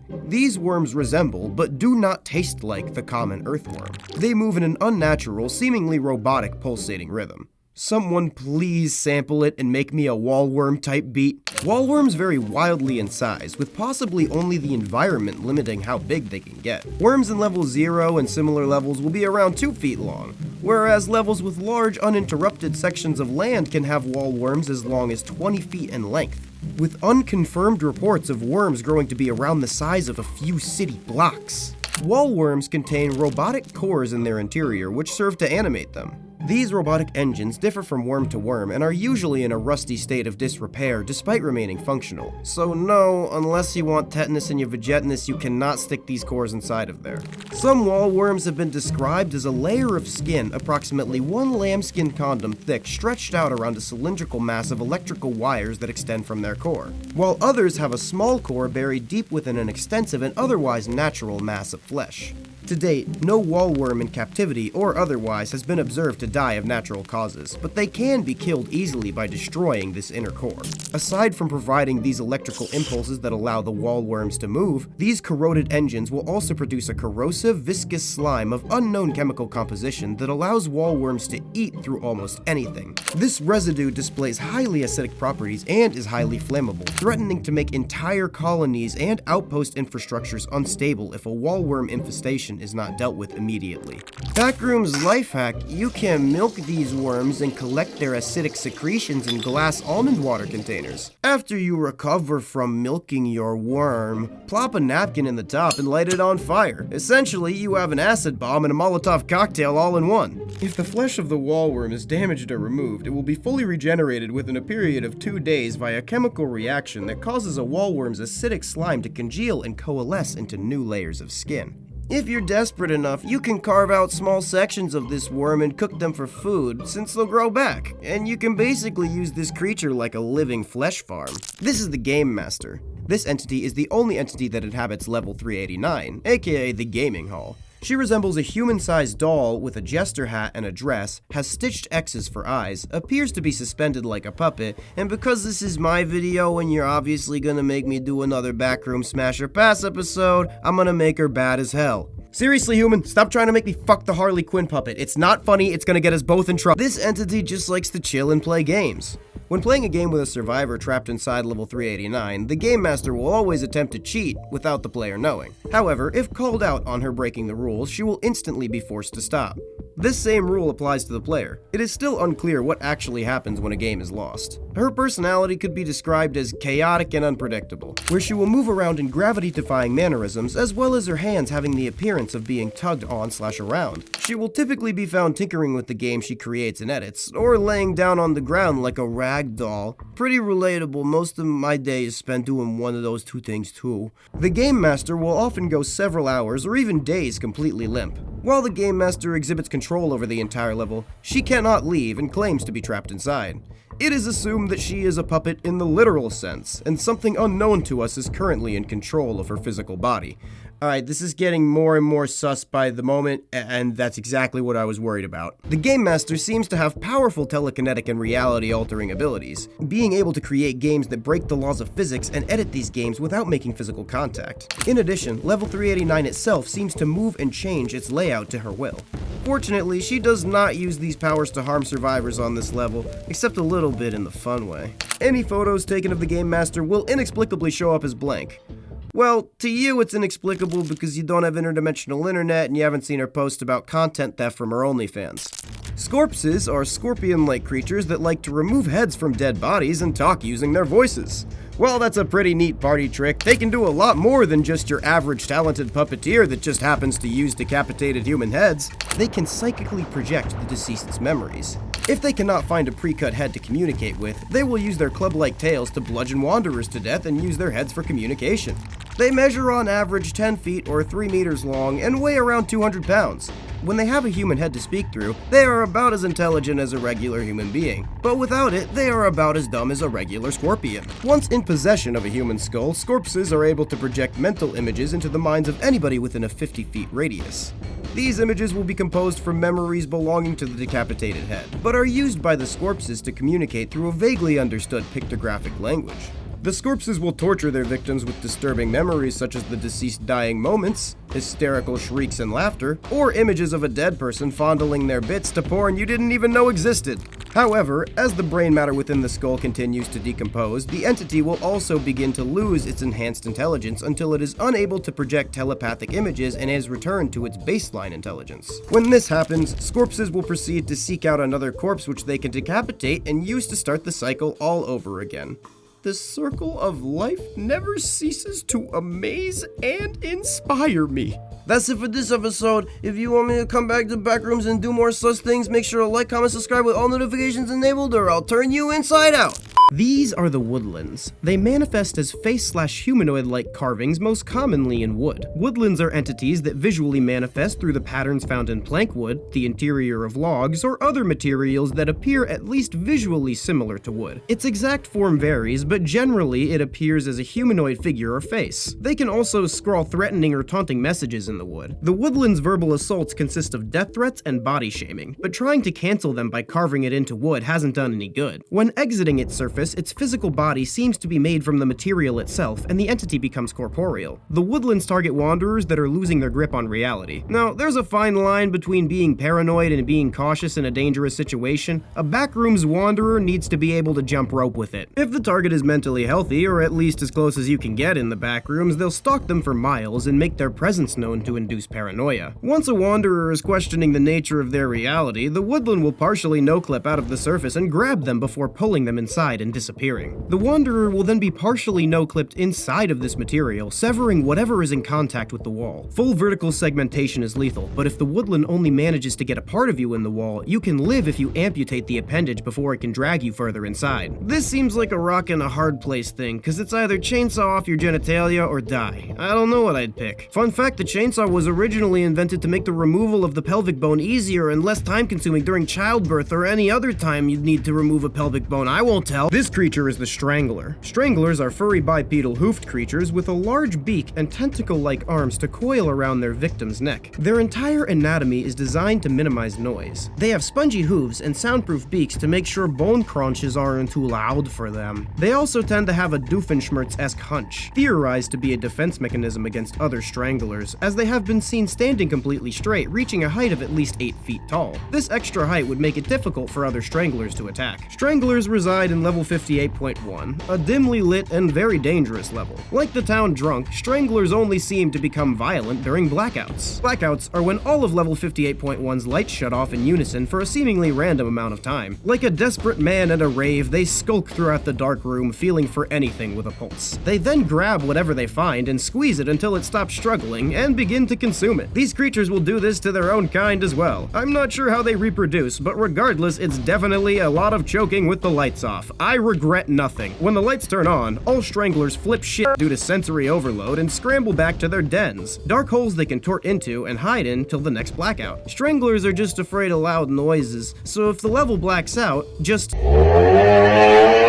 and they won't come near you. The reverse defecation bird. Just when you think you've seen it all, in walks a bird that unshits itself. People are gonna think I made this shit up. I didn't make this shit up. I wish I made this shit up. You can go to the wiki and check. Instances of Entity 40 are extremely common, almost invasive species to the Backrooms. Visually, instances of Entity 40 just resemble typical pigeons that would be found populating rather urban and lived-in environments of most western towns and cities. While initially coming across as extremely basic, almost one-to-one replicas of typical birds, the rather numerous instances of Entity 40 possess one distinctly differential and somewhat disturbing characteristic. Sometimes something is just so gold that no jokes about it will even hit the same, so I'm just gonna read this straight from the wiki with very little embellishment. Instances of Entity 40 unshit themselves. Yes, they absorb crap on the ground and bring it back into their own bodies. They are known to force feces from the ground back into their own rear during periods of flight. Instances of Entity 40 have the somewhat unsightly and morbid ability to suddenly cause previously dropped bird excrements to quickly shoot up and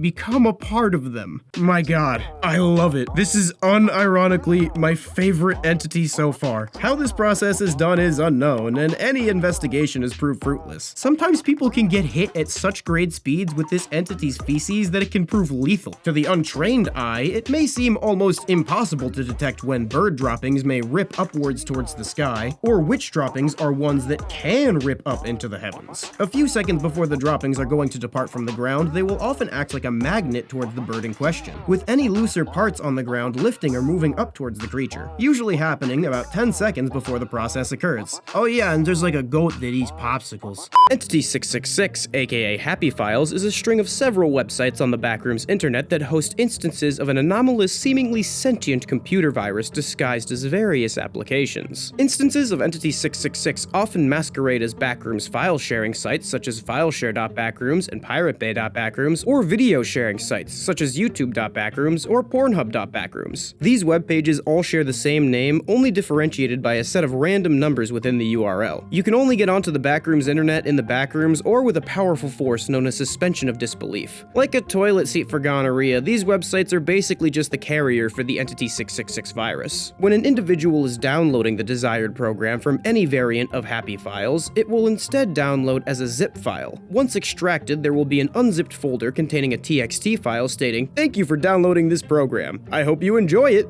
Thank you for using Happy Files," along with a .exe file with a lower quality version of the original icon for the specified program. Once the .exe has been opened, the individual will now be designated Entity 666-A. The program will be an exact replica of the original counterpart of the specified program with no limitations or paywalls, so if you're willing to put up with this spectral technical crap, you can just get a lot of these free cursed softwares. If the program is a utility type program, there will be an icon displaying the face of Entity 666. If the program is a video game, soon after being opened, the player will spot a digital instance of Entity 666, which will begin to follow them slowly before pursuing at great speed, jump scaring the player. Immediately following this, it will crash the computer and shut down all electronics in the room, including any lights, computers, or vibrators. It will then manifest in the room as an obsidian-colored humanoid entity standing roughly 2.1 meters or 6'8". It has a white porcelain-like face sporting sunken yet somehow bulging, unblinking eyes and an unnaturally cavernous smile. This face never changes in any iteration of Entity 666. Even when I tell him that he has the vibes of the guy at the party who tells everybody to add him on FetLife, he refuses to wipe the stupid grin off of his face. This instance will begin to travel to Entity 666A at a steady and slow pace, and gradually pick up speed. When Entity 666 reaches Entity 666A, it will again jump scare Entity 666A in hopes of causing a heart attack. If Entity 666A has a strong stomach and doesn't suffer a heart attack, Entity 666 will rip all of the Wanderer's limbs off and just tell its friends that they died of a heart attack because dead men tell no tales. The file containing Entity 666 will then delete itself from the computer. Alright, fuck it. I want to play some Red Dead.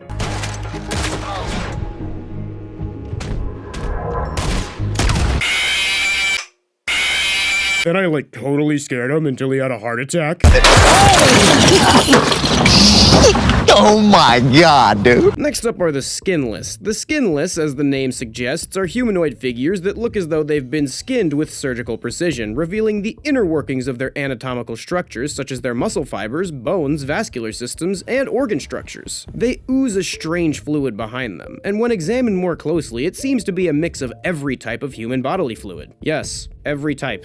Even that one. While these creatures resemble humans somewhat in their passive state, when they enter their active state around human prey, they exhibit some very inhuman characteristics. For example, when they see a wanderer, they will stalk it for miles until it can get close enough undetected to strike. The entity will then split open its torso at the ribcage and open up, using the ribs like some sort of spooky skeleton bear trap.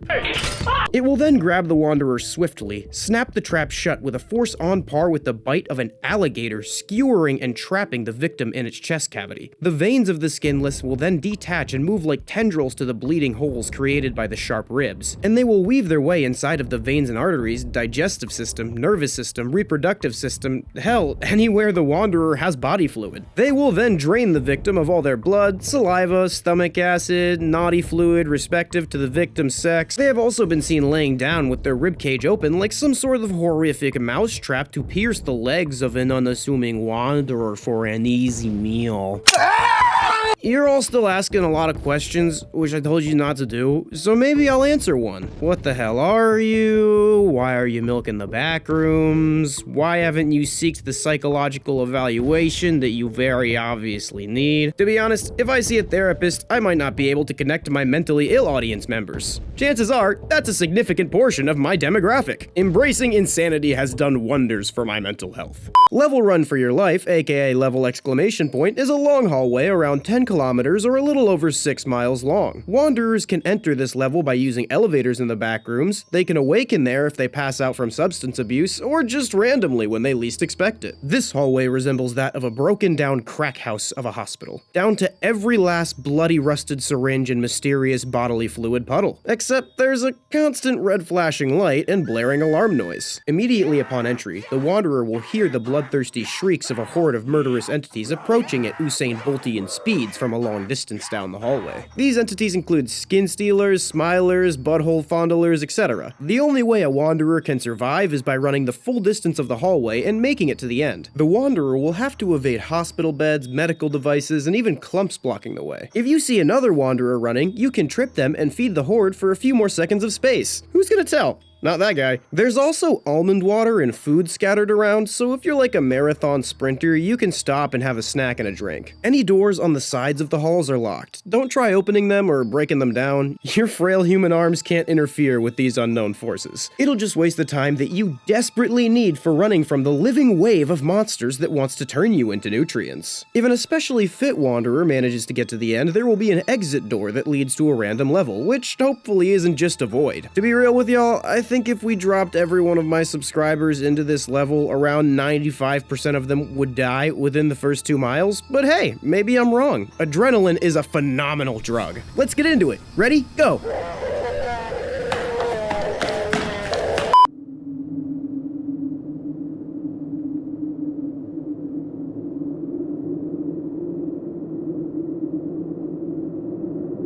Welcome to the end of the Backrooms. After fighting through hordes of entities, traversing an inordinate amount of hazardous levels, and finally smashing the Game Master, you've pulled up to what looks to be the very last level of this insanity-inducing hellhole. That's right, according to some, this seemingly infinite dimension actually has an end to it. Level 9223372036854775807 is what humans consider to be the final true level of the Backrooms. This number is the 64-bit integer limit on a computer, and because y'all are obsessed with simulation technology, the theory is that the Backrooms are a simulated reality. Look dude, I've been there. When you have a hammer, everything looks like a nail. You humans realize that you're the ones categorizing this. Just because you found carpet land first and called it 0, doesn't mean a literal dimension gives any semblance of a shit where you started counting, right? Your species logic consistently confounds me. This is one of the hardest to enter and most dangerous levels in the Backrooms. It looks like a simple, cold, brutalist staircase, around 29 steps tall, that leads upward into an end. Like the frostbitten end of a homeless man's phallus he aimed towards the sky at 7 in the goddamn morning on the Sunset Strip, the color of the end is not humanly describable. The most one can compare it to is black or white. It is void of any color, so empty that looking directly at it for too long can make humans begin to cry. But I think it's pretty fucking hot. The space continues for at least billions of miles in all directions. Beyond this void is rumored to be the front rooms. However, stupid human ape technology has not yet reached a point in which you can breach this void to escape. This is the final level known to man. No official number can be beyond it. I mean, what did you expect? If you can't get past the void, you're not gonna find it. Just because you can't find it, that doesn't mean it doesn't exist. That's like not looking to your right and then assuming nothing other than left exists. I'm not mad, I'm just disappointed. Human-made cameras have trouble processing this void, as they are terrible at capturing literally anything interesting other than nudes, and sometimes not even then. It is currently rumored that this fake reality, the end, could be a decoy or secret entrance to the true end. There is one exit to this dimension, the elevator right before the staircase. If the elevator opens for you, there are many buttons in the elevator that can take you to all sorts of different places, one of them being level 0. All sorts of entities congregate closer to the end itself to try to find an escape. Either that or they're just playing ookie cookie into the void. The crowds of these dangerous creatures are massive and are often an obstacle to accessing the pit. There is but one entity that lives in the void itself, but it lurks so deeply within the void that there is only one known part to it. It has a long chameleon tongue-like appendage that it uses to snatch entities on the brink of the end before sucking them off into the void for an unknown process that is assumed to be a process similar to digestion. Nah, I'm just kidding. This part was a complete goof that I used so I can look out there unimpeded by the crowds of morons. Snatcher weeds are crimson plants that can be found on the grounds of most outdoor and some indoor levels of the Backrooms. When planted, they maintain a crimson color, but they turn black when they are unrooted from the ground. These weeds curl up into tight clumps when in its passive state, and can stretch out 5 to 7 feet when in the presence of prey. Snatcher weeds have been described as strangely sticky, and that's not something I added, it was taken directly from the wiki, so it's not just me being a pervert this time. Wanderers have also reported an odd sensation akin to burning. This burning sensation from the weeds has caused them to be used in many forms of strange Uncanny Valley versions of BDSM. These entities are also known to be able to release toxins similar to the consumption of liquid pain, which is exactly what it sounds like. Unlike Cali weed, Entity 143 leaves are incredibly sharp, capable of causing lacerations and dismemberment. The stems are covered in small, sharp thorns as well. Although difficult due to their variation in length and thickness, it is possible to cut snatcher weeds off. Doing so will cause them to harden, which makes snatcher weeds very useful weapons for those lucky enough to cut a satisfying amount of stem. Snatcher weeds act like normal weeds when not within a 5-foot radius of wanderers or entities. However, when the targets are within range, like a man on bath salts who sees a delicious face, the behavior of the weeds becomes erratic. Some, like me, do not get harmed by the snatcher weeds at all, because they know I'll just roll them up and smoke them if they try. Skin givers are creatures with blood-red skin, white sunken eyes, and skeletal arms with hundreds of layers of thick skin on the hands. Since the majority of their weight is in their hands, they move in a chimp-like knuckle-walking fashion. While these wet dreams for those with an elephantitis fetish are extremely strong, they move slowly and methodically. These creatures have the ability to apply extra layers of skin to anything their hands make physical contact with. The skin will grow and wrap around the victim, causing itchiness and heat to the real layer of skin. Imagine your entire body becoming biologically uncircumcised, and it's basically like that. Once contact is made, the skin giver will slowly chase the affected person. Over time, more and more layers of skin will grow on the victim until they pass out due to heat exhaustion. When unconscious, the skin giver will tear open the new layers of skin and eat the flesh of the wanderer. The remaining skin will be left to rot behind. Analysis of this extra skin has revealed that it is almost entirely made from scrotal/foreskin. These entities have a mutualistic relationship with skin stealers, as they often congregate, and the skin stealer will alleviate some of the weight on the hands of the skin giver by taking the excess skin to patch up their own wounds. This symbiosis was partially the basis for the theory that evolution is at least partially also how life came to be in the Backrooms, and also this t-shirt. Next up are the Curabita birds. The Curabita bird is a large avian that looks like it huffs glue out of a bag. Couldn't possibly be more than goldfish-level intelligence behind these eyes. Well, that's not very nice, you big jerk. This cross between a glow stick, a soap bubble, and a dodo bird can be found in any level that contains a decent-sized death moth population, as they survive off of the smaller male death moths. They use a long sticky tongue to snag their prey and slurp it back inside of their face hole. Humans have attempted to use this tongue for exactly what you're thinking, and I'm happy to say it went exactly as poorly as you would think. Other than that, they are mostly harmless when it comes to interactions with humans, as they will flee like a little bitch if they notice any creature larger than themselves. They are extremely slow, only able to locomote by flapping their nearly vestigial wings to pathetically doggy paddle through the air. The Curabita bird is almost always in a nearly completely dormant state. They can spend days at a time floating in a single spot, only snapping into action when a perceived threat draws too close, or when a male death moth comes into contact with their tongue. Like a deep-sea guppy to the glow of an angler's dangler, or EDP to a cupcake, the death moth is attracted to the bioluminescent tip of the Curabita bird's tongue, and will get stuck in the highly adhesive saliva that coats it. Perhaps the most striking feature of the Curabita bird is the bioluminescent gel which it stores in the hump on its back. Despite the fact that this gel is semi-solid, it is significantly lighter than air, allowing this strange creature to stay airborne almost indefinitely. You can actually use this to fly, but the caveat is you have to shove a few gallons of bird fluid up your ass. When extracted from the Curabita bird, the gel will maintain its light-giving properties for up to several days. This window of usefulness can be extended almost indefinitely when the gel is exposed to a significant amount of heat. This means that a jar of Curabita gel could serve as a constant light source in warmer levels of the Backrooms. I've eaten it. Fucked me up real good, although it's pretty toxic for humans. Oh yeah, and also there's this hermit crab that instead of claws has pool noodles, and he sucks you. Entity 36, known as Cannibal Cuisine, is an anomalous type of vending machine found within the Backrooms. They can look like any sort of Front Rooms brand vending machines. On the back of these machines always reads a tag, Cannibal Cuisine Productions, Iris Family, from humans, by humans, for humans. As of now, no one has a goddamn clue who the Iris family is, or if they even exist at all. Cannibal cuisines are supernaturally durable and cannot be destroyed using normal methods.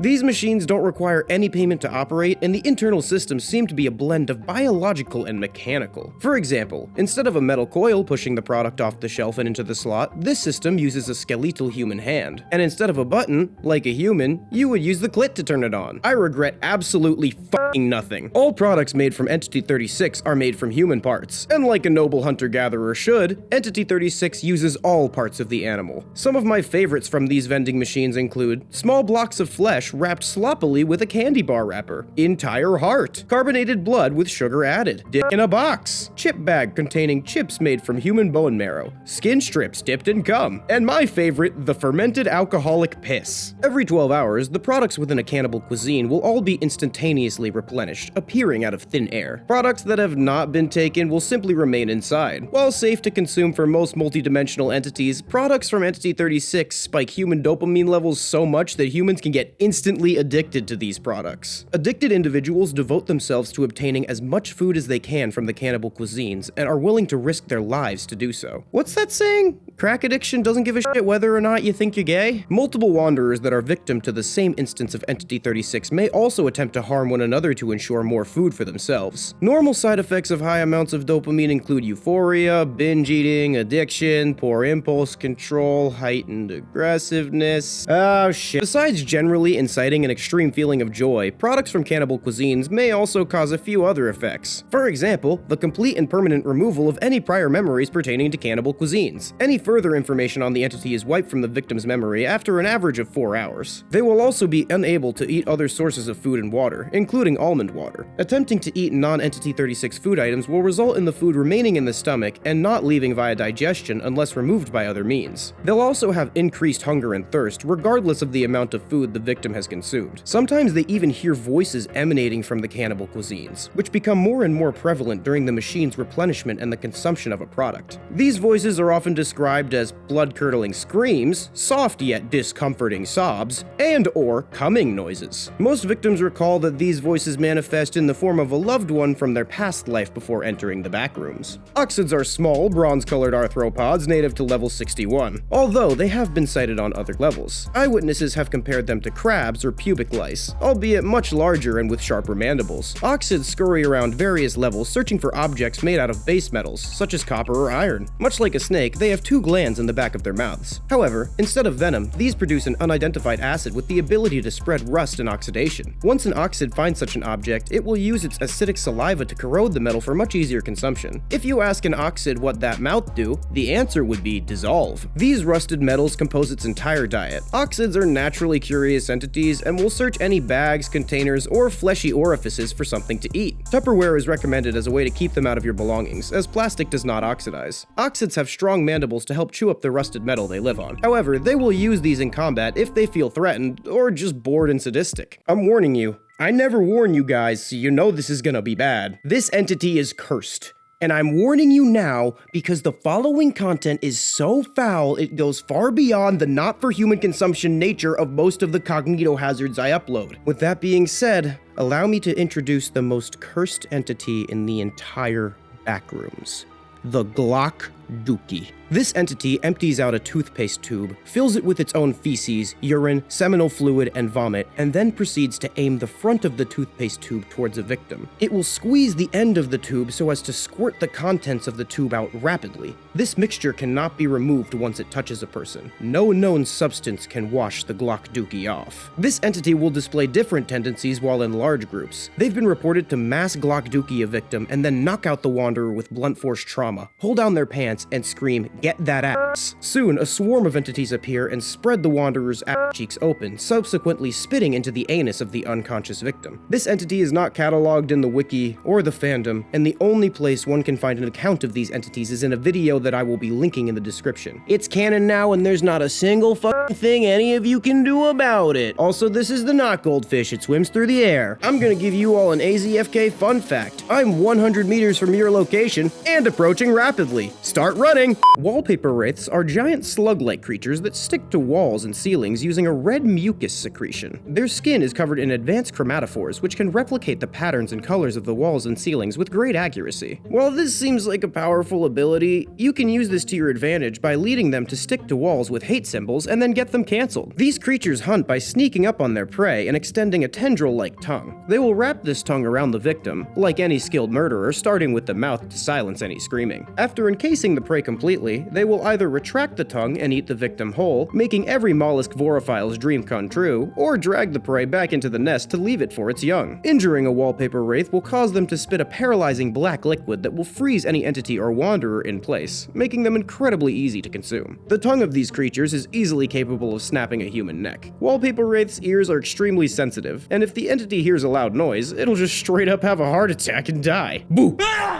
These creatures usually nest inside of the ceilings, the females laying hundreds of eggs until they literally die from exhaustion from it, like a termite queen or the man chicken. When the young wraiths hatch, they will eat the stash of food, red dead bodies, left by their parents, and then they'll eat their siblings. When there are only about 7 left, they will proceed to find their own spots for nests, and then they will start hunting to begin the process all over again. Nature's so beautiful sometimes. I mean, like, not right now. This is awful, but I don't know, man. Go outside. Reviooks are entities that physically remain mysterious, although there is much evidence to their existence in the destruction that their behavior leaves on its surroundings. Reviooks will burrow into the ground for several weeks at a time, waiting for wanderers or other entities to walk over them. They have the miraculous ability to heal the ground after they submerge themselves in it, leaving no trace of the destruction that got them underground. After a few seconds of a victim standing over the Reviook, it will burst from the ground, grab the victim, and quickly resubmerge to give them the big subterranean suck. The victim is either crushed by the ground or suffocates within minutes, and then the Reviook will consume the victim, then coughing up an owl pellet-like waste product useful in teaching children about anatomy. The exact physical appearance of the Reviook is unclear, as they spend most of their existence underground. However, humans have a rough idea of what they look like. They have large muscular arms in the front and 3 small legs in the back. Their feet have a spork-like shape, allowing them to rapidly dig themselves under the ground. The head has 8 black beady eyes arranged similarly to that of a spider, and just below these are a proboscis-like mouth, which makes this creature a low-hanging fruit for BJ jokes. Males will have large white dots on their body, while females will have several tiny white dots. The splat is an amorphous flesh blob with a thick liquid-like consistency. Contain your orgasms, folks. It has several eyes which move around the body before popping back in a manner that is described to be similar to boiling. These creatures cling to the ceilings of level 0 behind doors, waiting for a stupid wanderer to stumble under them. They will make splooshing noises, and apparently it's to attract prey. I'm not saying you won't attract someone, but you're going to attract a very particular and likely very sticky type of someone. When someone enters the door, the splat will latch onto their neck and inject what the wiki calls a poison, but anyone with half a brain knows when it's injected, it's a venom. This venom will cause hallucinations and extreme nausea. I've tried it before for fun, and it wasn't very fun, and I can usually get into nightmarish hallucinations. Most notably, the victim will believe the small room they are trapped in is another hallway, stretching on forever. In the state of their confusion, the victim will inadvertently trap themselves in the room until they die, either from starvation, dehydration, or suicide. The corpse is assumed to be eaten by the entity. If you spot a splat,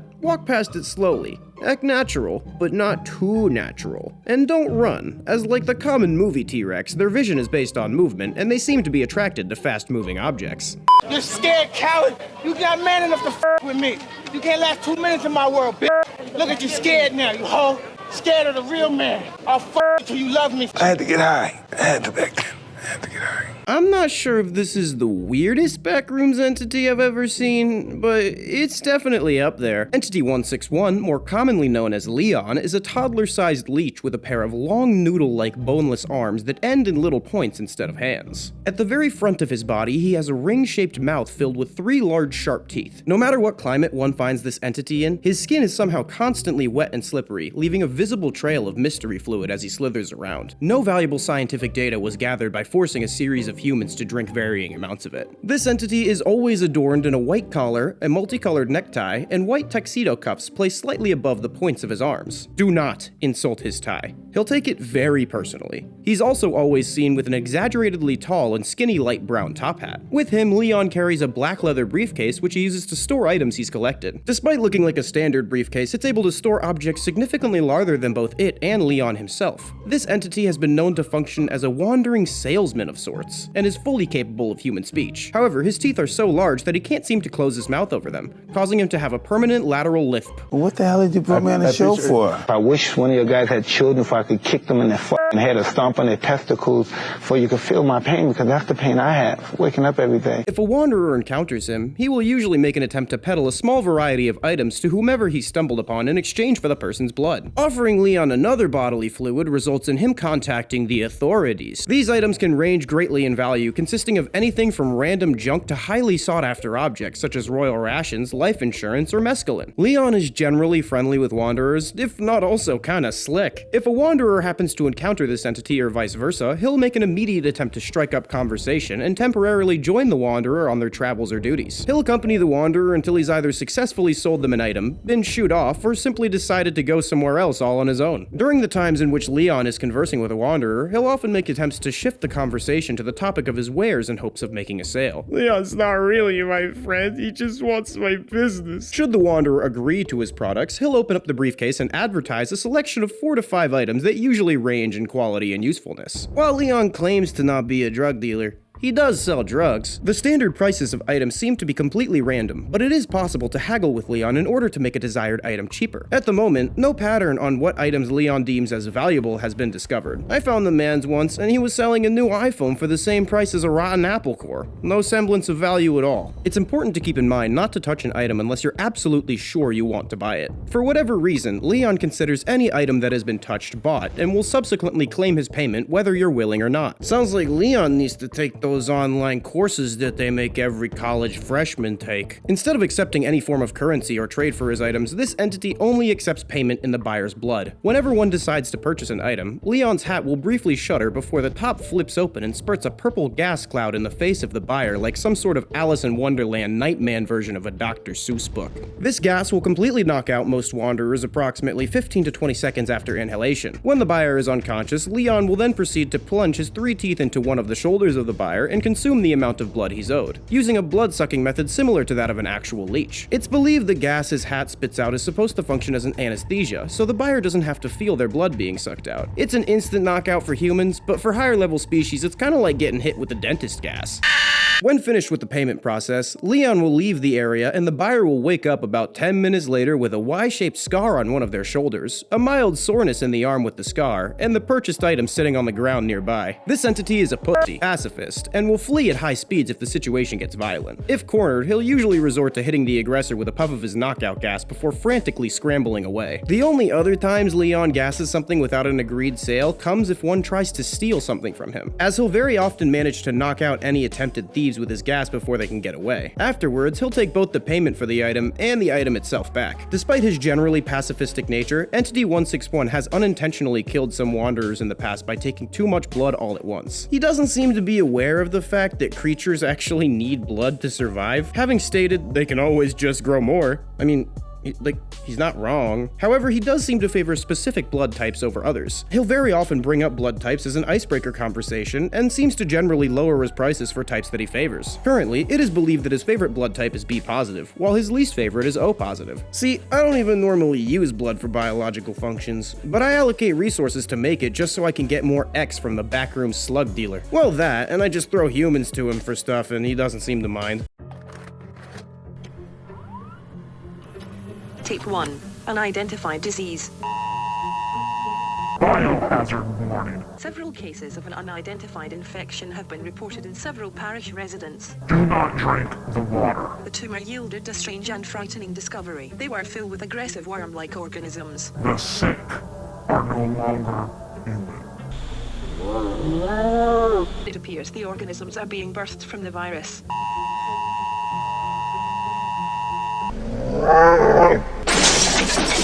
Stay human, don't drink the water.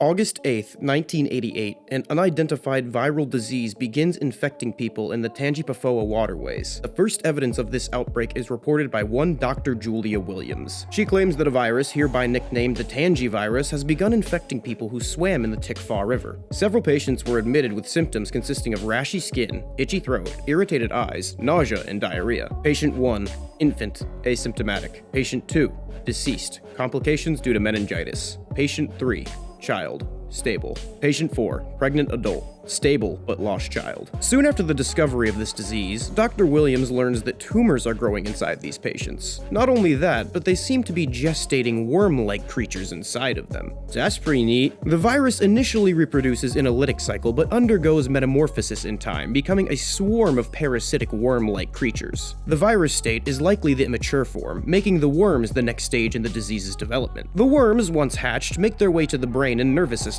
That's not ominous at all. Apparently, the only way to detect a secondary infection is via autopsy. Upon reporting this to her supervisor, Dr. Williams was assured that samples would be sent to the CDC. For some reason, her supervisor didn't really consider the brainworms a serious threat, despite Julia's tumor-latent research. Julia nosily contacts the CDC herself, and the CDC says it hasn't received the samples. When she confronts her supervisor, he says another parish confirmed the substances to be Giardia. Virology 101. I know you're a human, but a human child wouldn't wouldn't confuse these two for each other. In the following tape, we find out that despite her repeated warnings, the parish government has been promoting and supplying the water to all the people. The human researcher thinks the CDC was not alerted because the waterways are big money and the parish didn't want a possibly deadly disease tainting that valuable income that can be used to do white stuff out of hooker butthole. From an outside species perspective, I doubt that's the case, but we already know y'all love green paper more than controlling your own brains. She fears this may be a potential pandemic, but that's not the most concerning aspect of this. But first, a quick word from our sponsors, the Tangi Waterways.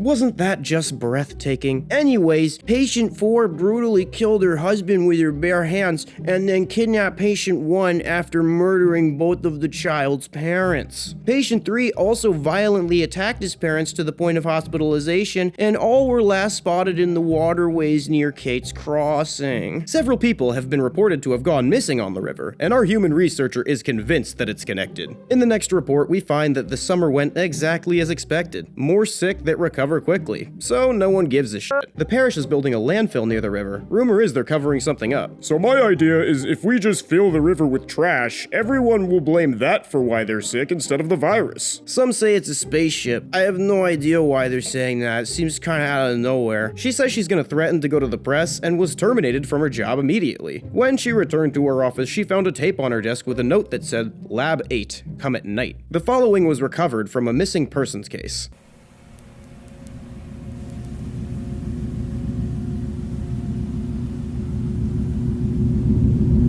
Tape 7 is called Alien. Apparently, her supervisor and his assistant were the ones who left the tape. They were trying to figure out who they can trust with the current threat. They believe most of the parish government has been infected. The virus is sentient. It doesn't want to just spread, it wants to control. The worms spread throughout the nervous system so they can override the host when needed. Hell, alright, game recognized game. This entity knows how to control a nervous system like a natural. The tumor acts as a second brain. Most will simply succumb to the virus and lose control. A small portion will die, and the remaining victims will mutate into giant amphibious-like creatures, as is the obvious next step. Afterwards, they went to her supervisor Jim's home and had an orgy. Jim explained that the local government was going to introduce the virus into the water supply. They discussed plans of how to go public over a nice bottle of wine. So romantic. Suddenly, she awoke and realized she had passed out. Don't worry, this story gets dark, but not that dark. She was alone, and Jim had left a note. Welcome to the family, and see you back at work in 2 weeks. Last night, Jim seemed confident that they could get the CDC and military involved. She returns to work feeling under the weather.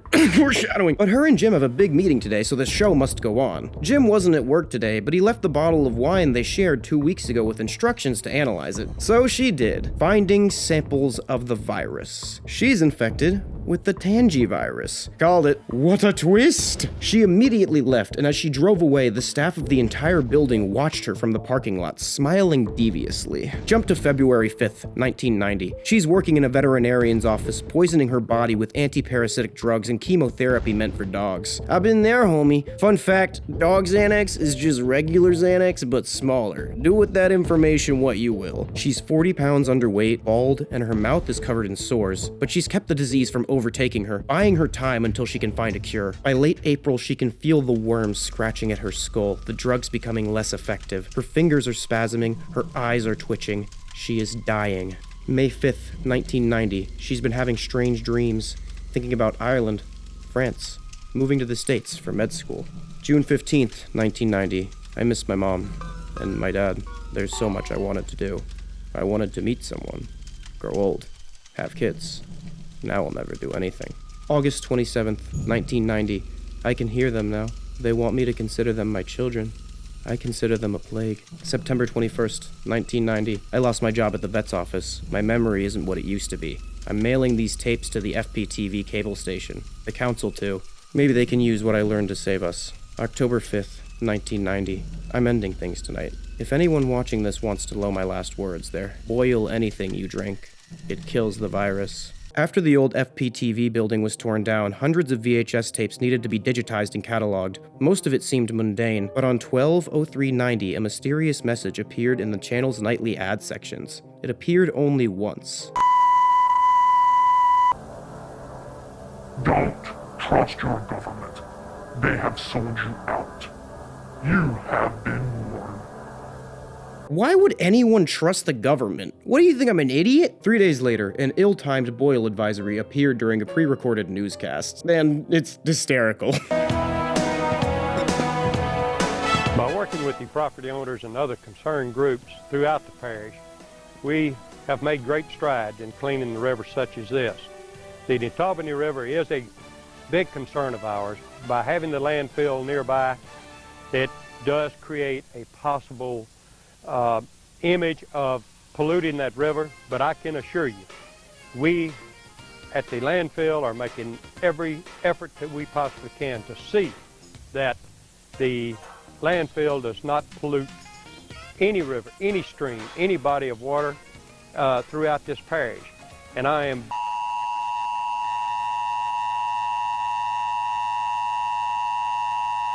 This is the dumbest sentient virus I've ever met, and I don't say that lightly. You infect an entire town's worth of people, and you choose the most 5th grade science teacher ass looks like a priest that touches kids motherfucker to be your wooden actor? You want people to pay attention, you get the 2 most attractive people in town and make them get naked. I guarantee people will watch your water commercial or whatever this is. I like to imagine this guy seeing his pre-recorded newscast with the boil water advisory in it and then just like slumping down into his chair. Boiling water saves lives. You just gotta make sure to drink it while it's still boiling though, or else it's not safe. Within a week of the boil water advisory, the parish was gripped in an environmental disaster. They responded to this by bragging about their health center, and then they said you should go there if your health gets a bit fucky-wucky. In the following few days, the boil water advisory was dropped with no warning or news coverage, just a strange 15-second spot saying the boil advisory was lifted, and the parish government adopted a strangely aggressive pro-drinking water campaign. And terror has come to America, and this typical day in anywhere USA, whether rural or urban, will be forever changed. In the aftermath of such devastation, we'll see a shift, a return in focus to the small town roots of morality, a morality that has remained rooted and intact beneath the camouflage of the everyday citizen's hustle. Life is a fragile gift that is delivered to us in pieces, in small moments, and it only achieves meaning as we cherish and blend the pieces, even the seemingly insignificant pieces, into a full, universal whole. Okay, this ad immediately screams to me that the water is not safe. Despite the continuous pro-water ads, the Tangi parish seem to be getting back to normal. We then see a newscast with a pro-drinking water ad, followed by an anti-drinking water biohazard warning. Biohazard warning. Unknown substance detected in the water. Do not drink the water. Do not bathe in the water. Do not give to pets. Boiling is not enough. Water could be highly toxic. Something unnatural is in the water. The sick are no longer human. Stay human. Don't drink the water. Guys, this is human politics all over again. I'm not gonna pick a side just because you hate each other. You need to recognize that you're both stupid. According to those living in the parish at the time, panic followed this message's broadcast. No idea why that would happen. It just pointed out the one resource keeping you alive is literal poison. Anti-water messages began to appear during random broadcasts.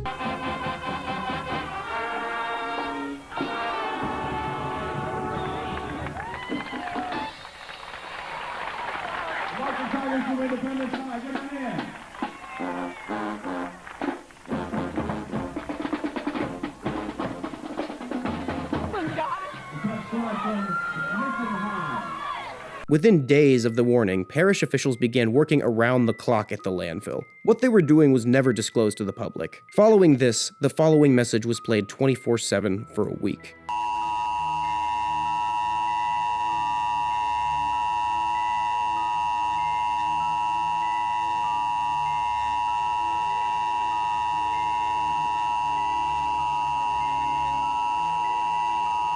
Until it was abruptly stopped by a different message.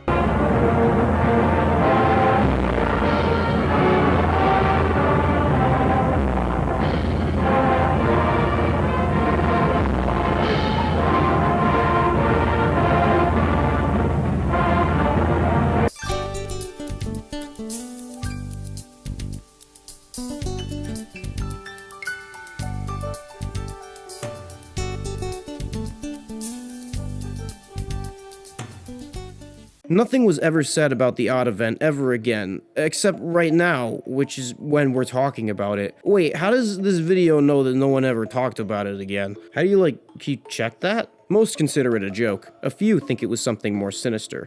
We will probably never know, but I'm gonna tell you it's monsters definitely. Update, the Tangi government has asked the uploader to take down the videos, and he's not sure how much longer they'll stay up. Well, I'm gonna go ahead and say fuck the Tangi government,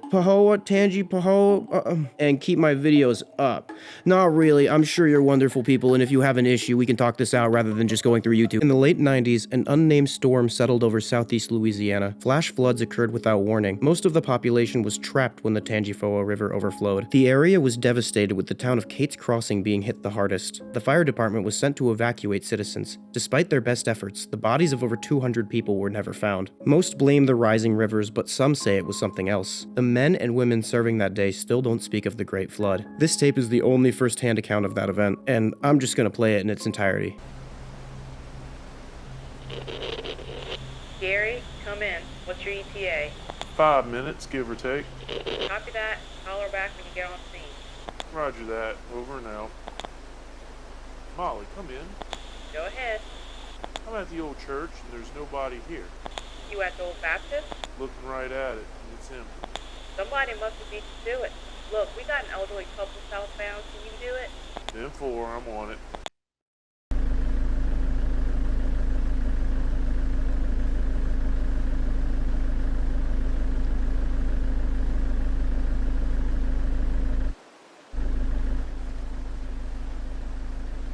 Hey Molly, the elderly couple is MIA. Can you call HQ and see if someone's making these rescues?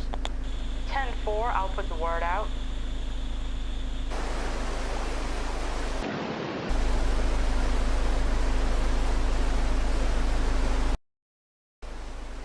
Hey Molly, I'm at the Collinswood subdivision. Where are they?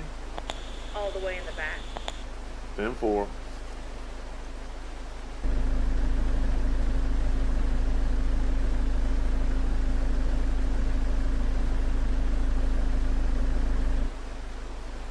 Molly, I'm at the back of the Collinswood. No one's here.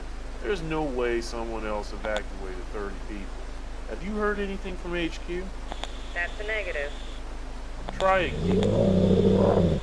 What the hell was that? Sorry, trying to get some caffeine. No, I heard something. Wouldn't worry about it. Probably just an animal. The other guy said they've been hearing all sorts of stuff. Look, I'm gonna start making my way back to you, okay? 10-4.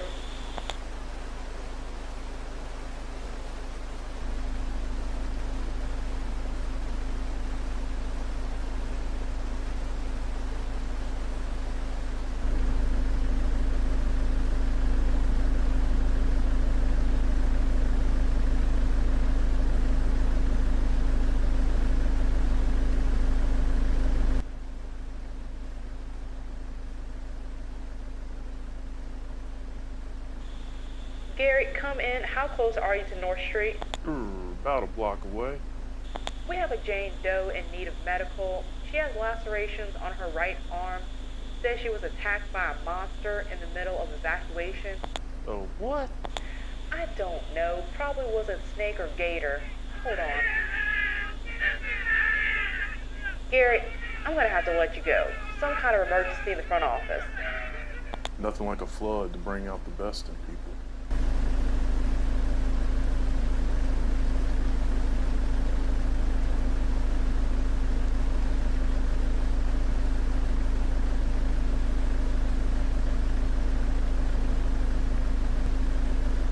Molly, again, there's no one here, but something doesn't seem right.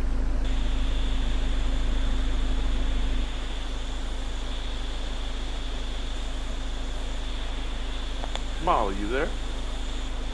Molly, come in, please.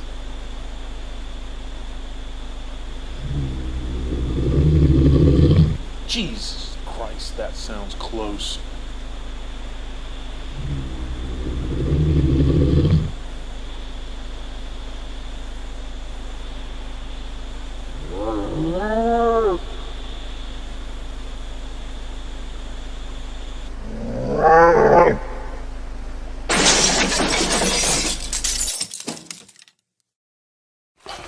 Lieutenant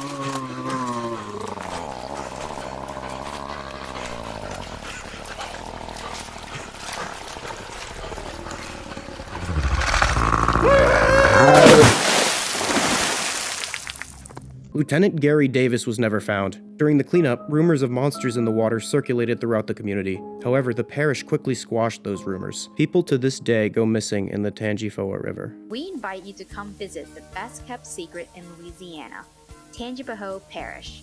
Business is booming, restaurants have reopened, miles of waterways are ready for you to enjoy. Every weekend, there's something fun to do in our little parish. Since the Great Flood, we have rebuilt our community into the perfect place to raise your family. So come and visit your friends in Tangi Parish. You might even find you'll never want to leave, but if you do, we'll be happy to send a piece of our community home with you. We here in Tangi Parish are proud to announce Tangi Water will be available in every major supermarket in America. And who knows, maybe soon, people all over the world might get a chance to enjoy a cool, refreshing taste of Tangi water. Tangi water, it'll change you.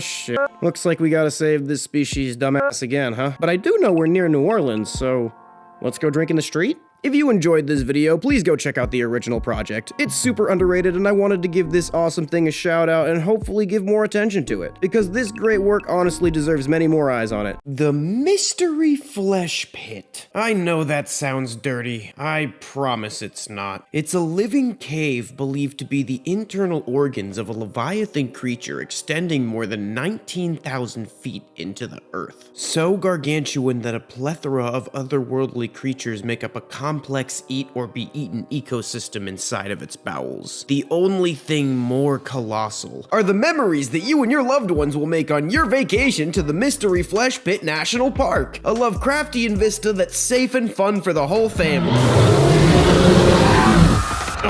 God damn it! The Mystery Flesh Pit National Park is a now defunct national park in Texas. We know about this park because of one artist, Trevor Roberts, aka Strange Vehicles on Reddit, who has an extensive collection of media and artifacts relating to the park. They've done a great job documenting it, and I'll be linking to their work in the description. The cave was first reported in a letter from an employee of an oil company to one Colton Fleming on May 2nd, 1973. To better understand the gravity of this discovery, I'm going to read a section from this letter. This thing that those old boys found is some kind of organic deposit that must go down at least 500 or 600 feet by my reckoning. Not a fungus either. This thing breathes and makes sounds same as any other creature, and it bleeds. God, how it bleeds. Soon after its discovery, a deep earth mining pit by the name of Anodyne stepped in and began managing the flesh pit. Anodyne was responsible for creating and maintaining, and I use that second word very loosely, the infrastructure around and inside the Mystery Flesh Pit. They got it sanctified as a national park, meaning it is preserved by the government but can still be used by companies independently. Since Anodyne maintained access to the resources, they had the genius idea of mining through the creature's internal organs and tissues for the strange materials inside. Anodyne used these never-before-seen biological materials in a strange myriad of new products. For example, a computer that processes information using a neural tissue from the creature. The profits and expansion turned this mining company into a multi-industry conglomerate mega company. The local populace tried to capitalize on it as well, and the town identity shaped around the pit, like Roswell and UFO culture. But not everyone was in love with the pit. This thing was hard to sell at first. Okay, so we have a giant sarlacc pit in the middle of Texas, and we want people to willingly climb down its throat. But how do we market it? Hypnotize the children? Get out of my head. Enter Caver Coop. Caver Coop was a fictional character that starred in animated children's propaganda films to make people not afraid of the cave. This character became so popular that they created Caver Coop's Spooky Halloween Carnival, with fun children's activities such as haunted hayrides, scary petting zoo signed liability waiver required, and blood. In the belly of the beast lies an ecology that blurs the line between what is ecosystem and what is immune system. The majority, if not all of the fauna is blind because before humanity lit the inside of this creature's body, it was in complete darkness. Meet the abyssal copepod, a crustacean-like creature that can grow up to 20 feet or 6 meters long. The copepod has a varied diet, including humans. Many accidents in the park involve these misunderstood beasts and overeager tourists. They also got these weird little grabby fingers. If you look around a bit, you're certain to find macrobacteria sliding across the fleshscape. These massive 12-foot bacterial blobs are unlike anything else seen on the surface, macrocosms of the single-celled life we frequently encounter but never see. Equally as strange, the amorphous shame looks like a pile of loose organs with no rhyme or reason. It's actually theorized to be the ancient descendant of a weasel that crawled into the cave. All of its body parts became vestigial and shriveled away over time, and now it's just a pile of fleshy bits that squeezes throughout the folds of the organism, absorbing nutrients in a fashion similar to osmosis. A rare encounter. A lone gasp owl stares blankly into the distance and sounds its mating call.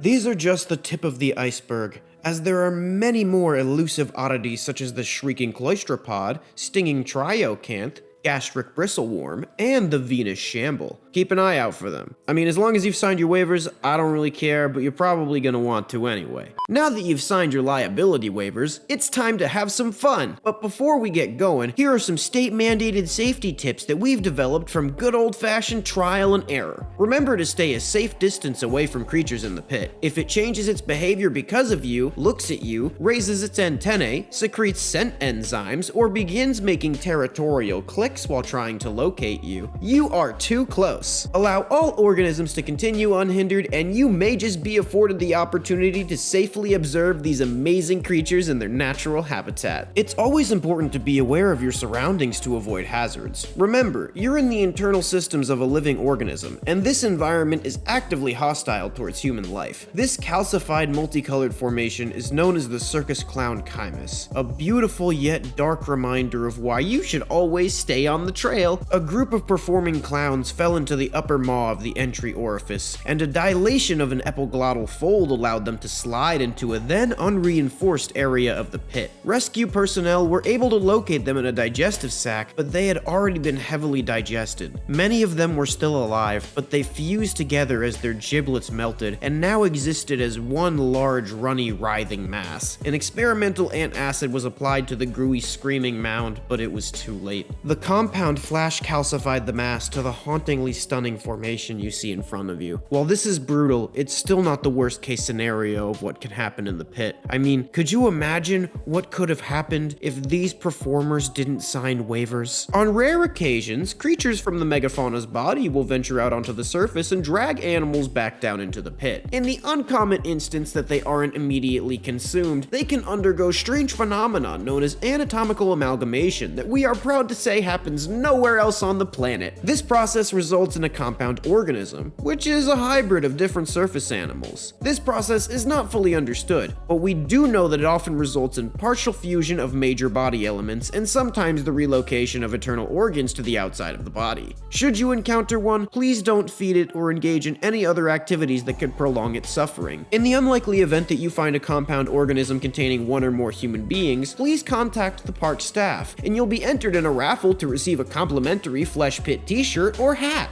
Have you or a loved one been combined with one or more whitetail bucks while visiting the pulsating vistas of the Mystery Flesh Pit National Park? All new from Anodyne, it's the Brain Case. Now your brain, and if you're lucky, spinal cord, can exist in the new streamlined state-of-the-art fishbowl life support system. If you purchase the premium package, you could even get a vocoder to communicate and some of your sense organs back to deliver a sensory experience close to which of that you previously enjoyed. All for one low price of $99.99. Your journey into the flesh pit will begin as you descend an elevator deep into the beast and arrive at the lower visitor center. This expansive multi-story shopping complex has everything: restaurants, clothing stores, romantic depots, the whole 9 yards. Some of the restaurants were accused of serving the meat from the walls of the cave, but it was denied by the park. People have tried the meat though, and confirmed that it was too gamey to market to even the most adventurous of eaters. However, the arthropod Neuro-isopod monsters running around are reportedly delectable when steamed with a side of butter. I'm guessing they taste like somewhere between lobster and crab. Experience the majesty of nature from the inside on one of our many hikes. For a breath of fresh air, try visiting the Northern Bronchial Forest. On the Swallowed Hole tour, you experience a vorophile's dream in reverse and climb up an 8-story esophagus. Be careful, this one is marked for those who don't have a fear of being eaten alive. For the refined consumer, consider visiting the Intra-Park Wellness Resort in the stomach, overlooking the beautiful gastric seas. This isn't just a family park, if you know what I mean. If you're looking for a romantic getaway, the amniotic fluid springs are the perfect place to put the spark back in any relationship. The fluid is an aphrodisiac, has healing properties, and guests sometimes report making life-lasting emotional connections in the pit. The springs range in dilution. The higher the dilution, the stronger the effects. If you are visiting a spa below the green line, please consult a physician beforehand. If you are visiting a spa below the yellow line, please consult a religious figure or sexual wellness counselor beforehand. The areas with lower concentration are open to all ages, but after a few people caught cases from the FBI, we decided to restrict the springs in the pit with the highest concentrations to 18 years of age or older. You may have come across this amniotic fluid before you even stepped foot in the park. This juice has led to an effective treatment for Alzheimer's, cancers, and many other life-threatening illnesses. Anodyne also provides it to companies to create consumer goods like Coke Heartthrob, the Feel Good McFlurry, and our proprietary aphrodisiac liqueur. So you're probably wondering why this place got shut down. Let me read the entire incident report from July 4th, 2007, because I'm legally obligated to.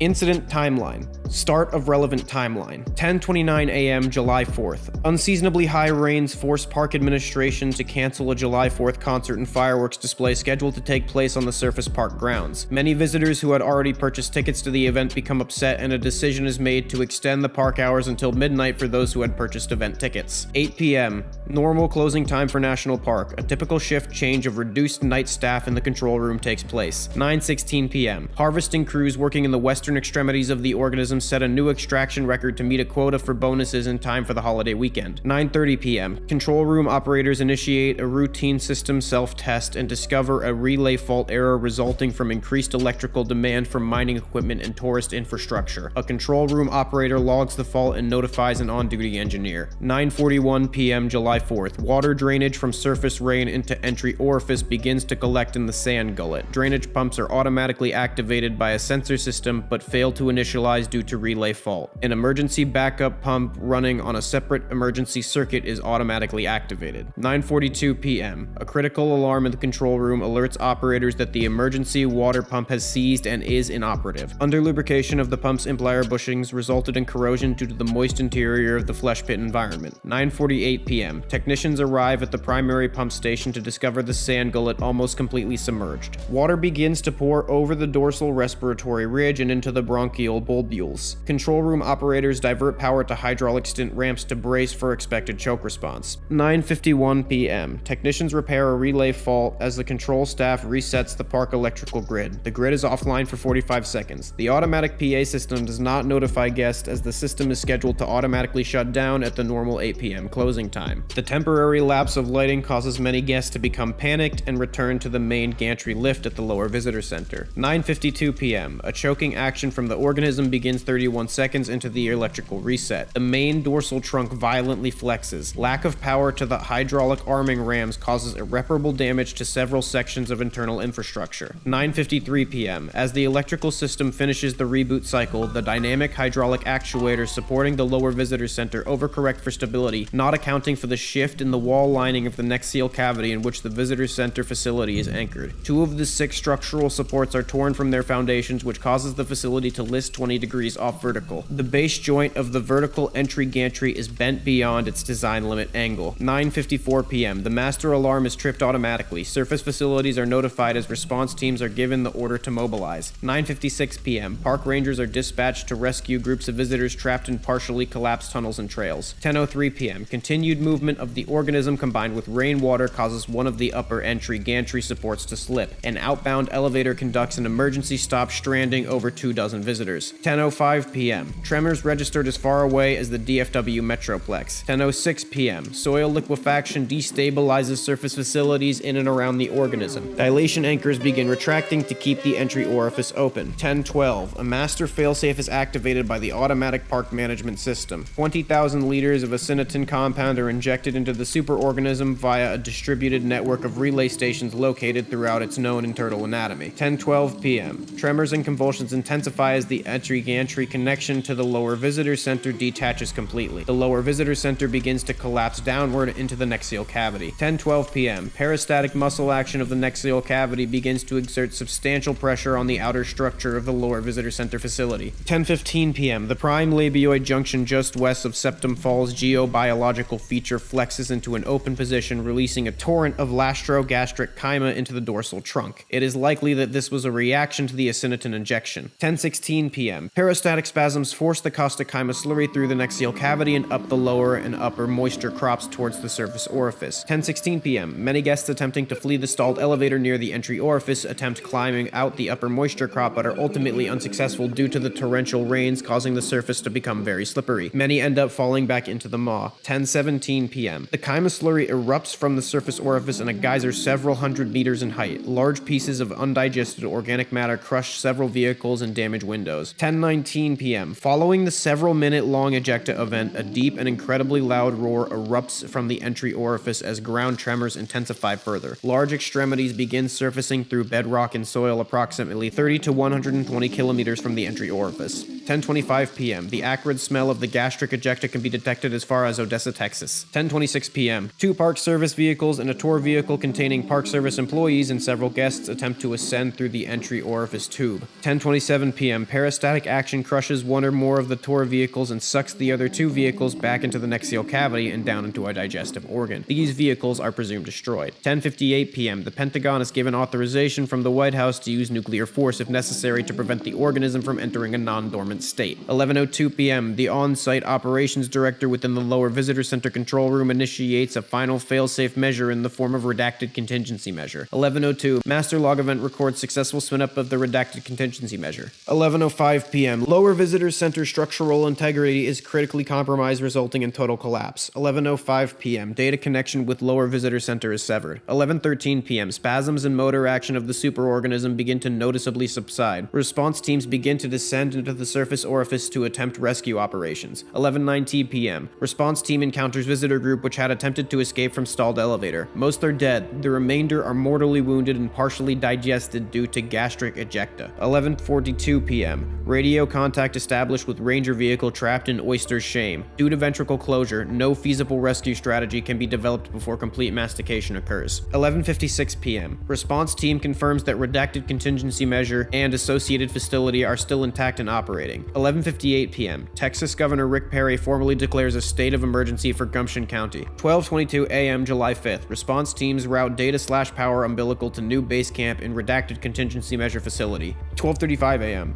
3 interpit life forms are identified as having been ejected into the surface. 15 visitors are injured and 7 are hunted by the interpit life forms during panicked evacuation of surface resort. 12:41 a.m. Park staff managed to kill the 3 large life forms. 1:02 a.m. National Guard helicopters begin delivering supplies and personnel to aid in site containment. 1:58 a.m. Field hospital is constructed to care for wounded staff and visitors. 2:37 a.m. Initial damage surveys report catastrophic destruction of internal park infrastructure. Pit geobiology has dramatically changed in hazard level. 3 a.m. Emergency teleconference of Anodyne executive leadership. National Parks Director and Security of the Interior are present. 3:12 a.m. Executive decision is made to initiate FEMA response and assemble a task force for containing superorganism. 4 a.m. Media helicopters and vehicles begin to report on the scope of the disaster. 4:39 a.m. Base camp technicians begin to spin down redacted contingency measure. Large fracture due to inertial stress have appeared on mineral components. Engineers advise against reinitializing redacted contingency measure until mineral opponents can be replaced or repaired. 6:08 a.m. Ground personnel begin assembling a pump system to inject industrial sedative into the superorganism. Transport trucks containing industrial sedative arrive. 9:45 a.m. Emergency teleconference of Anodyne shareholders. 11:20 a.m. Several injured visitors inexplicably leave field hospital and begin walking towards the open pit orifice. Approximately 38 individuals are able to crawl back into the orifice over the course of 8 hours. None are recovered. 3:51 p.m. Radio transmission from trapped ranger vehicle ceases. Many speculate that other small groups of visitors and staff are still trapped. End of relevant timeline. This incident is responsible for over 750 fatalities, 1,800 major injuries, and 18,000 people sought medical and psychological treatment for symptoms including chest pains, shortness of breath, nausea, birth defects, hallucinations, depression, anxiety, internal bleeding, sore throat, and headaches as a result of the gastric ejecta that was released into the atmosphere. The investigators have concluded that this disaster was caused by Anodyne's negligent practices, and because this was bound to happen with something that's literally a testament to man's hubris built inside of a giant monster. But it totally wasn't their fault at all, because stop asking questions and go home. The most fascinating of the many conspiracy theories that surround the Mystery Flesh Pit National Park is the legend of the Merrowfolk. The Merrowfolk are thought to be a humanoid species that evolved to live in the pit. Some Merrowfolk conspiracy theorists believe they evolved from humans who began living in the superorganism millions of years ago. Reported sightings of these people are thought to be gas bowels being mistaken for the flesh Bigfoot. By name alone, the Merrowfolk are likely to make their homes in the holes of the megafauna's bone marrow. If they look similar enough to be mistaken for a gas bowel, they're likely somewhat to resemble them, but larger and more humanoid in shape. I would suspect that they would survive either by harvesting meat and biological tissue from the marrow and the walls, hunting interpit life forms and tourists, or a little of each and a little cannibalism here and there to keep things interesting. The Mystery Flesh Pit truly is a dark, moist, slippery, undiscovered frontier. Even since the last video, our team has more hypotheses about the elusive biological marvels that make their home in the pit. The Venus Shamble most likely uses its vascular extensions both to feed off of nutrients and fluids from the anatomy of the pit, and also for locomotion. I'd guess that many a tourist have woken up in a twisted weave of veins slowly sapping their moisture. Hikey kinda looks like a Dumbo octopus being swallowed by a sea cucumber with such force that it crapped out all of its veins through its skin. This is the lesser copepod. It's like the abyssal copepod, but apparently lesser. I reject that notion. He's not the lesser copepod. We're gonna call him the short king copepod. Let's talk about the ballast sirens. My theory is that they're located in the amniotic ballast. When people are under the extreme aphrodisiac effects of the strongest springs, chances are they will be in a hypersensual and very suggestible state, and they will want to stick their bits in literally anything that has a slot that it fits with. The ballast siren will attempt to attract these horned up, inebriated individuals like a siren to put their bits in one of the holes, and then the suction grabs them and they suck all of the internal organs out of the naughty hole. Or maybe they don't do that. Who knows? I just made all that up from context from its name and anatomy. You got a better idea? Leave it in the comments. The gastric bristleworm is named after a regular bristleworm, which is a common nautical animal that often acts as a decomposer. The gastric bristleworm likely explores the digestive system like an ocean and helps the megafauna digest organic material. If you found yourself unlucky enough to be being digested by the pit, just know that this thing will be swimming in and out of your melting skin while it happens. Moving on, the bone mite is a large parasitic mite that feeds off the bone marrow and blood of the superorganism. If these mites function like I think they do, then I suspect very soon tourists will be found with no bones or blood and their skin covered in bone mite bites. My theory about the little wiggly abomination that looks like an upside down Christmas tree called the gangliotoad is that it's basically a nematode, or a parasitic roundworm, except it's on the scale of the gargantuan creature that is the superorganism, and thus could probably slurp all your blood out so hard that your skin and organs crumple up like a drained Capri Sun. The shrieking cloistropod looks like a Cronenberg-themed quadruple-ended vibrator that operates solely on biological pulsation. It looks like it might root itself into the walls of the flesh and then shriek, I guess? I don't know. I don't know what this one does. I'm moving on. The stinging triocanth kinda looks like a giant wiggly wasp with wiggly deer horns. I'm guessing it acts like a giant wiggly wasp too and stings the crap out of whatever it sees until it's no longer alive. Remember folks, everything in the pit actively wants to end your existence. So actually like you would if you were in the wild in Australia. Well, maybe not that extreme, but you know, the same idea. There's reports of an interpit life form capable of creating a hallucinogenic venom in glands behind its eyes and spraying it at those who disturb it as a defense mechanism. I will call this creature an expectorate. It has two large, seemingly bioluminescent eyes it uses to see in the inky darkness of the guts, and four appendages which it uses to drag itself through the folds of the fleshscape. It's often camouflaged in the crevices of the pit anatomy, and uncautious tourists have been sprayed with large amounts of venom that can cause radical perspective shifting and perception of new insights, euphoria, immersive experiences, disassociation and non-responsiveness, sensual enhancement, dysphoria,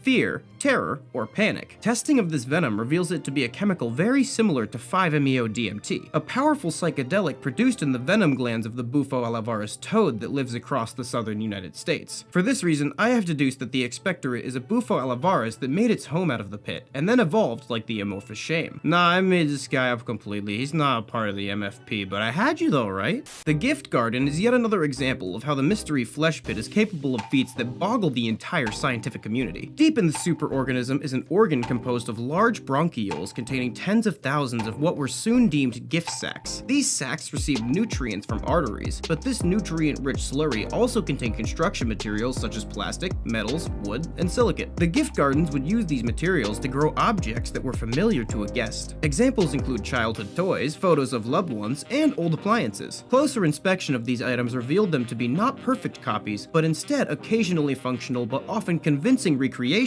of these objects. Once the gift had gestated enough, the sac would turn translucent, signifying that the guest's gift is ready for collection, and will be available to them for a nominal fee after harvesting. Scientists have absolutely no idea how this organ works, but some theorize it's a process involving the pit's neural tissue receiving brainwaves from the humans inside of it. While the idea of the pit having telepathy is unsettling, there's no reason to think it would use this for predatory purposes.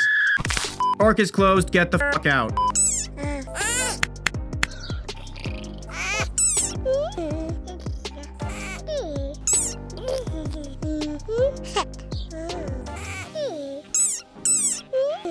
A subterranean superorganism slash ecosystem that inspires a primal terror even more severe than my AirPods falling out when I'm using the urinal. While the pit remains as fleshy as ever, recent scientific findings in the form of an MFP Tumblr Q&A make it slightly less mysterious. Although, some just raise more questions than answers, so I just lied to you. We know a decent bit about the flesh pit at this point, but what actually the f is it? Geo and Venterio biologists have reached an understanding that the superorganism displays pentadecagonal symmetry. Although this isn't your grandma's mind-bending Leviathan 15-legged starfish monster, its biology is not nearly as simple on the vertical axis as it is on the horizontal. With this discovery, one of the most pressing questions about the superorganism has finally been answered. That being, how many holes does it have, where are they, and what can we use them for? From the most recent Q&A, is the main entry orifice the only one the mystery flesh pit possesses? If not, were the other ones also used by Anodyne for resource exploitation?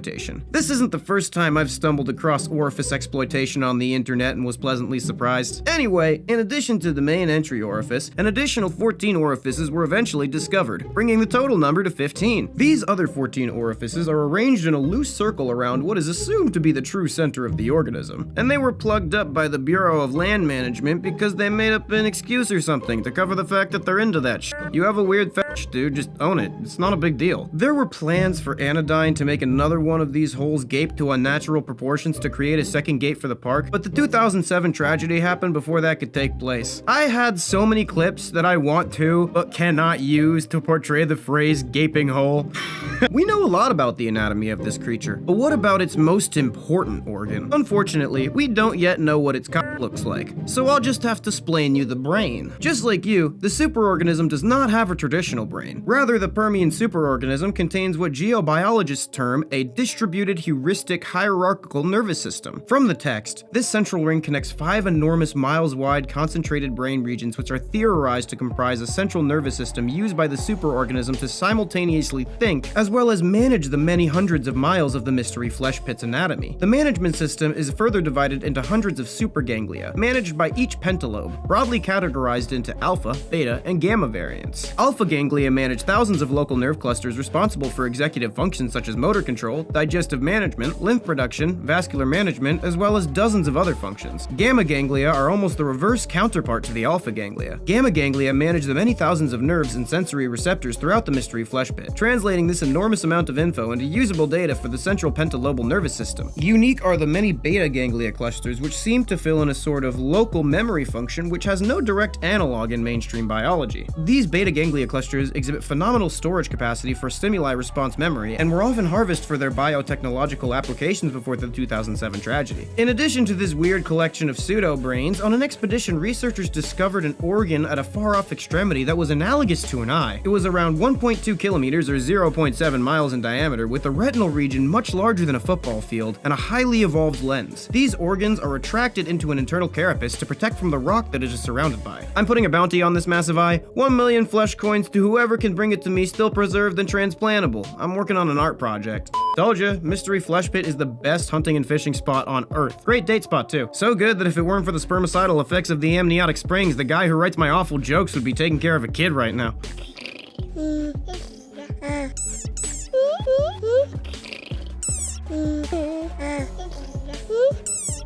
It's no secret that regular old earth fauna that falls or gets dragged kicking and screaming and praying into the pit can get amalgamated into combination flesh monsters, but have you ever wondered how big the largest compound organism to grace the fleshscape was? Venteriologists theorized that once, hundreds of years ago, a herd of longhorn cattle over 1,000 strong were consumed by the pit. These cattle underwent a mass amalgamation, but were able to survive for an extended period of time due to the size of the organism, and that it could consume its own mass to extend its miserable existence. The pit slowly grew a flesh sac around the compound megacow, which scientists think were for the purpose of digesting it. The horns of this compound megacow consistently gore a hole into this sac, and to this day, the tear in the tissue lining, combined with the rhythmic suffering of the megacow, is known as the Peking Druid Geobiological Formation. I find it unfair that when I have a gaping wound constantly leaking fluids, people vomit and pass out, but when the flesh pit does it, it's a tourist attraction. That's double standard. The Happy Meat Farm Genetic Modification Abomination Tier List. That's right, we've been blessed with this presentation of all these pained, wallowing testaments to human scientific advancement, and I'm gonna put them on the internet rankings chart on how good they are. Now, some of you might ask what the scale of goodness is, and it's based entirely on my opinion. So let's get into it. Subject number C0172. Chicken, male, 31 days old. Status, alive. Results, skin aberrations, no sensory organs. Is this thing capable of eating? This thing has no sensory organs at all, so I don't even know if it would experience anything in the first place. Does it even know if it's alive, or is it just basically asleep forever? I envy this thing's existence, so Chicken Helen Keller gets S tier. Subject number M0097. Cow, female, 15 months old. Status, alive. Results, enlarged udder full of tumors. That would be a lot of extra meat, so it does have that working for it, although I'm not really sure tumor meat is very appetizing. Hold up a second. Okay, I just googled it and I can't find anyone who's tried to eat a tumor, and it says it's illegal to sell animals with tumors, but maybe you could sell it on the discount on the down low, so this thing goes in D tier. Subject number P0112. Pig male, 5 months old. Status, alive. Results, lives despite no face. This pig looks like it was run through the deep dream generator. It lives, yet it doesn't have a face. Kinda reminds me of the chicken, but it looks like it has some sense organs. They're just arranged haphazardly. Since it's cognizant enough to know it's suffering, I'm gonna put it in C tier. Subject number M0098. Cow, female, 12 months old. Status, deceased. Results, died instantly. Developed stomach eye. This thing died instantly upon the development of an eyeball in its stomach. No reason you couldn't just sell that as a meat cow and cut out the eye and put the eye in a jar with some isopropyl to be like a neat little desk decoration to be a pretty approachable boss, you know? So it goes in B tier. Increasing treatment levels. I don't know what treatment levels mean, but whatever they were before, now they're more than that. We're getting into the fun stuff. Subject number P0113. Pig, female, 3 months old. Status, deceased. Results, looking at it causes extreme discomfort. And they censored it. Wait, how did you... Oh, that's not that bad. I've seen worse claim to be in the top 5% of OnlyFans creators. A tier. Subject number C0174. Looks like a coral reef made only out of chickens. It says unclear if alive. Couldn't you check its vitals? Wait, Where even would the heart be on this thing? For being a nugget, even before it is processed, this one gets B tier. Recommendation, send to HR. What is HR gonna do about it? I know animals, and chickens aren't usually predators. Subject number, M0099. Cow, female, 3 months old. Status, alive. Results, developed extreme growth. I can't even tell where it ends and where it begins. It's just an endless pile of suffering meat made solely for the purpose of consumption. This says a lot about society. Society says a lot about this. F tier, stop judging me, stupid metaphor cow. Send it to HR? Another animal going to HR. I think we have different ideas about what HR is supposed to be. You know what time it is? It's time to take this monstrous exercise to the logical extreme. That's my favorite time. Increasing treatment levels. Subject number, P0114. Pig, male, 2 months old. Status, forced to terminate. Results, uncontrollable growth. Killed an employee. I'm confused as to what are considered effective results. Like, is this thing for eating? Cause then good job. Or maybe not. How does this thing even move enough to kill an employee? It looks like they took a JPEG of an obese man's stomach and copy pasted it 1,000,000 times in Photoshop. And for that reason, I give it A tier. Send to HR. Wait, they just said they killed it. Why are they sending a dead pig carpet to HR? Who is making these recommendations? What happens at HR? Subject number, M0101. Cow, male, 7 months old. Status, missing. Results, subject, escaped facility. That thing doesn't look like a cow. It looks like a spider or something. Okay, so we have like several eyes all around it. A bunch of what looks like limbs stemming from indiscernible body locations. Find it immediately. Whoever's making these recommendations definitely just sent it to HR and it just disappeared, and they erased the previous order and wrote that in a panic. I'm gonna put this guy at S tier because Alex Bale is making SpongeBob videos again. Okay, so that is the full undebatable tier list, as my opinion is fact. If you have any other incorrect opinions, I cannot stop you from leaving them in the comments below.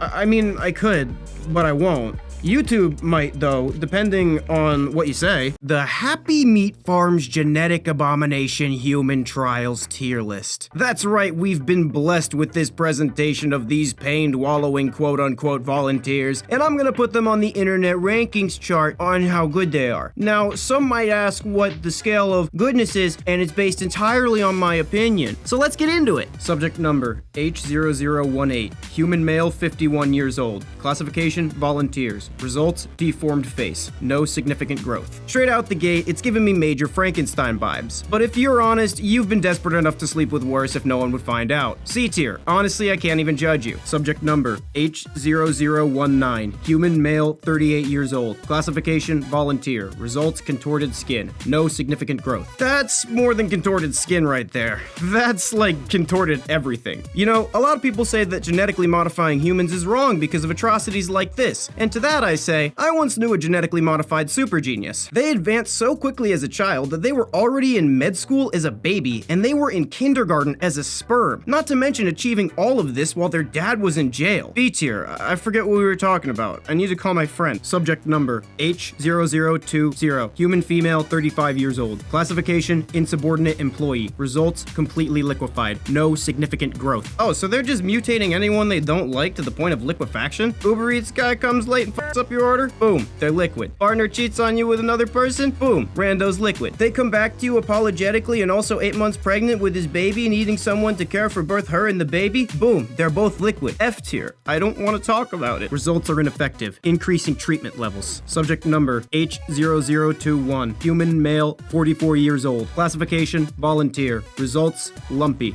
Slight growth. I love how the results just say lumpy. I mean, like, it's not wrong. Honestly, I'm having trouble coming up with describing it any other way. I hate this, it's heinous, but not bad enough to make you do coke out of your own anus. C tier compared to what I've seen is nothing. Subject number, H0022. Human, female, 41 years old. Classification, volunteer. Results, it's on the ceiling. Slight growth. Recommendation, get that thing down. Why would they need to get it down if it's on the ceiling? It's still in the cage. They just want to stifle its creativity and crush its soul. I'm sorry, I thought this was an unethical laboratory full of abominations, not an office. A tier, you can do whatever you put your mind to, buddy. Subject number, H0023. Human, male, 25 years old. Classification, outsider. Results, unclear.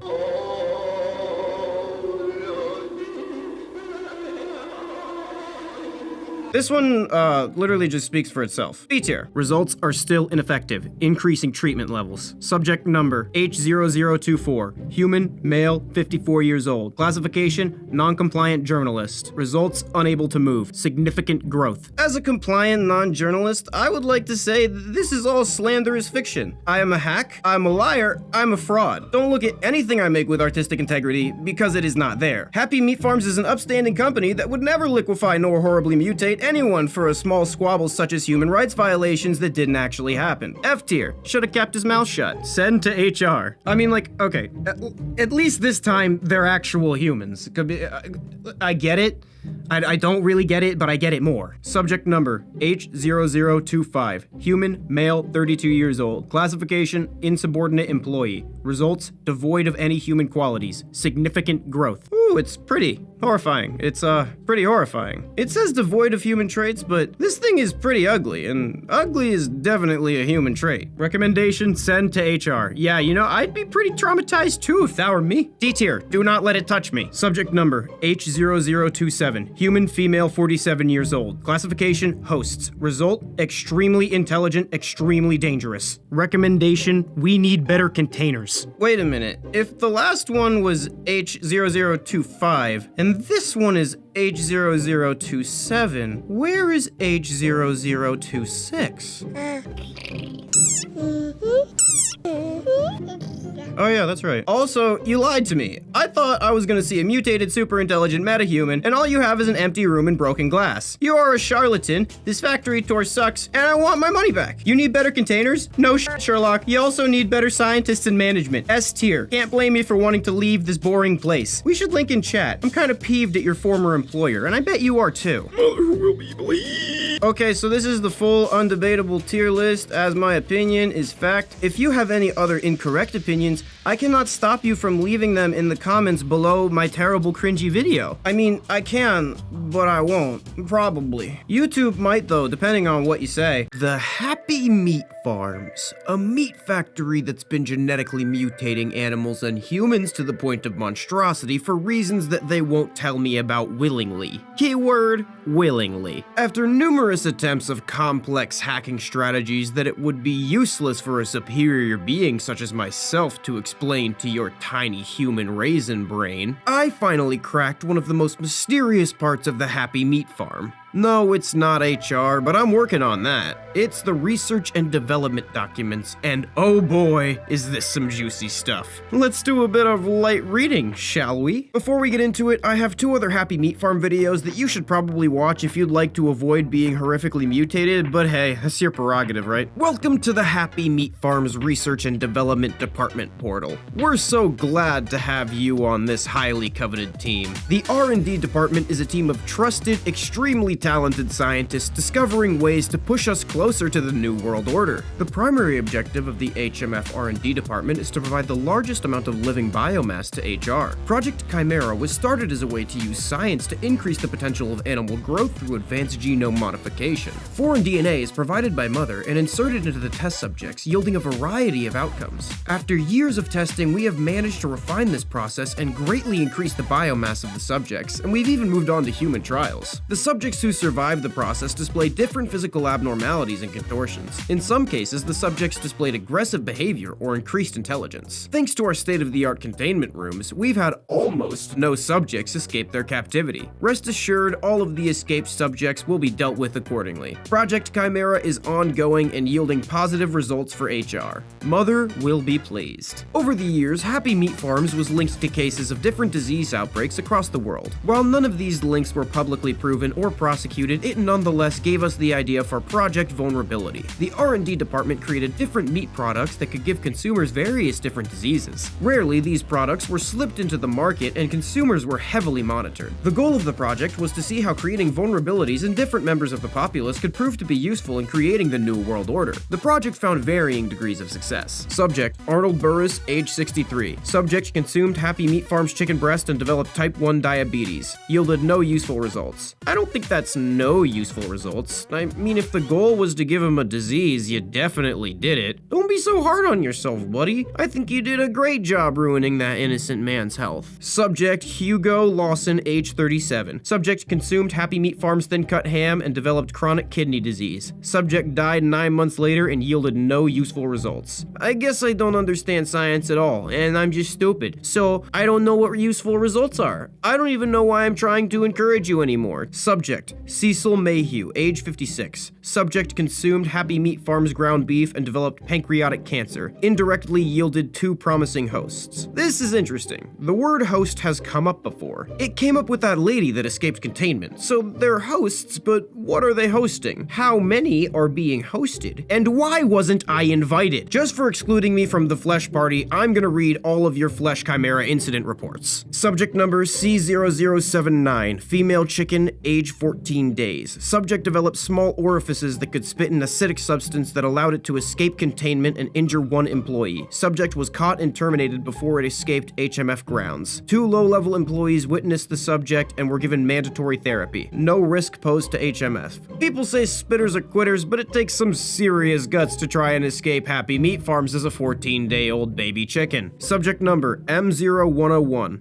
Male, bovine, age 7 months. Subject developed 11 appendages and an undetermined amount of eyes, described by employees as spider-like in its appearance and movement. Subject showed no signs of intelligence or cognitive abilities. In the process of transportation to HR, subject escaped and killed 3 employees. Whereabouts currently unknown. Minimal risk posed to HMF. I thought this one might have been Alex Bale's Muse originally, but I guess I was wrong, because they say it's just a big dum-dum spider cow. Subject number, age 0027, human female, age 47. Exact details about the subject's appearance are unclear. All the employees who directly witnessed it are dead and visual records of the subject have been destroyed by it. Subject is extremely dangerous and intelligent. Subject escaped through containment, glass, and killed 11 employees. While the subject did eventually escape the facility, they did not head towards the exit first. It managed to access several of the HMF secured data servers before escaping. The servers remain intact, but many files are missing. Thanks, girl. They made for a great video. Never say I don't do anything for the audience, Amoeba. I do when I need one. Whereabouts currently unknown. Massive risk poached to HMF. Oh, you got that right, buddy. She is pissed. Also, her whereabouts are currently unknown to you, but I have a feeling that isn't gonna be the case much longer. Due to increasing efforts to keep R&D information confidential, many projects have been redacted from the online R&D portal. If a project you are involved with is not available here, please speak with your department head and access it on the internal servers. He's given me the silent treatment. Such a diva. We thank you for your continued efforts and discretion as a member of the HMF family. By the way, the dicks at Happy Meat Farm never refunded my flesh coin, so I'm gonna be leaving all of their access code and all the other weird stuff that I found while doing some research in a pinned comment under the video so y'all can take a peek for yourself. If you find anything, get in contact with me immediately. You crossed the line, Happy Meat Farms. I was cool with you horribly mutating animals. I was fine with you feeding their meat to people to give them diseases because that's a hilarious prank, and horribly mutating the humans after was the icing on the cake. Credit where credit is due. But you took a small amount of money from me and didn't give it back after fully fulfilling the service you advertised, and I won't take that lying down. The Happy Meat Farms HR orientation video analysis. That's right, we've been blessed with a tour of the human resource facilities of this monument to genetic abominations, and I'm about to plunge your eye holes face first into this body horror extravaganza. So let's get into it. There is one job at HR, to feed Mother. They receive assets from research and development and carefully transport them to Mother. These assets are apparently sedated and cannot harm you like they harmed all those other employees. Before we ransack the Human Resources Department, they have 3 rules. Rule 1, don't touch anything. Rule 2, don't look at anything. And Rule 3, have fun. Now that we know the rules, let's go touch and look at everything while not enjoying ourselves the whole time. This is the hole room, filled with holes, for reasons. You can use any hole but this one. Keep your grubby hands off my wife. This is the hair room. It's filled with hair. And this is the flesh room, filled with real... Wait a minute. Oh no. This building is alive, and I've been f***ing it! The rat room. There's a rat in here somewhere. Yeah, now there's two, buddy. Just wait until the health inspector sees this. You're done. I finally have some dirt on you that can take you down. The room with the yellow balloon. Don't go in there. Why, what happens when I go in? So many fingers inside of me, everywhere! Are you having fun yet?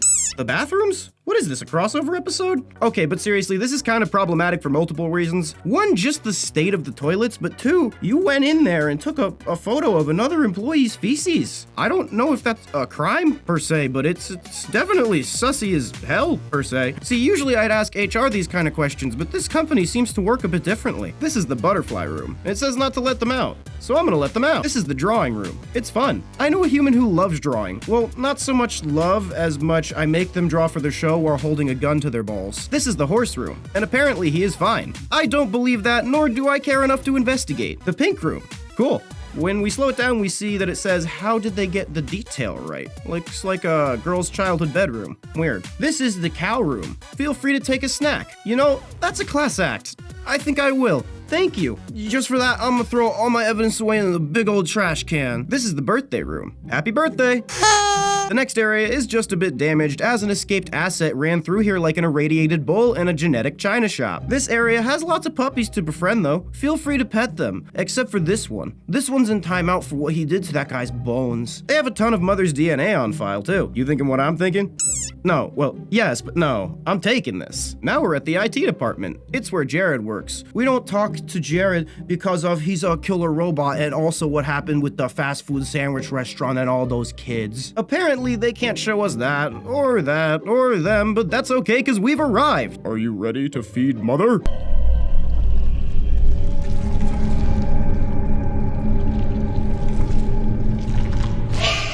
This is way better than the last company I pretended to work at / burglarized.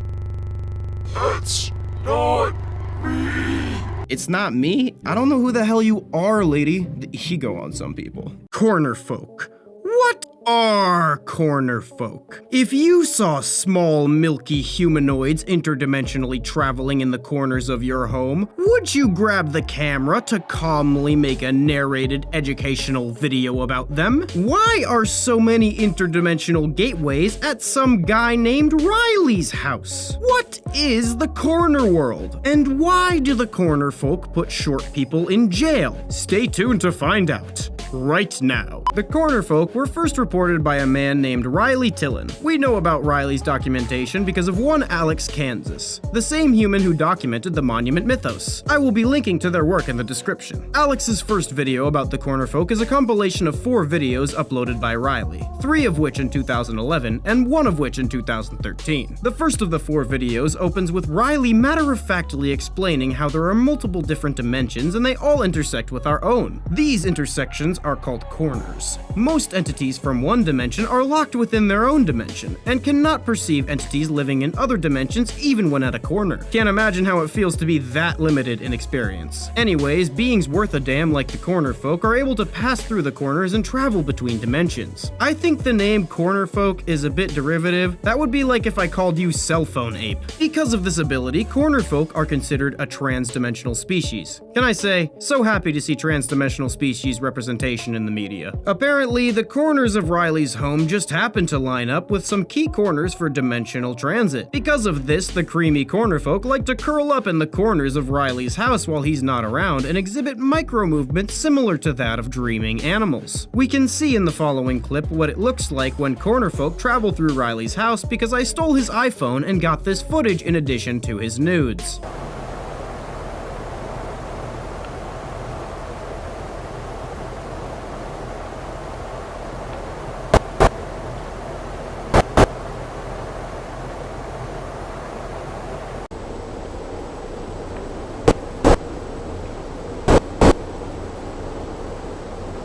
So we know that they're jumping dimensions, but why are they doing it? Riley thinks that the Cornerfolk might only leave their dimension for food, like humans only leave the house for resources. If you only leave your house for the bare minimum resources to survive, I'm ashamed to say that I can relate. The little Cornerfolk have patterns on their skin, imprinted there from being haphazardly crammed into nurseries / prisons in the corner world made out of corners to secure / trap the infants. If you're quick to judge the Cornerfolk for putting their youth in jail, just Just remember high school, and then remember how annoying you were in high school. They were right to put you in there. Riley thinks that the corners in his house are being used as in-between points for dimensional travel, like a rest stop. I mean, he's kinda right, but only in the fact that everyone pees there. After a while of this crap, Riley began to fixate on a dimension known as the corner world. The corner world is a world made up of a bunch of trans-dimensional intersections that's far too complex for your human brain to understand. So we just said, fuck it, here's a bunch of lines. Anyways, Riley starts dreaming about the corner world, and like any rational being, he stays inside for weeks to obsessively draw what haunts his slumber. He begins to claim that the corner folk are taunting him, and no shit, dude, they can travel dimensions and you don't even leave your house. He then says that he wants to enter the corner world, and he is not afraid of what happens to him when he does. Riley then jumps into a corner of his house, and we get a look into the corner world.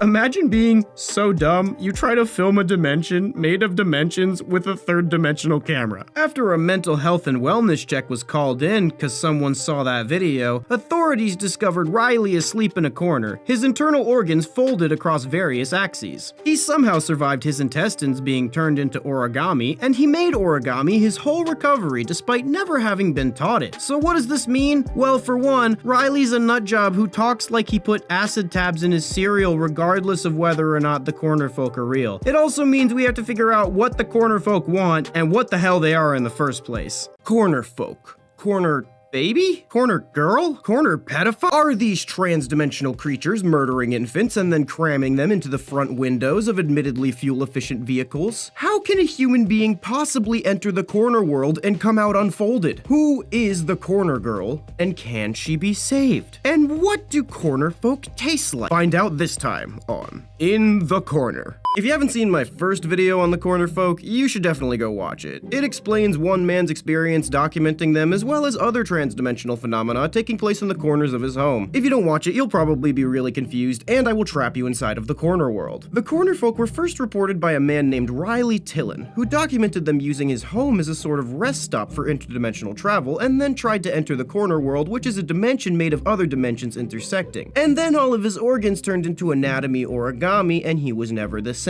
Got it? Good. We know about Riley's documentation because of one Alex Kansas, the same human who documented the monument Mythos. I will be linking to their work in the description. Now, without further ado, let's get into the most anticipated animated event since Pokemon 3 Michael Vick Returns, Cornerfolk 2. The next video in the Cornerfolk series is Corner Baby. Unlike the first Cornerfolk video, it doesn't star our boy Riley Tillon, it stars the man, the myth, the legend, Alex Kansas himself. It details a crew building a set in an abandoned nursery. Despite taking place on September 21st, 2021, the video starts with music that reminds me of a 2014 Lifehack video. The nursery is pretty decrepit, as most of its windows have been shattered. Anyways, during the 4 hours of mind-numbing painting that it took to create the set, somebody pulled up in a car and parked it near Alex and his squad. Now, I have already found something suspicious about this video. It claims to be taking place in 2021, but right here they are seen bottle flipping. This must mean one of two things. A, the video date is incorrect, or B, that's pretty cringe. Anyways, shortly after Alex's stint of being way too focused on someone doing a bottle flip, he's told to come outside by his friend, who has purportedly found something disturbing.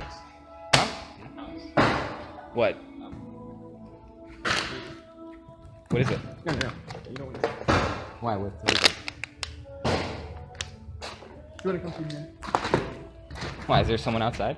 No, so I might be seeing things, but I'm not sure exactly what's going on in this car. What? Where am I looking at? Next to the rearview window. Rearview mirror. Okay, if that thing is a baby, it's either incredibly deflated or someone has dropped it headfirst on the ground from at least the height of a truck bed. So Alex called the police immediately, who said it wasn't the first time they broke windows to recover children. Why didn't they specify car windows? Are they just like breaking into kids' rooms through their windows to quote-unquote recover them at night? Side note, the upbeat music stops here, but I think the part about the possibly dead kid would be much funnier if they kept the track rolling. Then we're shown pictures of a demo site where we are told the nursery doesn't exist anymore. No mention as to whether or not the kid still exists. Actually, this one cop got really defensive when we found it strange that a dead baby needs to go in the evidence locker, but we're here to talk about the Cornerfolk. So, what does this have to do with the Cornerfolk? I don't fucking know. Well, since the Cornerfolk's travel locations are usually in corners in the real world, and that baby was crammed really hard into the corner of a car window and seemingly left there folded like a pretzel, I'd be willing to bet a decent amount of corner cash that we already know our culprit in the baby car corner catastrophe. The next video in this series is Corner Girl, and if you think calling this series an analog horror was a stretch because it wasn't that scary, I'm happy to say you can put those non-fears to rest. Corner Girl opens with grainy footage of what is either an unconscious female or a corpse, and what sounds like audio from an educational video teaching children about the amount of corners in different shapes. Text flashes on the bottom claiming that the person behind the camera is not Alex Kansas, and that he just moves luggage, and that Alex based Riley Tillin on him. She was luggage. You are luggage too. Luggage is so easy to lose.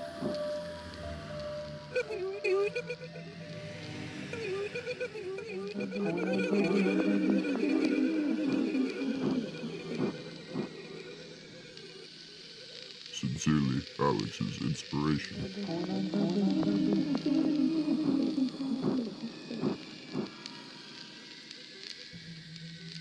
So what does this mean? There's obviously a lot of questions unanswered, but I think enough information is there to flesh out the world slightly more. First of all, we know that regular humans are indeed able to enter the corner world without being folded into oblivion. We also know that the corner world is being used for some form of human trafficking. Whether or not Alex's inspiration is using the corner world as a rest stop to move people from point A to point B in our world, or is just storing them in the corner world for some probably horrific purpose is yet unknown. This info also brings into the question what the corner people are. It could be possible that after prolonged exposure to the corner world, one would become so folded that they would somehow resemble a Cornerfolk, which doesn't make any sense, but shut up. This is just a theory, but it's possible that whoever Riley is based on is leaving people in corner prisons until they become Cornerfolk themselves. Why? I don't know. I'm like half sure that I'm completely wrong anyways because there's not enough info so if I know if I'm accurate.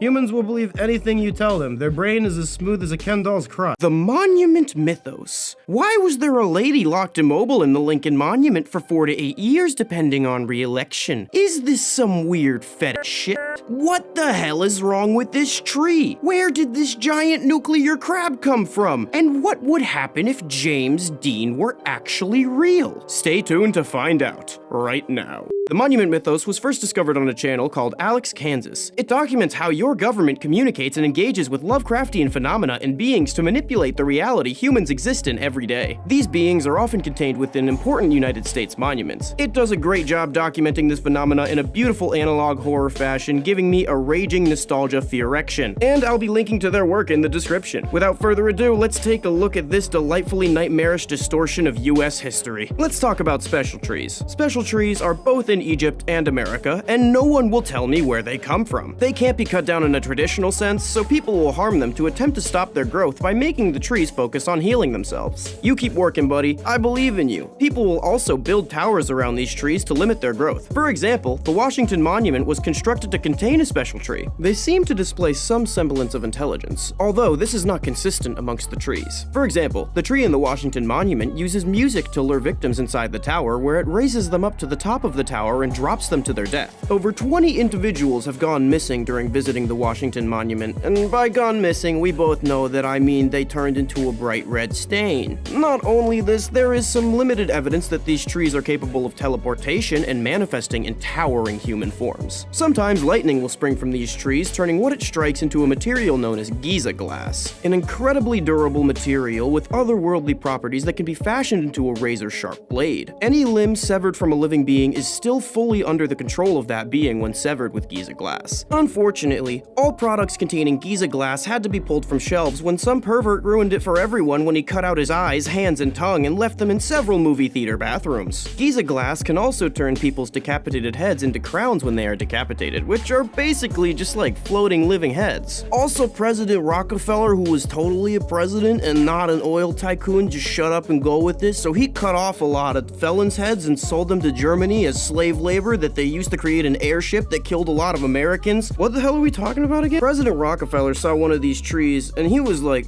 oh, horrendous. So with a level of carelessness on par with wiping your ass after applying icy hot without washing your hands first, he decided to dig up the tree and glue a bunch of branches to it rather than just getting a regular Crimbus tree. He put it into the I name stuff after myself because I'm super secure center so everyone could marvel at it. Apparently they are links between universes, as shown by that one little girl who put a star on top of Rockefeller's and the tree decided to put her into another dimension as one does. Don't ask me to explain literally any of what I just said because I'm just as lost as you are. Have you heard about the Lincoln Lookers? You better make sure you aren't disliked by any presidents because one woman, Maya Arnoldson, didn't do anything except slightly resemble someone who did, and she was kidnapped, immobilized, and crammed into a metal statue shaped like the Emancipator with only 2 small eye holes for 2 weeks. She was in fact the wrong person and got a personal apology from Ronald Reagan. Please give me access to the presidential healthcare. My bones and muscles have atrophied from being unable to move. How long are you going to hold this over my head? I already said sorry. We can get an inside look at how these Lincoln Lookers are chosen from a quote from Important Government Man. There's always that someone that we dislike more than everyone else. Not usually famous or important, but you've done something that's affected us personally. Often you're the only person who remembers this act. And I've been that bad, but memory hurts. Everyone experiences this, and the president is no exception. Except he can do something about it. Every president can choose one person to be a Lincoln Looker. After their alibi is fabricated, the person is abducted from their home, and they stay a Lincoln Looker for as long as the president sits in office. Nobody can question his decision, and it's no trial. You might be surprised, but it's nothing new. It's been a tradition. Lincoln Lookers have been around for a very long time. People thought that the victims of Lincoln Lookers were imprisoned behind presidential portraits, and they took the portraits off the wall to prove that they weren't. Well, no one behind the painting. I guess I owe you an apology. Lousy plumbing systems. We gotta get that checked.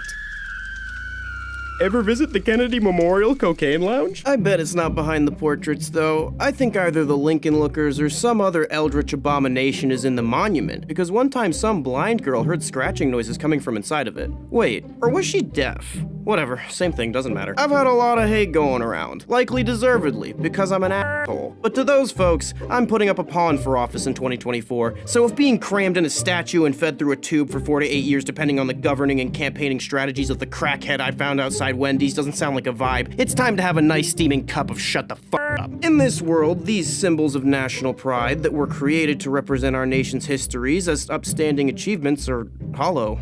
Inside of them lives a dark force being manipulated by people with power, be it power in the military, power in the media, or power in the economy. I can identify with this series a lot. When the guy who wrote my terrible jokes was a kid, he was told that Pilgrims and Native Americans were friends, and that bread was good for you. And look what happened to him. He got fat and stupid. Monument Mythos is a long, masterful series that I would like to cover with a series of my own rather than one big video to really give it the attention it deserves. If you think that I could possibly make a video about the amount of times that the government has lied to you about something of eldritch importance, leave now and protect your innocence, because like every girl I've ever met, this channel will make it go far, far away. Sometimes I regret ad-libbing in the script because I don't think before I talk. I still don't even know what to make of the nuclear cargo ship monster crab George Washington. Planets. Observer 4 probe findings explained. That's right, we've been blessed with evidence detailing extraterrestrial life, and I'm going to be putting this info into context so your human brain can more easily understand it. So let's get into it. Planets is an analog horror detailing the 48-year expedition of the Observer 4 space probe, as well as the evidence of extraterrestrial extraterrestrial life and strange astrological phenomena found during the journey. The Observer 4 was launched in 2038 and recovered in 2086, and the data inside the probe was shocking to say the least. I know what you're thinking, how is it analog horror if it takes place in the future? And the answer is shut the fuck up. We know about these planets because of one YouTube channel run by a fish by the name of Black Dragonfish. I'll be linking to their findings below. At first, all seems routine for the Observer 4 as it approaches a neighboring solar system, snapping some candid pics of some asteroids as it passes. It examines some normal enough seeming planets and their moons, but after a moment the mood seems to slowly but surely darken, foreshadowing that something might not be quite right with the Observer 4. One of the first indications that the Observer 4 probe is acting strangely is when it approaches the planet Horus. Horus is noted as an inhospitable ice planet that has a quote-unquote face that is used for experiments. My question is, how would humans be able to determine that Horus is used for experiments if they literally just discovered it this moment using this probe? Did you guess? Unless I'm missing something, it seems like someone or something else is adding information that it would be impossible for humanity to know based on its current circumstances. The next planet that Observer 4 comes across is Helios. Helios is unique as its moons are alive. I'm not sure if this means the moons themselves are alive or they just contain biological ecosystems. The language feels intentionally vague. There's something missing here. So if this guy is anything like me, he doesn't know either. Tartarus, named for the Greek mythology's version of hell, is the most unique of the moons as it is the most organic in nature, with more biodiversity than the food in the back of the fridge that no one's quite sure what it used to be. The probe describes it as a wandering, quietly weeping gateway. Can't shake the feeling that it's in some way related to its name. Keeping up with the hell naming scheme, the next planet the Observer approaches is Baphomet, named for goat f***er over here. The planet is as black as coal and a terrifying nightmare, as opposed to a not terrifying nightmare. The next planet, Anuket, named for the Nile goddess, is described as a water world. Just like Earth, its oceans are home to yet undiscovered, unimaginable horrors. It has many moons, but none have been photographed. I'm not sure if they just couldn't find it, or the Observer just got lazy, but all I know is what's in this space probe that I stole, so we're moving on. The most significant and concerning media that the probe contains is about the world of Hathor. Hathor, home, a second Earth, life. Isn't it beautiful? Interloper, we're watching. Sathan, moon of Hathor. You found new life. Isn't this what you wanted? May 31st, 2075. Observer 4 loses connection. October 24th, 2075. Connection is regained. February 4th, 2086. Observer approaches Earth. Recovered by yours truly. If you don't know much about space travel, I can't blame you because your species mostly uses its technology to spike dopamine. Mandatory species sensitivity training says you can't blame people for what they're born into, but any idiot can see this is not regular space probe protocol. This craft lost connection with Earth, then regained connection already en route back to the human homeworld. The thing is, humans wouldn't be able to reprogram it to come back if they lost connections with the probe. We know that the probe doesn't return to Earth as a failsafe for lost connections because it didn't do so when it lost connection previously. That means that something else must have intercepted it, reprogrammed it, and tampered with its data, leaving messages. Seemingly threatening warning messages. With the flashing word of home on Hathor and the fact that this was the last world it visited before it lost connection and was rerouted back to Earth, it seems like whatever messed with your little probe here was native to Hathor. They also seem to know a bit about you guys, as they're really layering in the satanic imagery and names because they know it freaks y'all out. Those threats sound like they are coming from someone who feels that they are backed in a corner. Now to a human brain, that might sound like you have the upper hand. And you might, but nothing bites harder, faster, and with less abandon than a snarling dog backed into a corner. My advice, find another exoplanet. They obviously do not want to be friends with benefits, and after the millionth open and R, you just gotta take the L. This week at Omega Mart, save on gestating mammal liquid, just $4.75. Gestating mammal liquid toast paint, only $5.99. Gestating mammal liquid with added bacteria, now 2 for $10. Plus, save on aged gestating mammal liquid in block form. That's good news for my brittle bones. That's Omega Mart. Omega Mart, you have no idea what's in store for you. If you've been looking around the internet recently, you've probably heard of Omega Mart. Omega Mart is an art installation attached to what could possibly be an ARG-type story from the team Meow Wolf. Omega Mart seems to be a grocery store with several unusual properties. Just a totally normal supermarket in Las Vegas. The world's friendliest free-range staff. Omega Mart has a strange comedy uncanny valley vibe to it. Both comedic and off in a way that's strangely alluring and sometimes unsettling, a lot of these products seem like something that would be from another dimension made up by an alien. And save on individually wrapped wheat squares. Something familiar with human habits and mannerisms, but also gives themselves away in pretty obvious ways. Romantic dinner in a can. Spoil your special someone. That's true love. That's Omega Mart. It seems like it's trying really hard to be a supermarket, and it just can't get it right. Looking to go shopping? Root beer flavored vape juice flavored root beer. Power Wings multi-purpose formula. Also, what the hell is up with the citrus products from this place? Have you tried Omega Mart brand orange drink? If you or a loved one answered yes, please call Omega Mart Consumer Affairs immediately at 1-800-808-4194. That's 1-800-808-4194. It seems like everything related to a citrus fruit in the Omega Mart line of merchandise gets recalled. This is an important message for customers who have recently purchased Omega Mart lemons. Some customers have confused Omega Mart lemons with lemons. Please return this product to Omega Mart immediately. For your safety, this product has been removed from our shelves and will be carefully disposed of. I don't know if it's just me, but in art pieces, sometimes recurring symbols in events mean something. Apparently, some of the products at Omega Mart are more than meets the eye. Terrible cliche pun not intended, because I like to think I'm not a hack. Upon calling your local Omega Mart to return this dangerous yet delicious merchandise, you would receive this message. Thank you for calling Omega Mart, the #1 supermarket in the world. If you're calling about Omega Mart lemons, press 1. If you or a loved one has been recently exposed to Omega Mart brand lemons, please return them to your local Omega Mart store.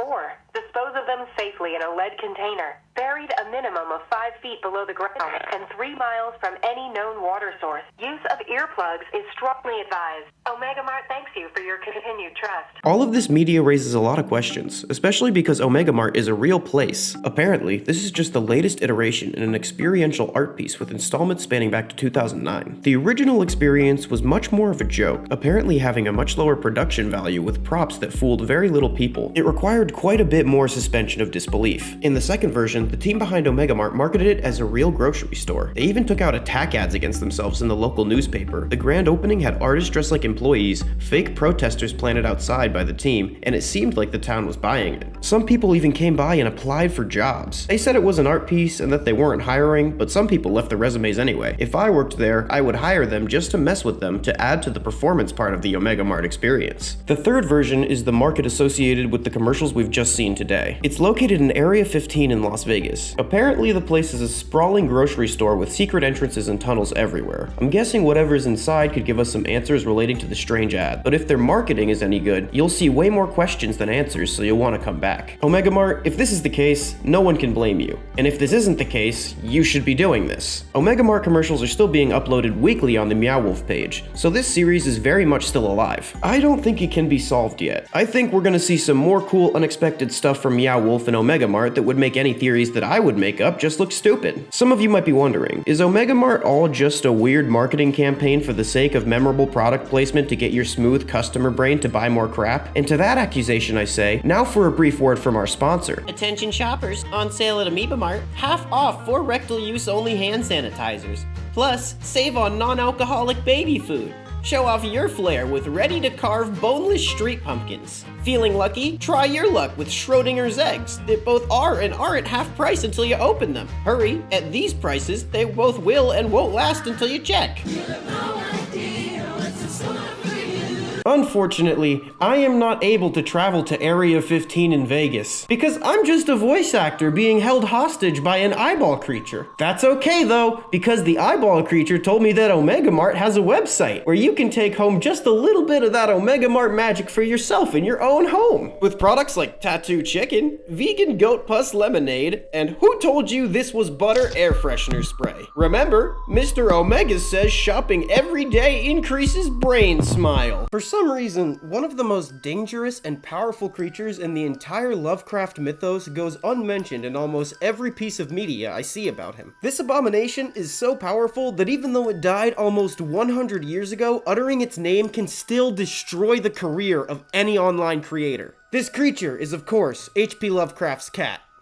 Even though a lot of Lovecraft's discriminatory ideology aged like spilled yogurt in a Florida parking lot, the monsters and some of the philosophy behind them are still pretty cool. Visualization of Lovecraft monsters is hard because many of them drive you completely mad when you look at them, but this art style is too goofy to scare anyone, and I'm already insane, so I think we'll be safe. First up is the Dunwich Horror. The Dunwich Horror was born from a human woman and a great old one by the name of Yog-Sothoth. Yog-Sothoth is a mass of glowing orbs covered in eyes and writhing with an uncountable amount of tendrils, some of which were, most likely, inside of an incredibly disturbed human woman. Unless you have a better idea of how these two did the deed. I mean, what other part of it would even go inside of where is beyond me. Anyways, the Dunwich Horror usually chooses to remain invisible. It can show itself, but when humans look upon the Dunwich Horror, they go completely insane. The Dunwich Horror is described as a monster around the size of a barn that's dotted with red eyes. It has many tentacles extending from its body, each ending in a mouth that contains razor-sharp teeth. It has a vaguely human-like face with a large mouth also overflowing with dagger-like teeth. It exudes a nauseating stench, and survives by draining cows of their blood before devouring them. Now this creature might be terrifying, and it might smell terrible, and also maybe it devours entire swarms of cattle in a series of seconds, and sure, it might drive you literally insane if you look at it from how horrifyingly disgusting it is. But I put up with lots of humans who have the exact same problems. I think the Dunwich Horror gets a bad rap. I mean, sure, it's a harmful monstrosity, but it never asked to exist on Earth. If we are to blame anyone for this, it is the family who encouraged the woman who watched too many naughty tentacle animes to act out her unholy urges in real life with an eldritch abomination. If the mother smoked, drank, and did lines of Colombian white during the pregnancy, you don't blame the baby for being a little bit off. I don't know, maybe that's a bad example. The story of the Dunwich Horror is actually quite tragic. Before the creature's death, its last words were a cry for help from its extraterrestrial father to be saved from a place with people that didn't understand it and punished it because of that. Who's the real barn-sized, horrible-smelling, cattle-devouring, tentacle-covered monstrosity? Now you just think about that. Well, that's pretty depressing, so let's lighten the mood with something really weird. Next on the list are the Children of the Sphinx. The Children of the Sphinx look like humans that have been Frankensteined together with different animals, appearing often as a human with an animal head. They are created from human and animal mummies being mixed and matched like bionicles before being affected by a very powerful magic called suspension of disbelief, which reanimated them. These abominations worship the Sphinx, and that's pretty much the sum of what they do with their existence. Fun fact, the creation of the Children of the Sphinx was partially attributed to Harry Houdini, the legendary escape artist that could escape anything but his own appendix. No, I don't think it was too soon, it was almost 100 years ago. This is Yagalanak the Defiler. Yagalanak's day job is being the god of perversion and depravity. It is a sadistic old one that enjoys making humanity suffer. This old one is from an unknown ruin in an unknown place. While it doesn't always have a physical form, it for some reason chooses to manifest as a morbidly obese mass of a man with no head and mouths with long tongues in each palm. So,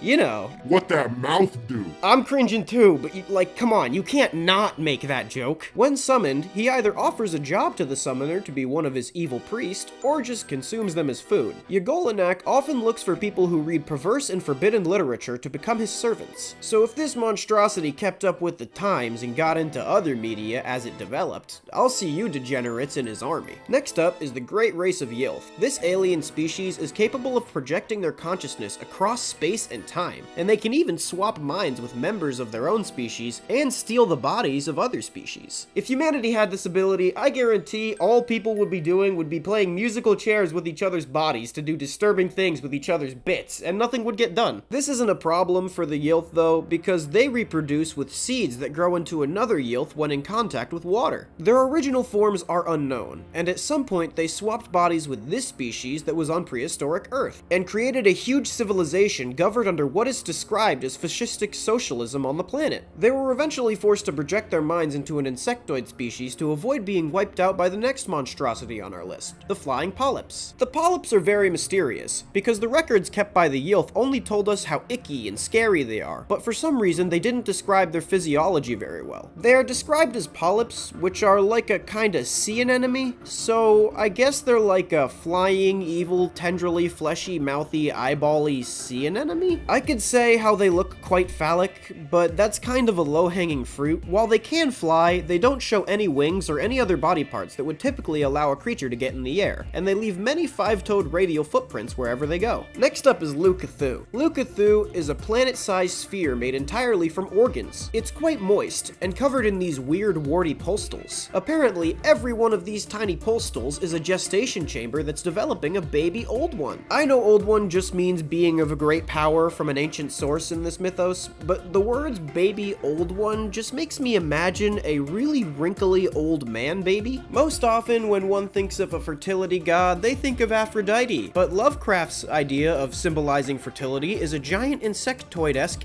egg sac. It's kind of common knowledge that he projected himself into his work, so like, I'm really curious what Lovecraft was into. Like, what got his motor running? Like, what made his cream expel at great speed out of his cock? The next entity is possibly the most abstract of all of the abominations in the Lovecraftian mythos. It is the blackness between the stars itself, a literal conscious nothingness that observes all of the universe with a sense of cold indifference. This being rarely chooses to communicate, but when it does communicate, it speaks in a language only it can comprehend. I know what you're thinking, did you only cover this one because you could draw it just by using one color and a paint bucket tool? No, that's not the only reason, but I'd be lying if I said it wasn't one of them. I couldn't make something on Lovecraft without mentioning the face of the mythos, so let's talk about Cthulhu. Cthulhu is often described as an unholy amalgamation of human, dragon, and octopus. This lumbering beast is said to be the size of a mountain.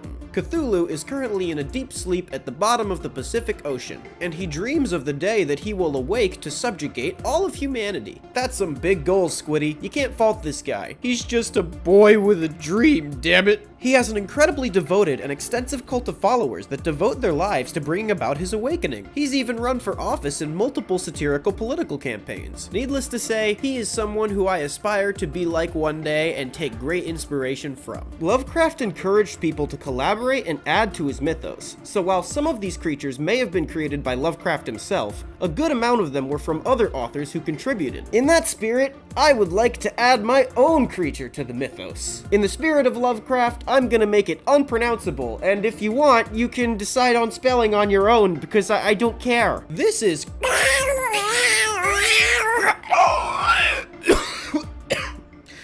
and it is the love child of Yagalanak the Defiler and H.P. Lovecraft's cat. It is an overweight neckbeard with anime cat girl ears and a tail that spends its day on internet message boards making jokes about things that I would get canceled just for mentioning in this context. Well, I was deciding between that and a large, consistently growing mass of still living and conscious organisms that have had their flesh, skin, and organs fused together, trapping them as one large being, from going from planet to planet, absorbing all living creatures into its own mass, growing exponentially and therefore needing more to feed it. It has its own consciousness, and it also has access to all of the nervous systems of all of the beings it assimilates into its own mass. So it tortures them with their greatest fears, playing out on repeat, while it slowly dissolves their physical form into a million other alien beings over eternity. Yeah, so that's definitely a tie. I can't think of which is more horrifying from these two. Okay, medieval folklore fight. A monopod, which is like a Bigfoot guy, not like a Bigfoot guy, nor like a Bigfoot guy, but like a guy with one big foot, versus a Blemmies, which is like a torso face man. See, for me it could go either way, because they both look equally terribly designed. Let's take a look at some other folklore monsters that are less stupid. First up is the Wendigo. The Wendigo is created when a person eats human flesh. This legendary Native American entity is cursed to lurk through the forest looking for people to eat, and like the average corporate customer, it will consume anything it comes across in vain attempts to satisfy its endless hunger. The Wendigo resembles an emaciated human skeletal figure with skin tightly encasing its bones. Its complexion is that of ash, and it's reported to have sunken dark eyes. The Wendigo has no lips, as they usually immediately bite them off off to sate their unending hunger. Like a member of r/incels, you'll know if one of these beasties is nearby because this creature exudes a stench of decomposition and decay. Obviously, this myth was created as a way of dissuading people from eating each other. A lot of people mistakenly think that the Wendigo and Skinwalker are the same thing, but they're not only wrong, but also insensitive. A Skinwalker is a different entity from Native American legend that is created from the spirit of a shaman or a witch doctor who committed evil deeds during their lifetime, especially to those close to them. It's rumored that simply discussing the Skinwalker will attract their attention. And if that's the case, thanks for the extra views, and maybe,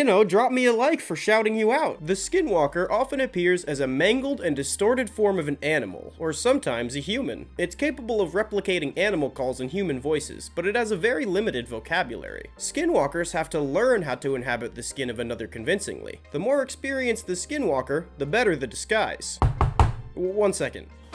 Hello, neighbor who lives across the street from me. As you can see, I still have the same skin that I did this morning, upright posture, and I speak words. So it's safe to say that I'm still a normal human being like I was earlier today. Now that I have established that I am not a monster wearing your neighbor's skin, may I come in for a cup of sandwich and you go to bed immediately with no suspicion and also without checking if I have left?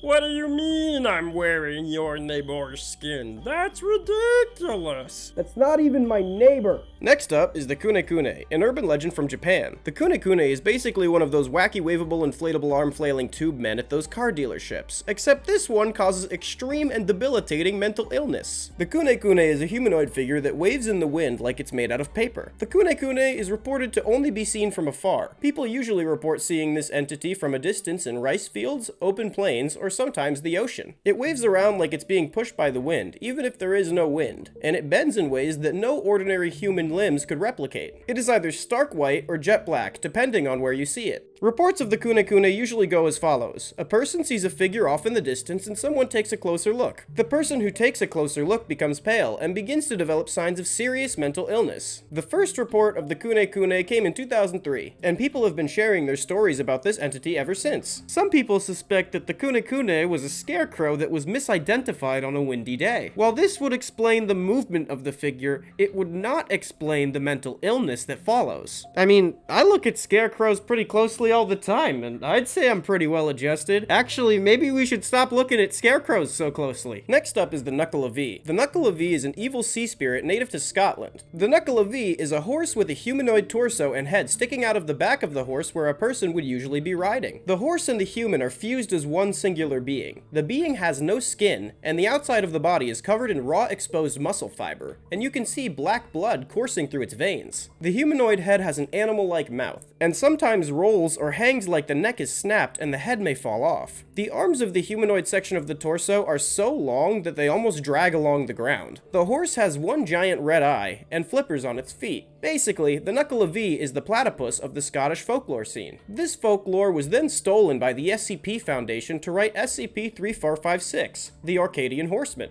If the Knuckle of V sees something, it will do everything it can to make it commit the not alive. And also, it likes to light crops on fire. There's a famous quote referencing this creature as the most cruel and malignant of all uncanny beings that trouble mankind. Even though this thing is from the ocean, it has an incredible fear of fresh water, and it never visits when it rains. Seems kinda dumb that something from the ocean is afraid of water, but I got through the rest of the explanation without poking holes into it, so it seems kinda stupid to start now. Another horse folklore creature is the Kelpie. The Kelpie is basically a large black horse that lives on the edge of bodies of water. People who touch the Kelpie get stuck to it, and the horse walks into the water and drowns whoever was attached. So I think the horse is just kind of covered in sticky glue or something. I guess that qualifies as a monster. All I'm saying is if I worked at the Flex Glue Corporation, I'd throw a sign at that thing. Flex glue is so strong, it even works underwater. If you avoid taking responsibility for your problems, the next monster is for you. The tokolosh is a small, hairy, goblin-like creature with long, pointy ears, gouged-out eyes, a hole through its head, a cut-out tongue, and sometimes a tail. This legend comes from South Africa, where the tokolosh are rumored to sneak out into the night and cause misfortune and hardship for mankind. Since it can't see, it navigates using its other senses. People often blame anything from missing food to serious crimes on the tokolosh. This is kinda just like the scapegoat monster of this society. It's kinda like the South African equivalent of when a Facebook Karen doesn't like something and wants it gone, but they can't think of anything actually bad about it, so they just start ranting about how it's involved with Satan somehow. Some think the tokolosh is made when a witch kidnaps a person and undertakes some sort of supernatural and surgical ritual, turning them into a tokolosh. The tokolosh is then the witch's familiar, which kinda means like pet or henchman that'll take care of the dirty work so the witch can keep her hands clean. If I lived in South Africa, this would be super useful. Hey, did you eat all of my chips? Tokolosh.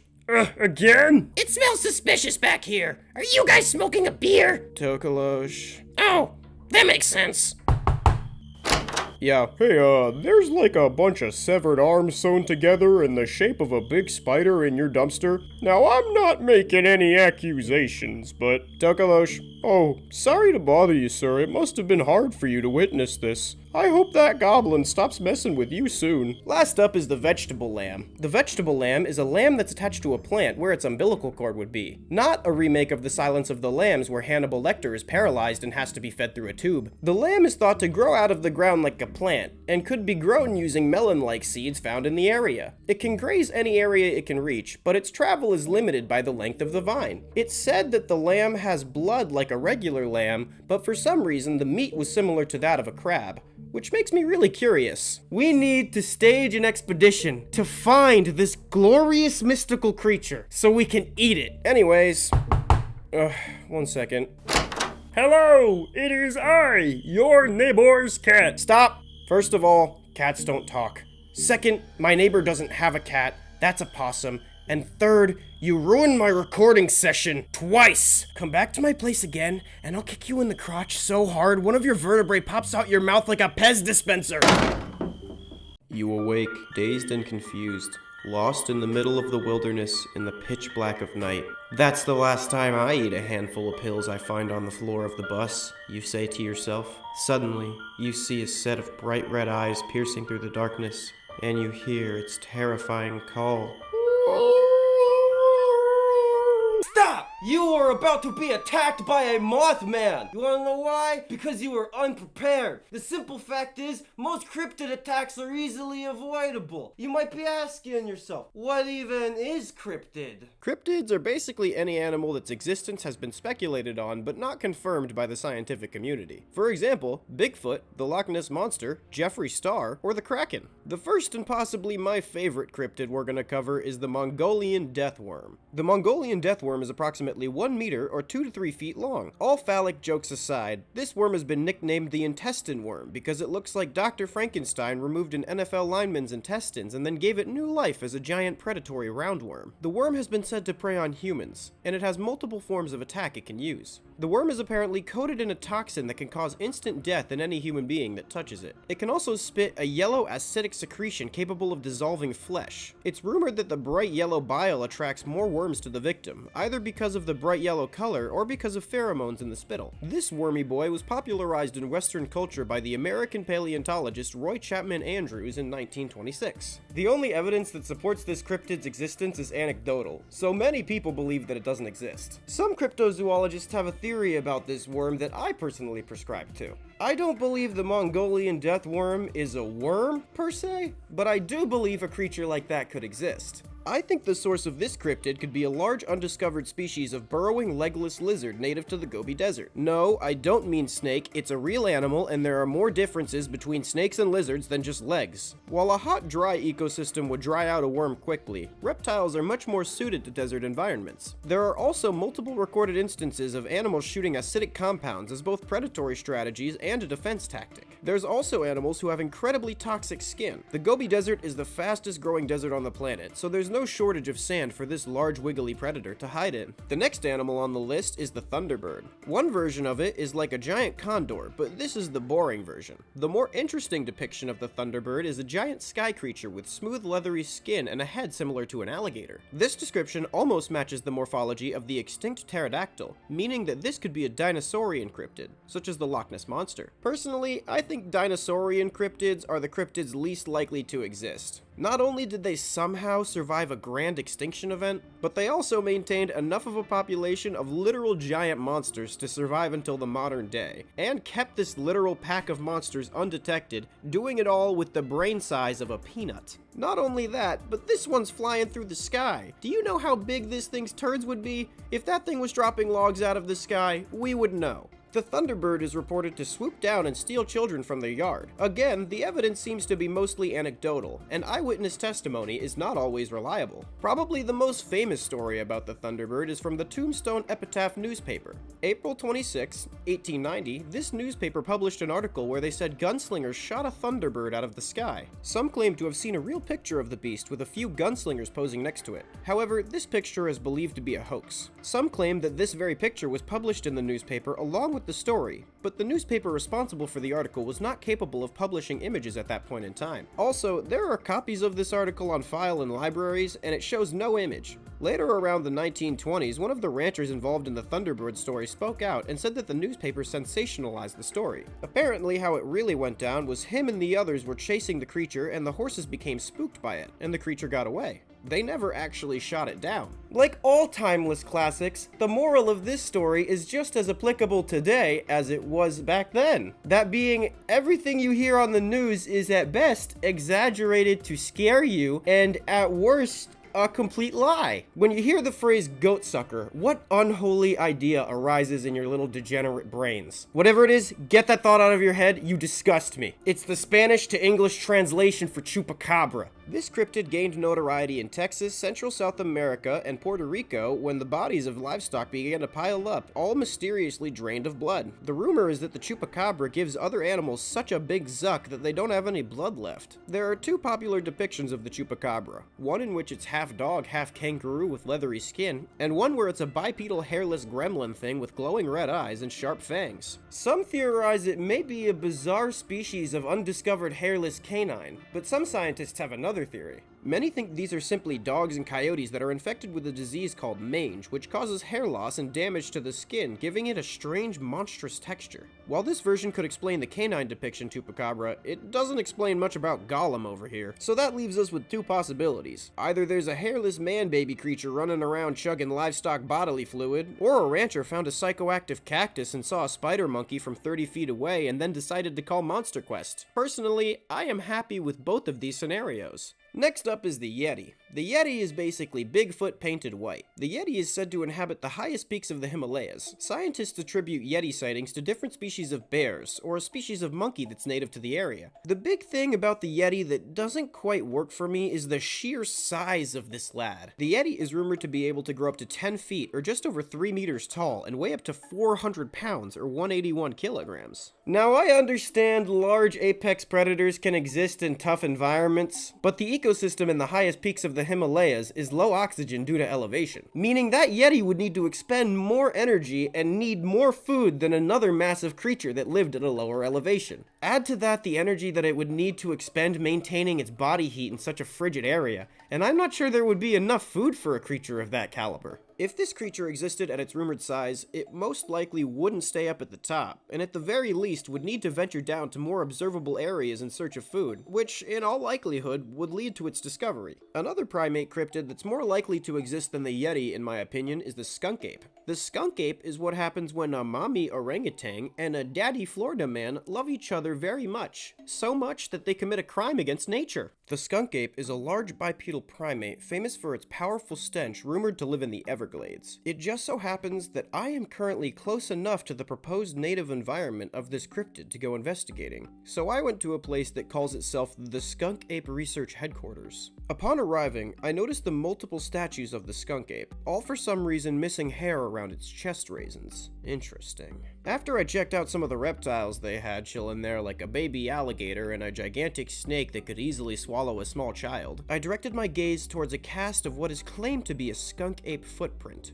Placing my hand beside it for scale, it looks to be around double the length of the average human hand. One thing that troubled me about these supposed footprints is that they are seemingly almost devoid of the changes in elevation that occur in most primate foot structures, our species included. I'm not making any accusations, but it looks like someone could make a very similar foot-shaped cast by digging out a foot shape in the ground and pouring the casting material in. Regardless of whether or not the evidence means anything, many creatures that are monstrous in proportion escape captivity and live wildly in droves in Florida now. So there's no reason that a creature like this couldn't exist. If someone told me that an orangutan escaped a zoo, I believe it could survive in the Florida wilds. Personally, I believe the theory that skunk apes are a population of orangutans, but I don't see anything in the environment preventing the existence of an undiscovered primate. The Everglades are huge. There's plenty of trees, plenty to eat, and plenty of thick foliage to hide in. The museum wasn't enough, so the only thing left to do was get on a boat and travel down the Everglades. While on the journey, what stood out to me most was the thick foliage on all sides. This definitely looked like it could hide a creature of that size. I saw a lot of big animals and lots of places to hide, but upon first examination, I had not found any trace of the skunk ape. I asked our guide if he believed in the skunk ape. He said he did. But if a guide working for that place said he didn't, that'd be bad for business, so that was the expected response regardless. After the tour, I was kinda disappointed that I didn't see the skunk ape on account of it might not exist. After re-examining the footage, I noticed something strange. You hear that sound that I catch right at the end of the turtle jumping into the water? Well, that sound could probably be explained by something rational, but that's stupid. I'm telling you that this is the skunk ape. On the next clip I took, I noticed it.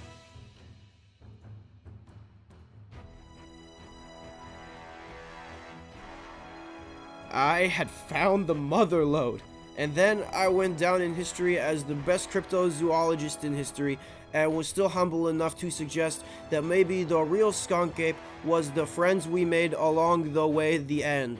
Human-animal hybrids. What is a human-animal hybrid? Is this a human-animal hybrid? What about this? Have you heard that a team of scientists have created an embryo that was part human being, part monkey? This all started when an international team of researchers got their hands on some crab-eating macaque monkey embryos. They injected the monkey embryos with human pluripotent stem cells and allowed them to develop ex vivo, aka test tube baby style, for 19 days. The human cells were given a glowing label so that the scientists could track them. Upon the end of the experiment, 8% of the total embryonic cells in this monkey fetus were human. Fortunately for ethics nerds, but unfortunately for my potential Planet of the Apes documentary, the team did not allow the fetus to be born. If a monkey-human chimera were to be born, it would blur the lines between what is considered human and animal. This raises a lot of questions. Will we consider this a human, an animal, or something in between? If you made a cow with human skin and feet instead of hooves, would it be cannibalism to eat it? What % of this organism has to be human for it to be given human rights? Would something be more human if it had a human brain rather than just a human foot? What about a human-like face? Would I go to jail for giving a chipmunk a massive human penis? Realistically, this kind of experimentation would lead to entirely new fields of research. With all this comes new ethical conundrums, and most likely law changes. This particular experiment took place in a lab in China, so if we ever made a live one, we might not know about it for a while, seeing as how censorship laws there. Nope, stop talking, go to jail. The being they have created is known as a human-monkey chimera. Chimeras often do not survive for very long after creation, but some species are more effective at being chimeraized than others. For example, one previously successful chimera combination is rat and mouse. This raises a ton of moral issues, but if you discard all of those, the possible combinations could be endless. This is not the same as a hybrid animal. Whereas a chimera is a being that has cells from multiple different species, hybrids combine two sets of different species DNA to make genetic material for all of the cells. Like when a tiger meets a lion in a nightclub bathroom after taking 9 multicolored pills. Boom, 1 gestation period later, you got yourself a liger. Ever wonder if a human woman would sign up to have a human chimpanzee hybrid in her vaginus? Enter the proposed hybrid known as the human Z. The first recorded human who attempted to create a human Z via artificial insemination was Ilya Ivanovich Ivanovov in the 1920s. I'm sure someone has attempted to create a human chimp hybrid in the natural fashion, but most people probably wouldn't publicize realized that they did that. Ela inseminated 3 female chimps with human sperm, but none of them became pregnant. He organized an additional experiment with human volunteers and non-human sperm, but his program was shut down before it could be carried out. Jump to 1977, and one J. Michael Bedford discovered that human sperm could penetrate the outer membranes of a gibbon egg. Don't ask me how he figured it out. I'm sure it was some scientific device, or like a turkey baster. I'm fine with literally anything, so long as it wasn't his dick. It has also been found that human sperm binds to gorilla oocytes with almost the same ease as to human ones. So, is this possible? Human beings share 95% of their DNA sequence with chimpanzees, and our other close relatives, the bonobo apes, are reportedly able to create hybrid offsprings with the chimps easily. It's a big maybe, so there's only one way to find out. Hypothetically, let's say someone had enough money to fund a laboratory capable of running these types of genetic experiments. If this same someone were to fund said laboratory and begin to attempt the creation of a human-ape hybrid, would the government attempt to intervene, and at what point? What countries would be the most forgiving of this behavior, and could the aforementioned individual get away with this in international waters? If the individual were to just drop said hypothetical human Z off in a random genetic laboratory with a collar that would say "analyze my DNA," sit back with a beer and watch the chaos on the news, how do you think the world would react? Also, if you were to watch a hypothetical YouTube video outlining a scenario that may or may not violate international law, and it happens like 20 years down the road, would you snitch on that individual who made that video? Feel free to choose your words very carefully in the comments below. Fun prank idea: go to a sperm bank and switch around some of the human vials with chimpanzee. Just keep pushing, honey! Can I see my baby? She already paid, right? There's a ton of really cool science involving chimeras and hybrids, but I need some real evidence. I'm talking like a 6-year-old YouTube video of a Russian man injecting his spunk into a chicken egg to make several worm-like monstrosities. Not even joking. We're gonna go through some of the Russian homunculus series. Also, this series is really gross, so you know. Trigger warning, vulnerability. So basically, this guy injects his baby gravy into a pre-chicken, and then he just puts a band-aid on it and waits for a few weeks, and then he cracks it open, and out comes this thing. Yeah. This one is the best. I love that weird worm thing. Unfortunately, weird worm thing spat at Vodka Land Science Man's face, and then in a moment of pure unadulterated Russian rage, he obliterates his half-chicken son with a book that I failed to Google Translate because I don't have a Russian keyboard. After getting spit on, he's not making that same mistake again. He went full Chernobyl suit on us. He stepped up his game. He's doing a full homunculus mukbang up in here. Could you imagine a video collab where this guy works with like one of those food tubers and he cracks open a bunch of homunculi and the other guy just starts shoveling them into his mouth? Moving on.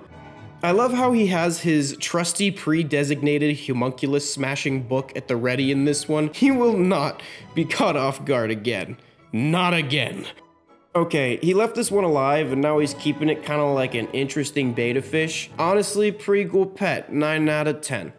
It appears to have grown much bigger, and now it is undulating. It's beginning to take on a shape that somehow really looks a teeny bit like both types of human genitalia.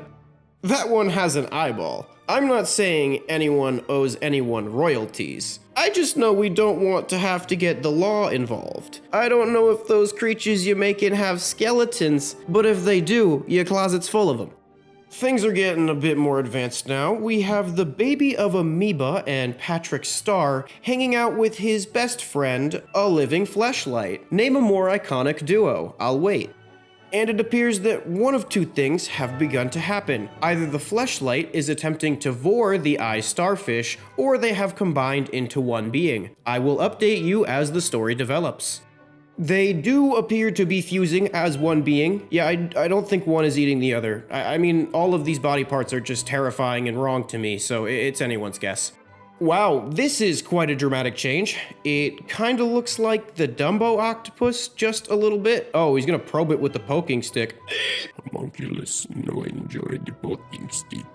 Okay, so you know how I just said that they were combining? Now I'm not so sure. Maybe Dr. Frankenstein's fleshlight really was just eating the other one? Either way, it appears to have foregone the head and instead just replaced it with an upward-facing anus. quite an interesting evolutionary strategy. It appears to have developed teeth, kind of like one of those sea cucumbers that grow teeth in their anus. Do you know what I'm talking about? Probably not. Moving on. Oh my god, look at it. It just ate a raspberry. Nature is so beautiful sometimes. I mean, like, not right now. That's a disgusting abomination, but I don't know. Go outside. I don't know if I'm gonna have to censor that. Did it just poop, vomit, sneeze, or bust a nut? I'm not really sure if there's much of a difference if you really only have one hole for everything.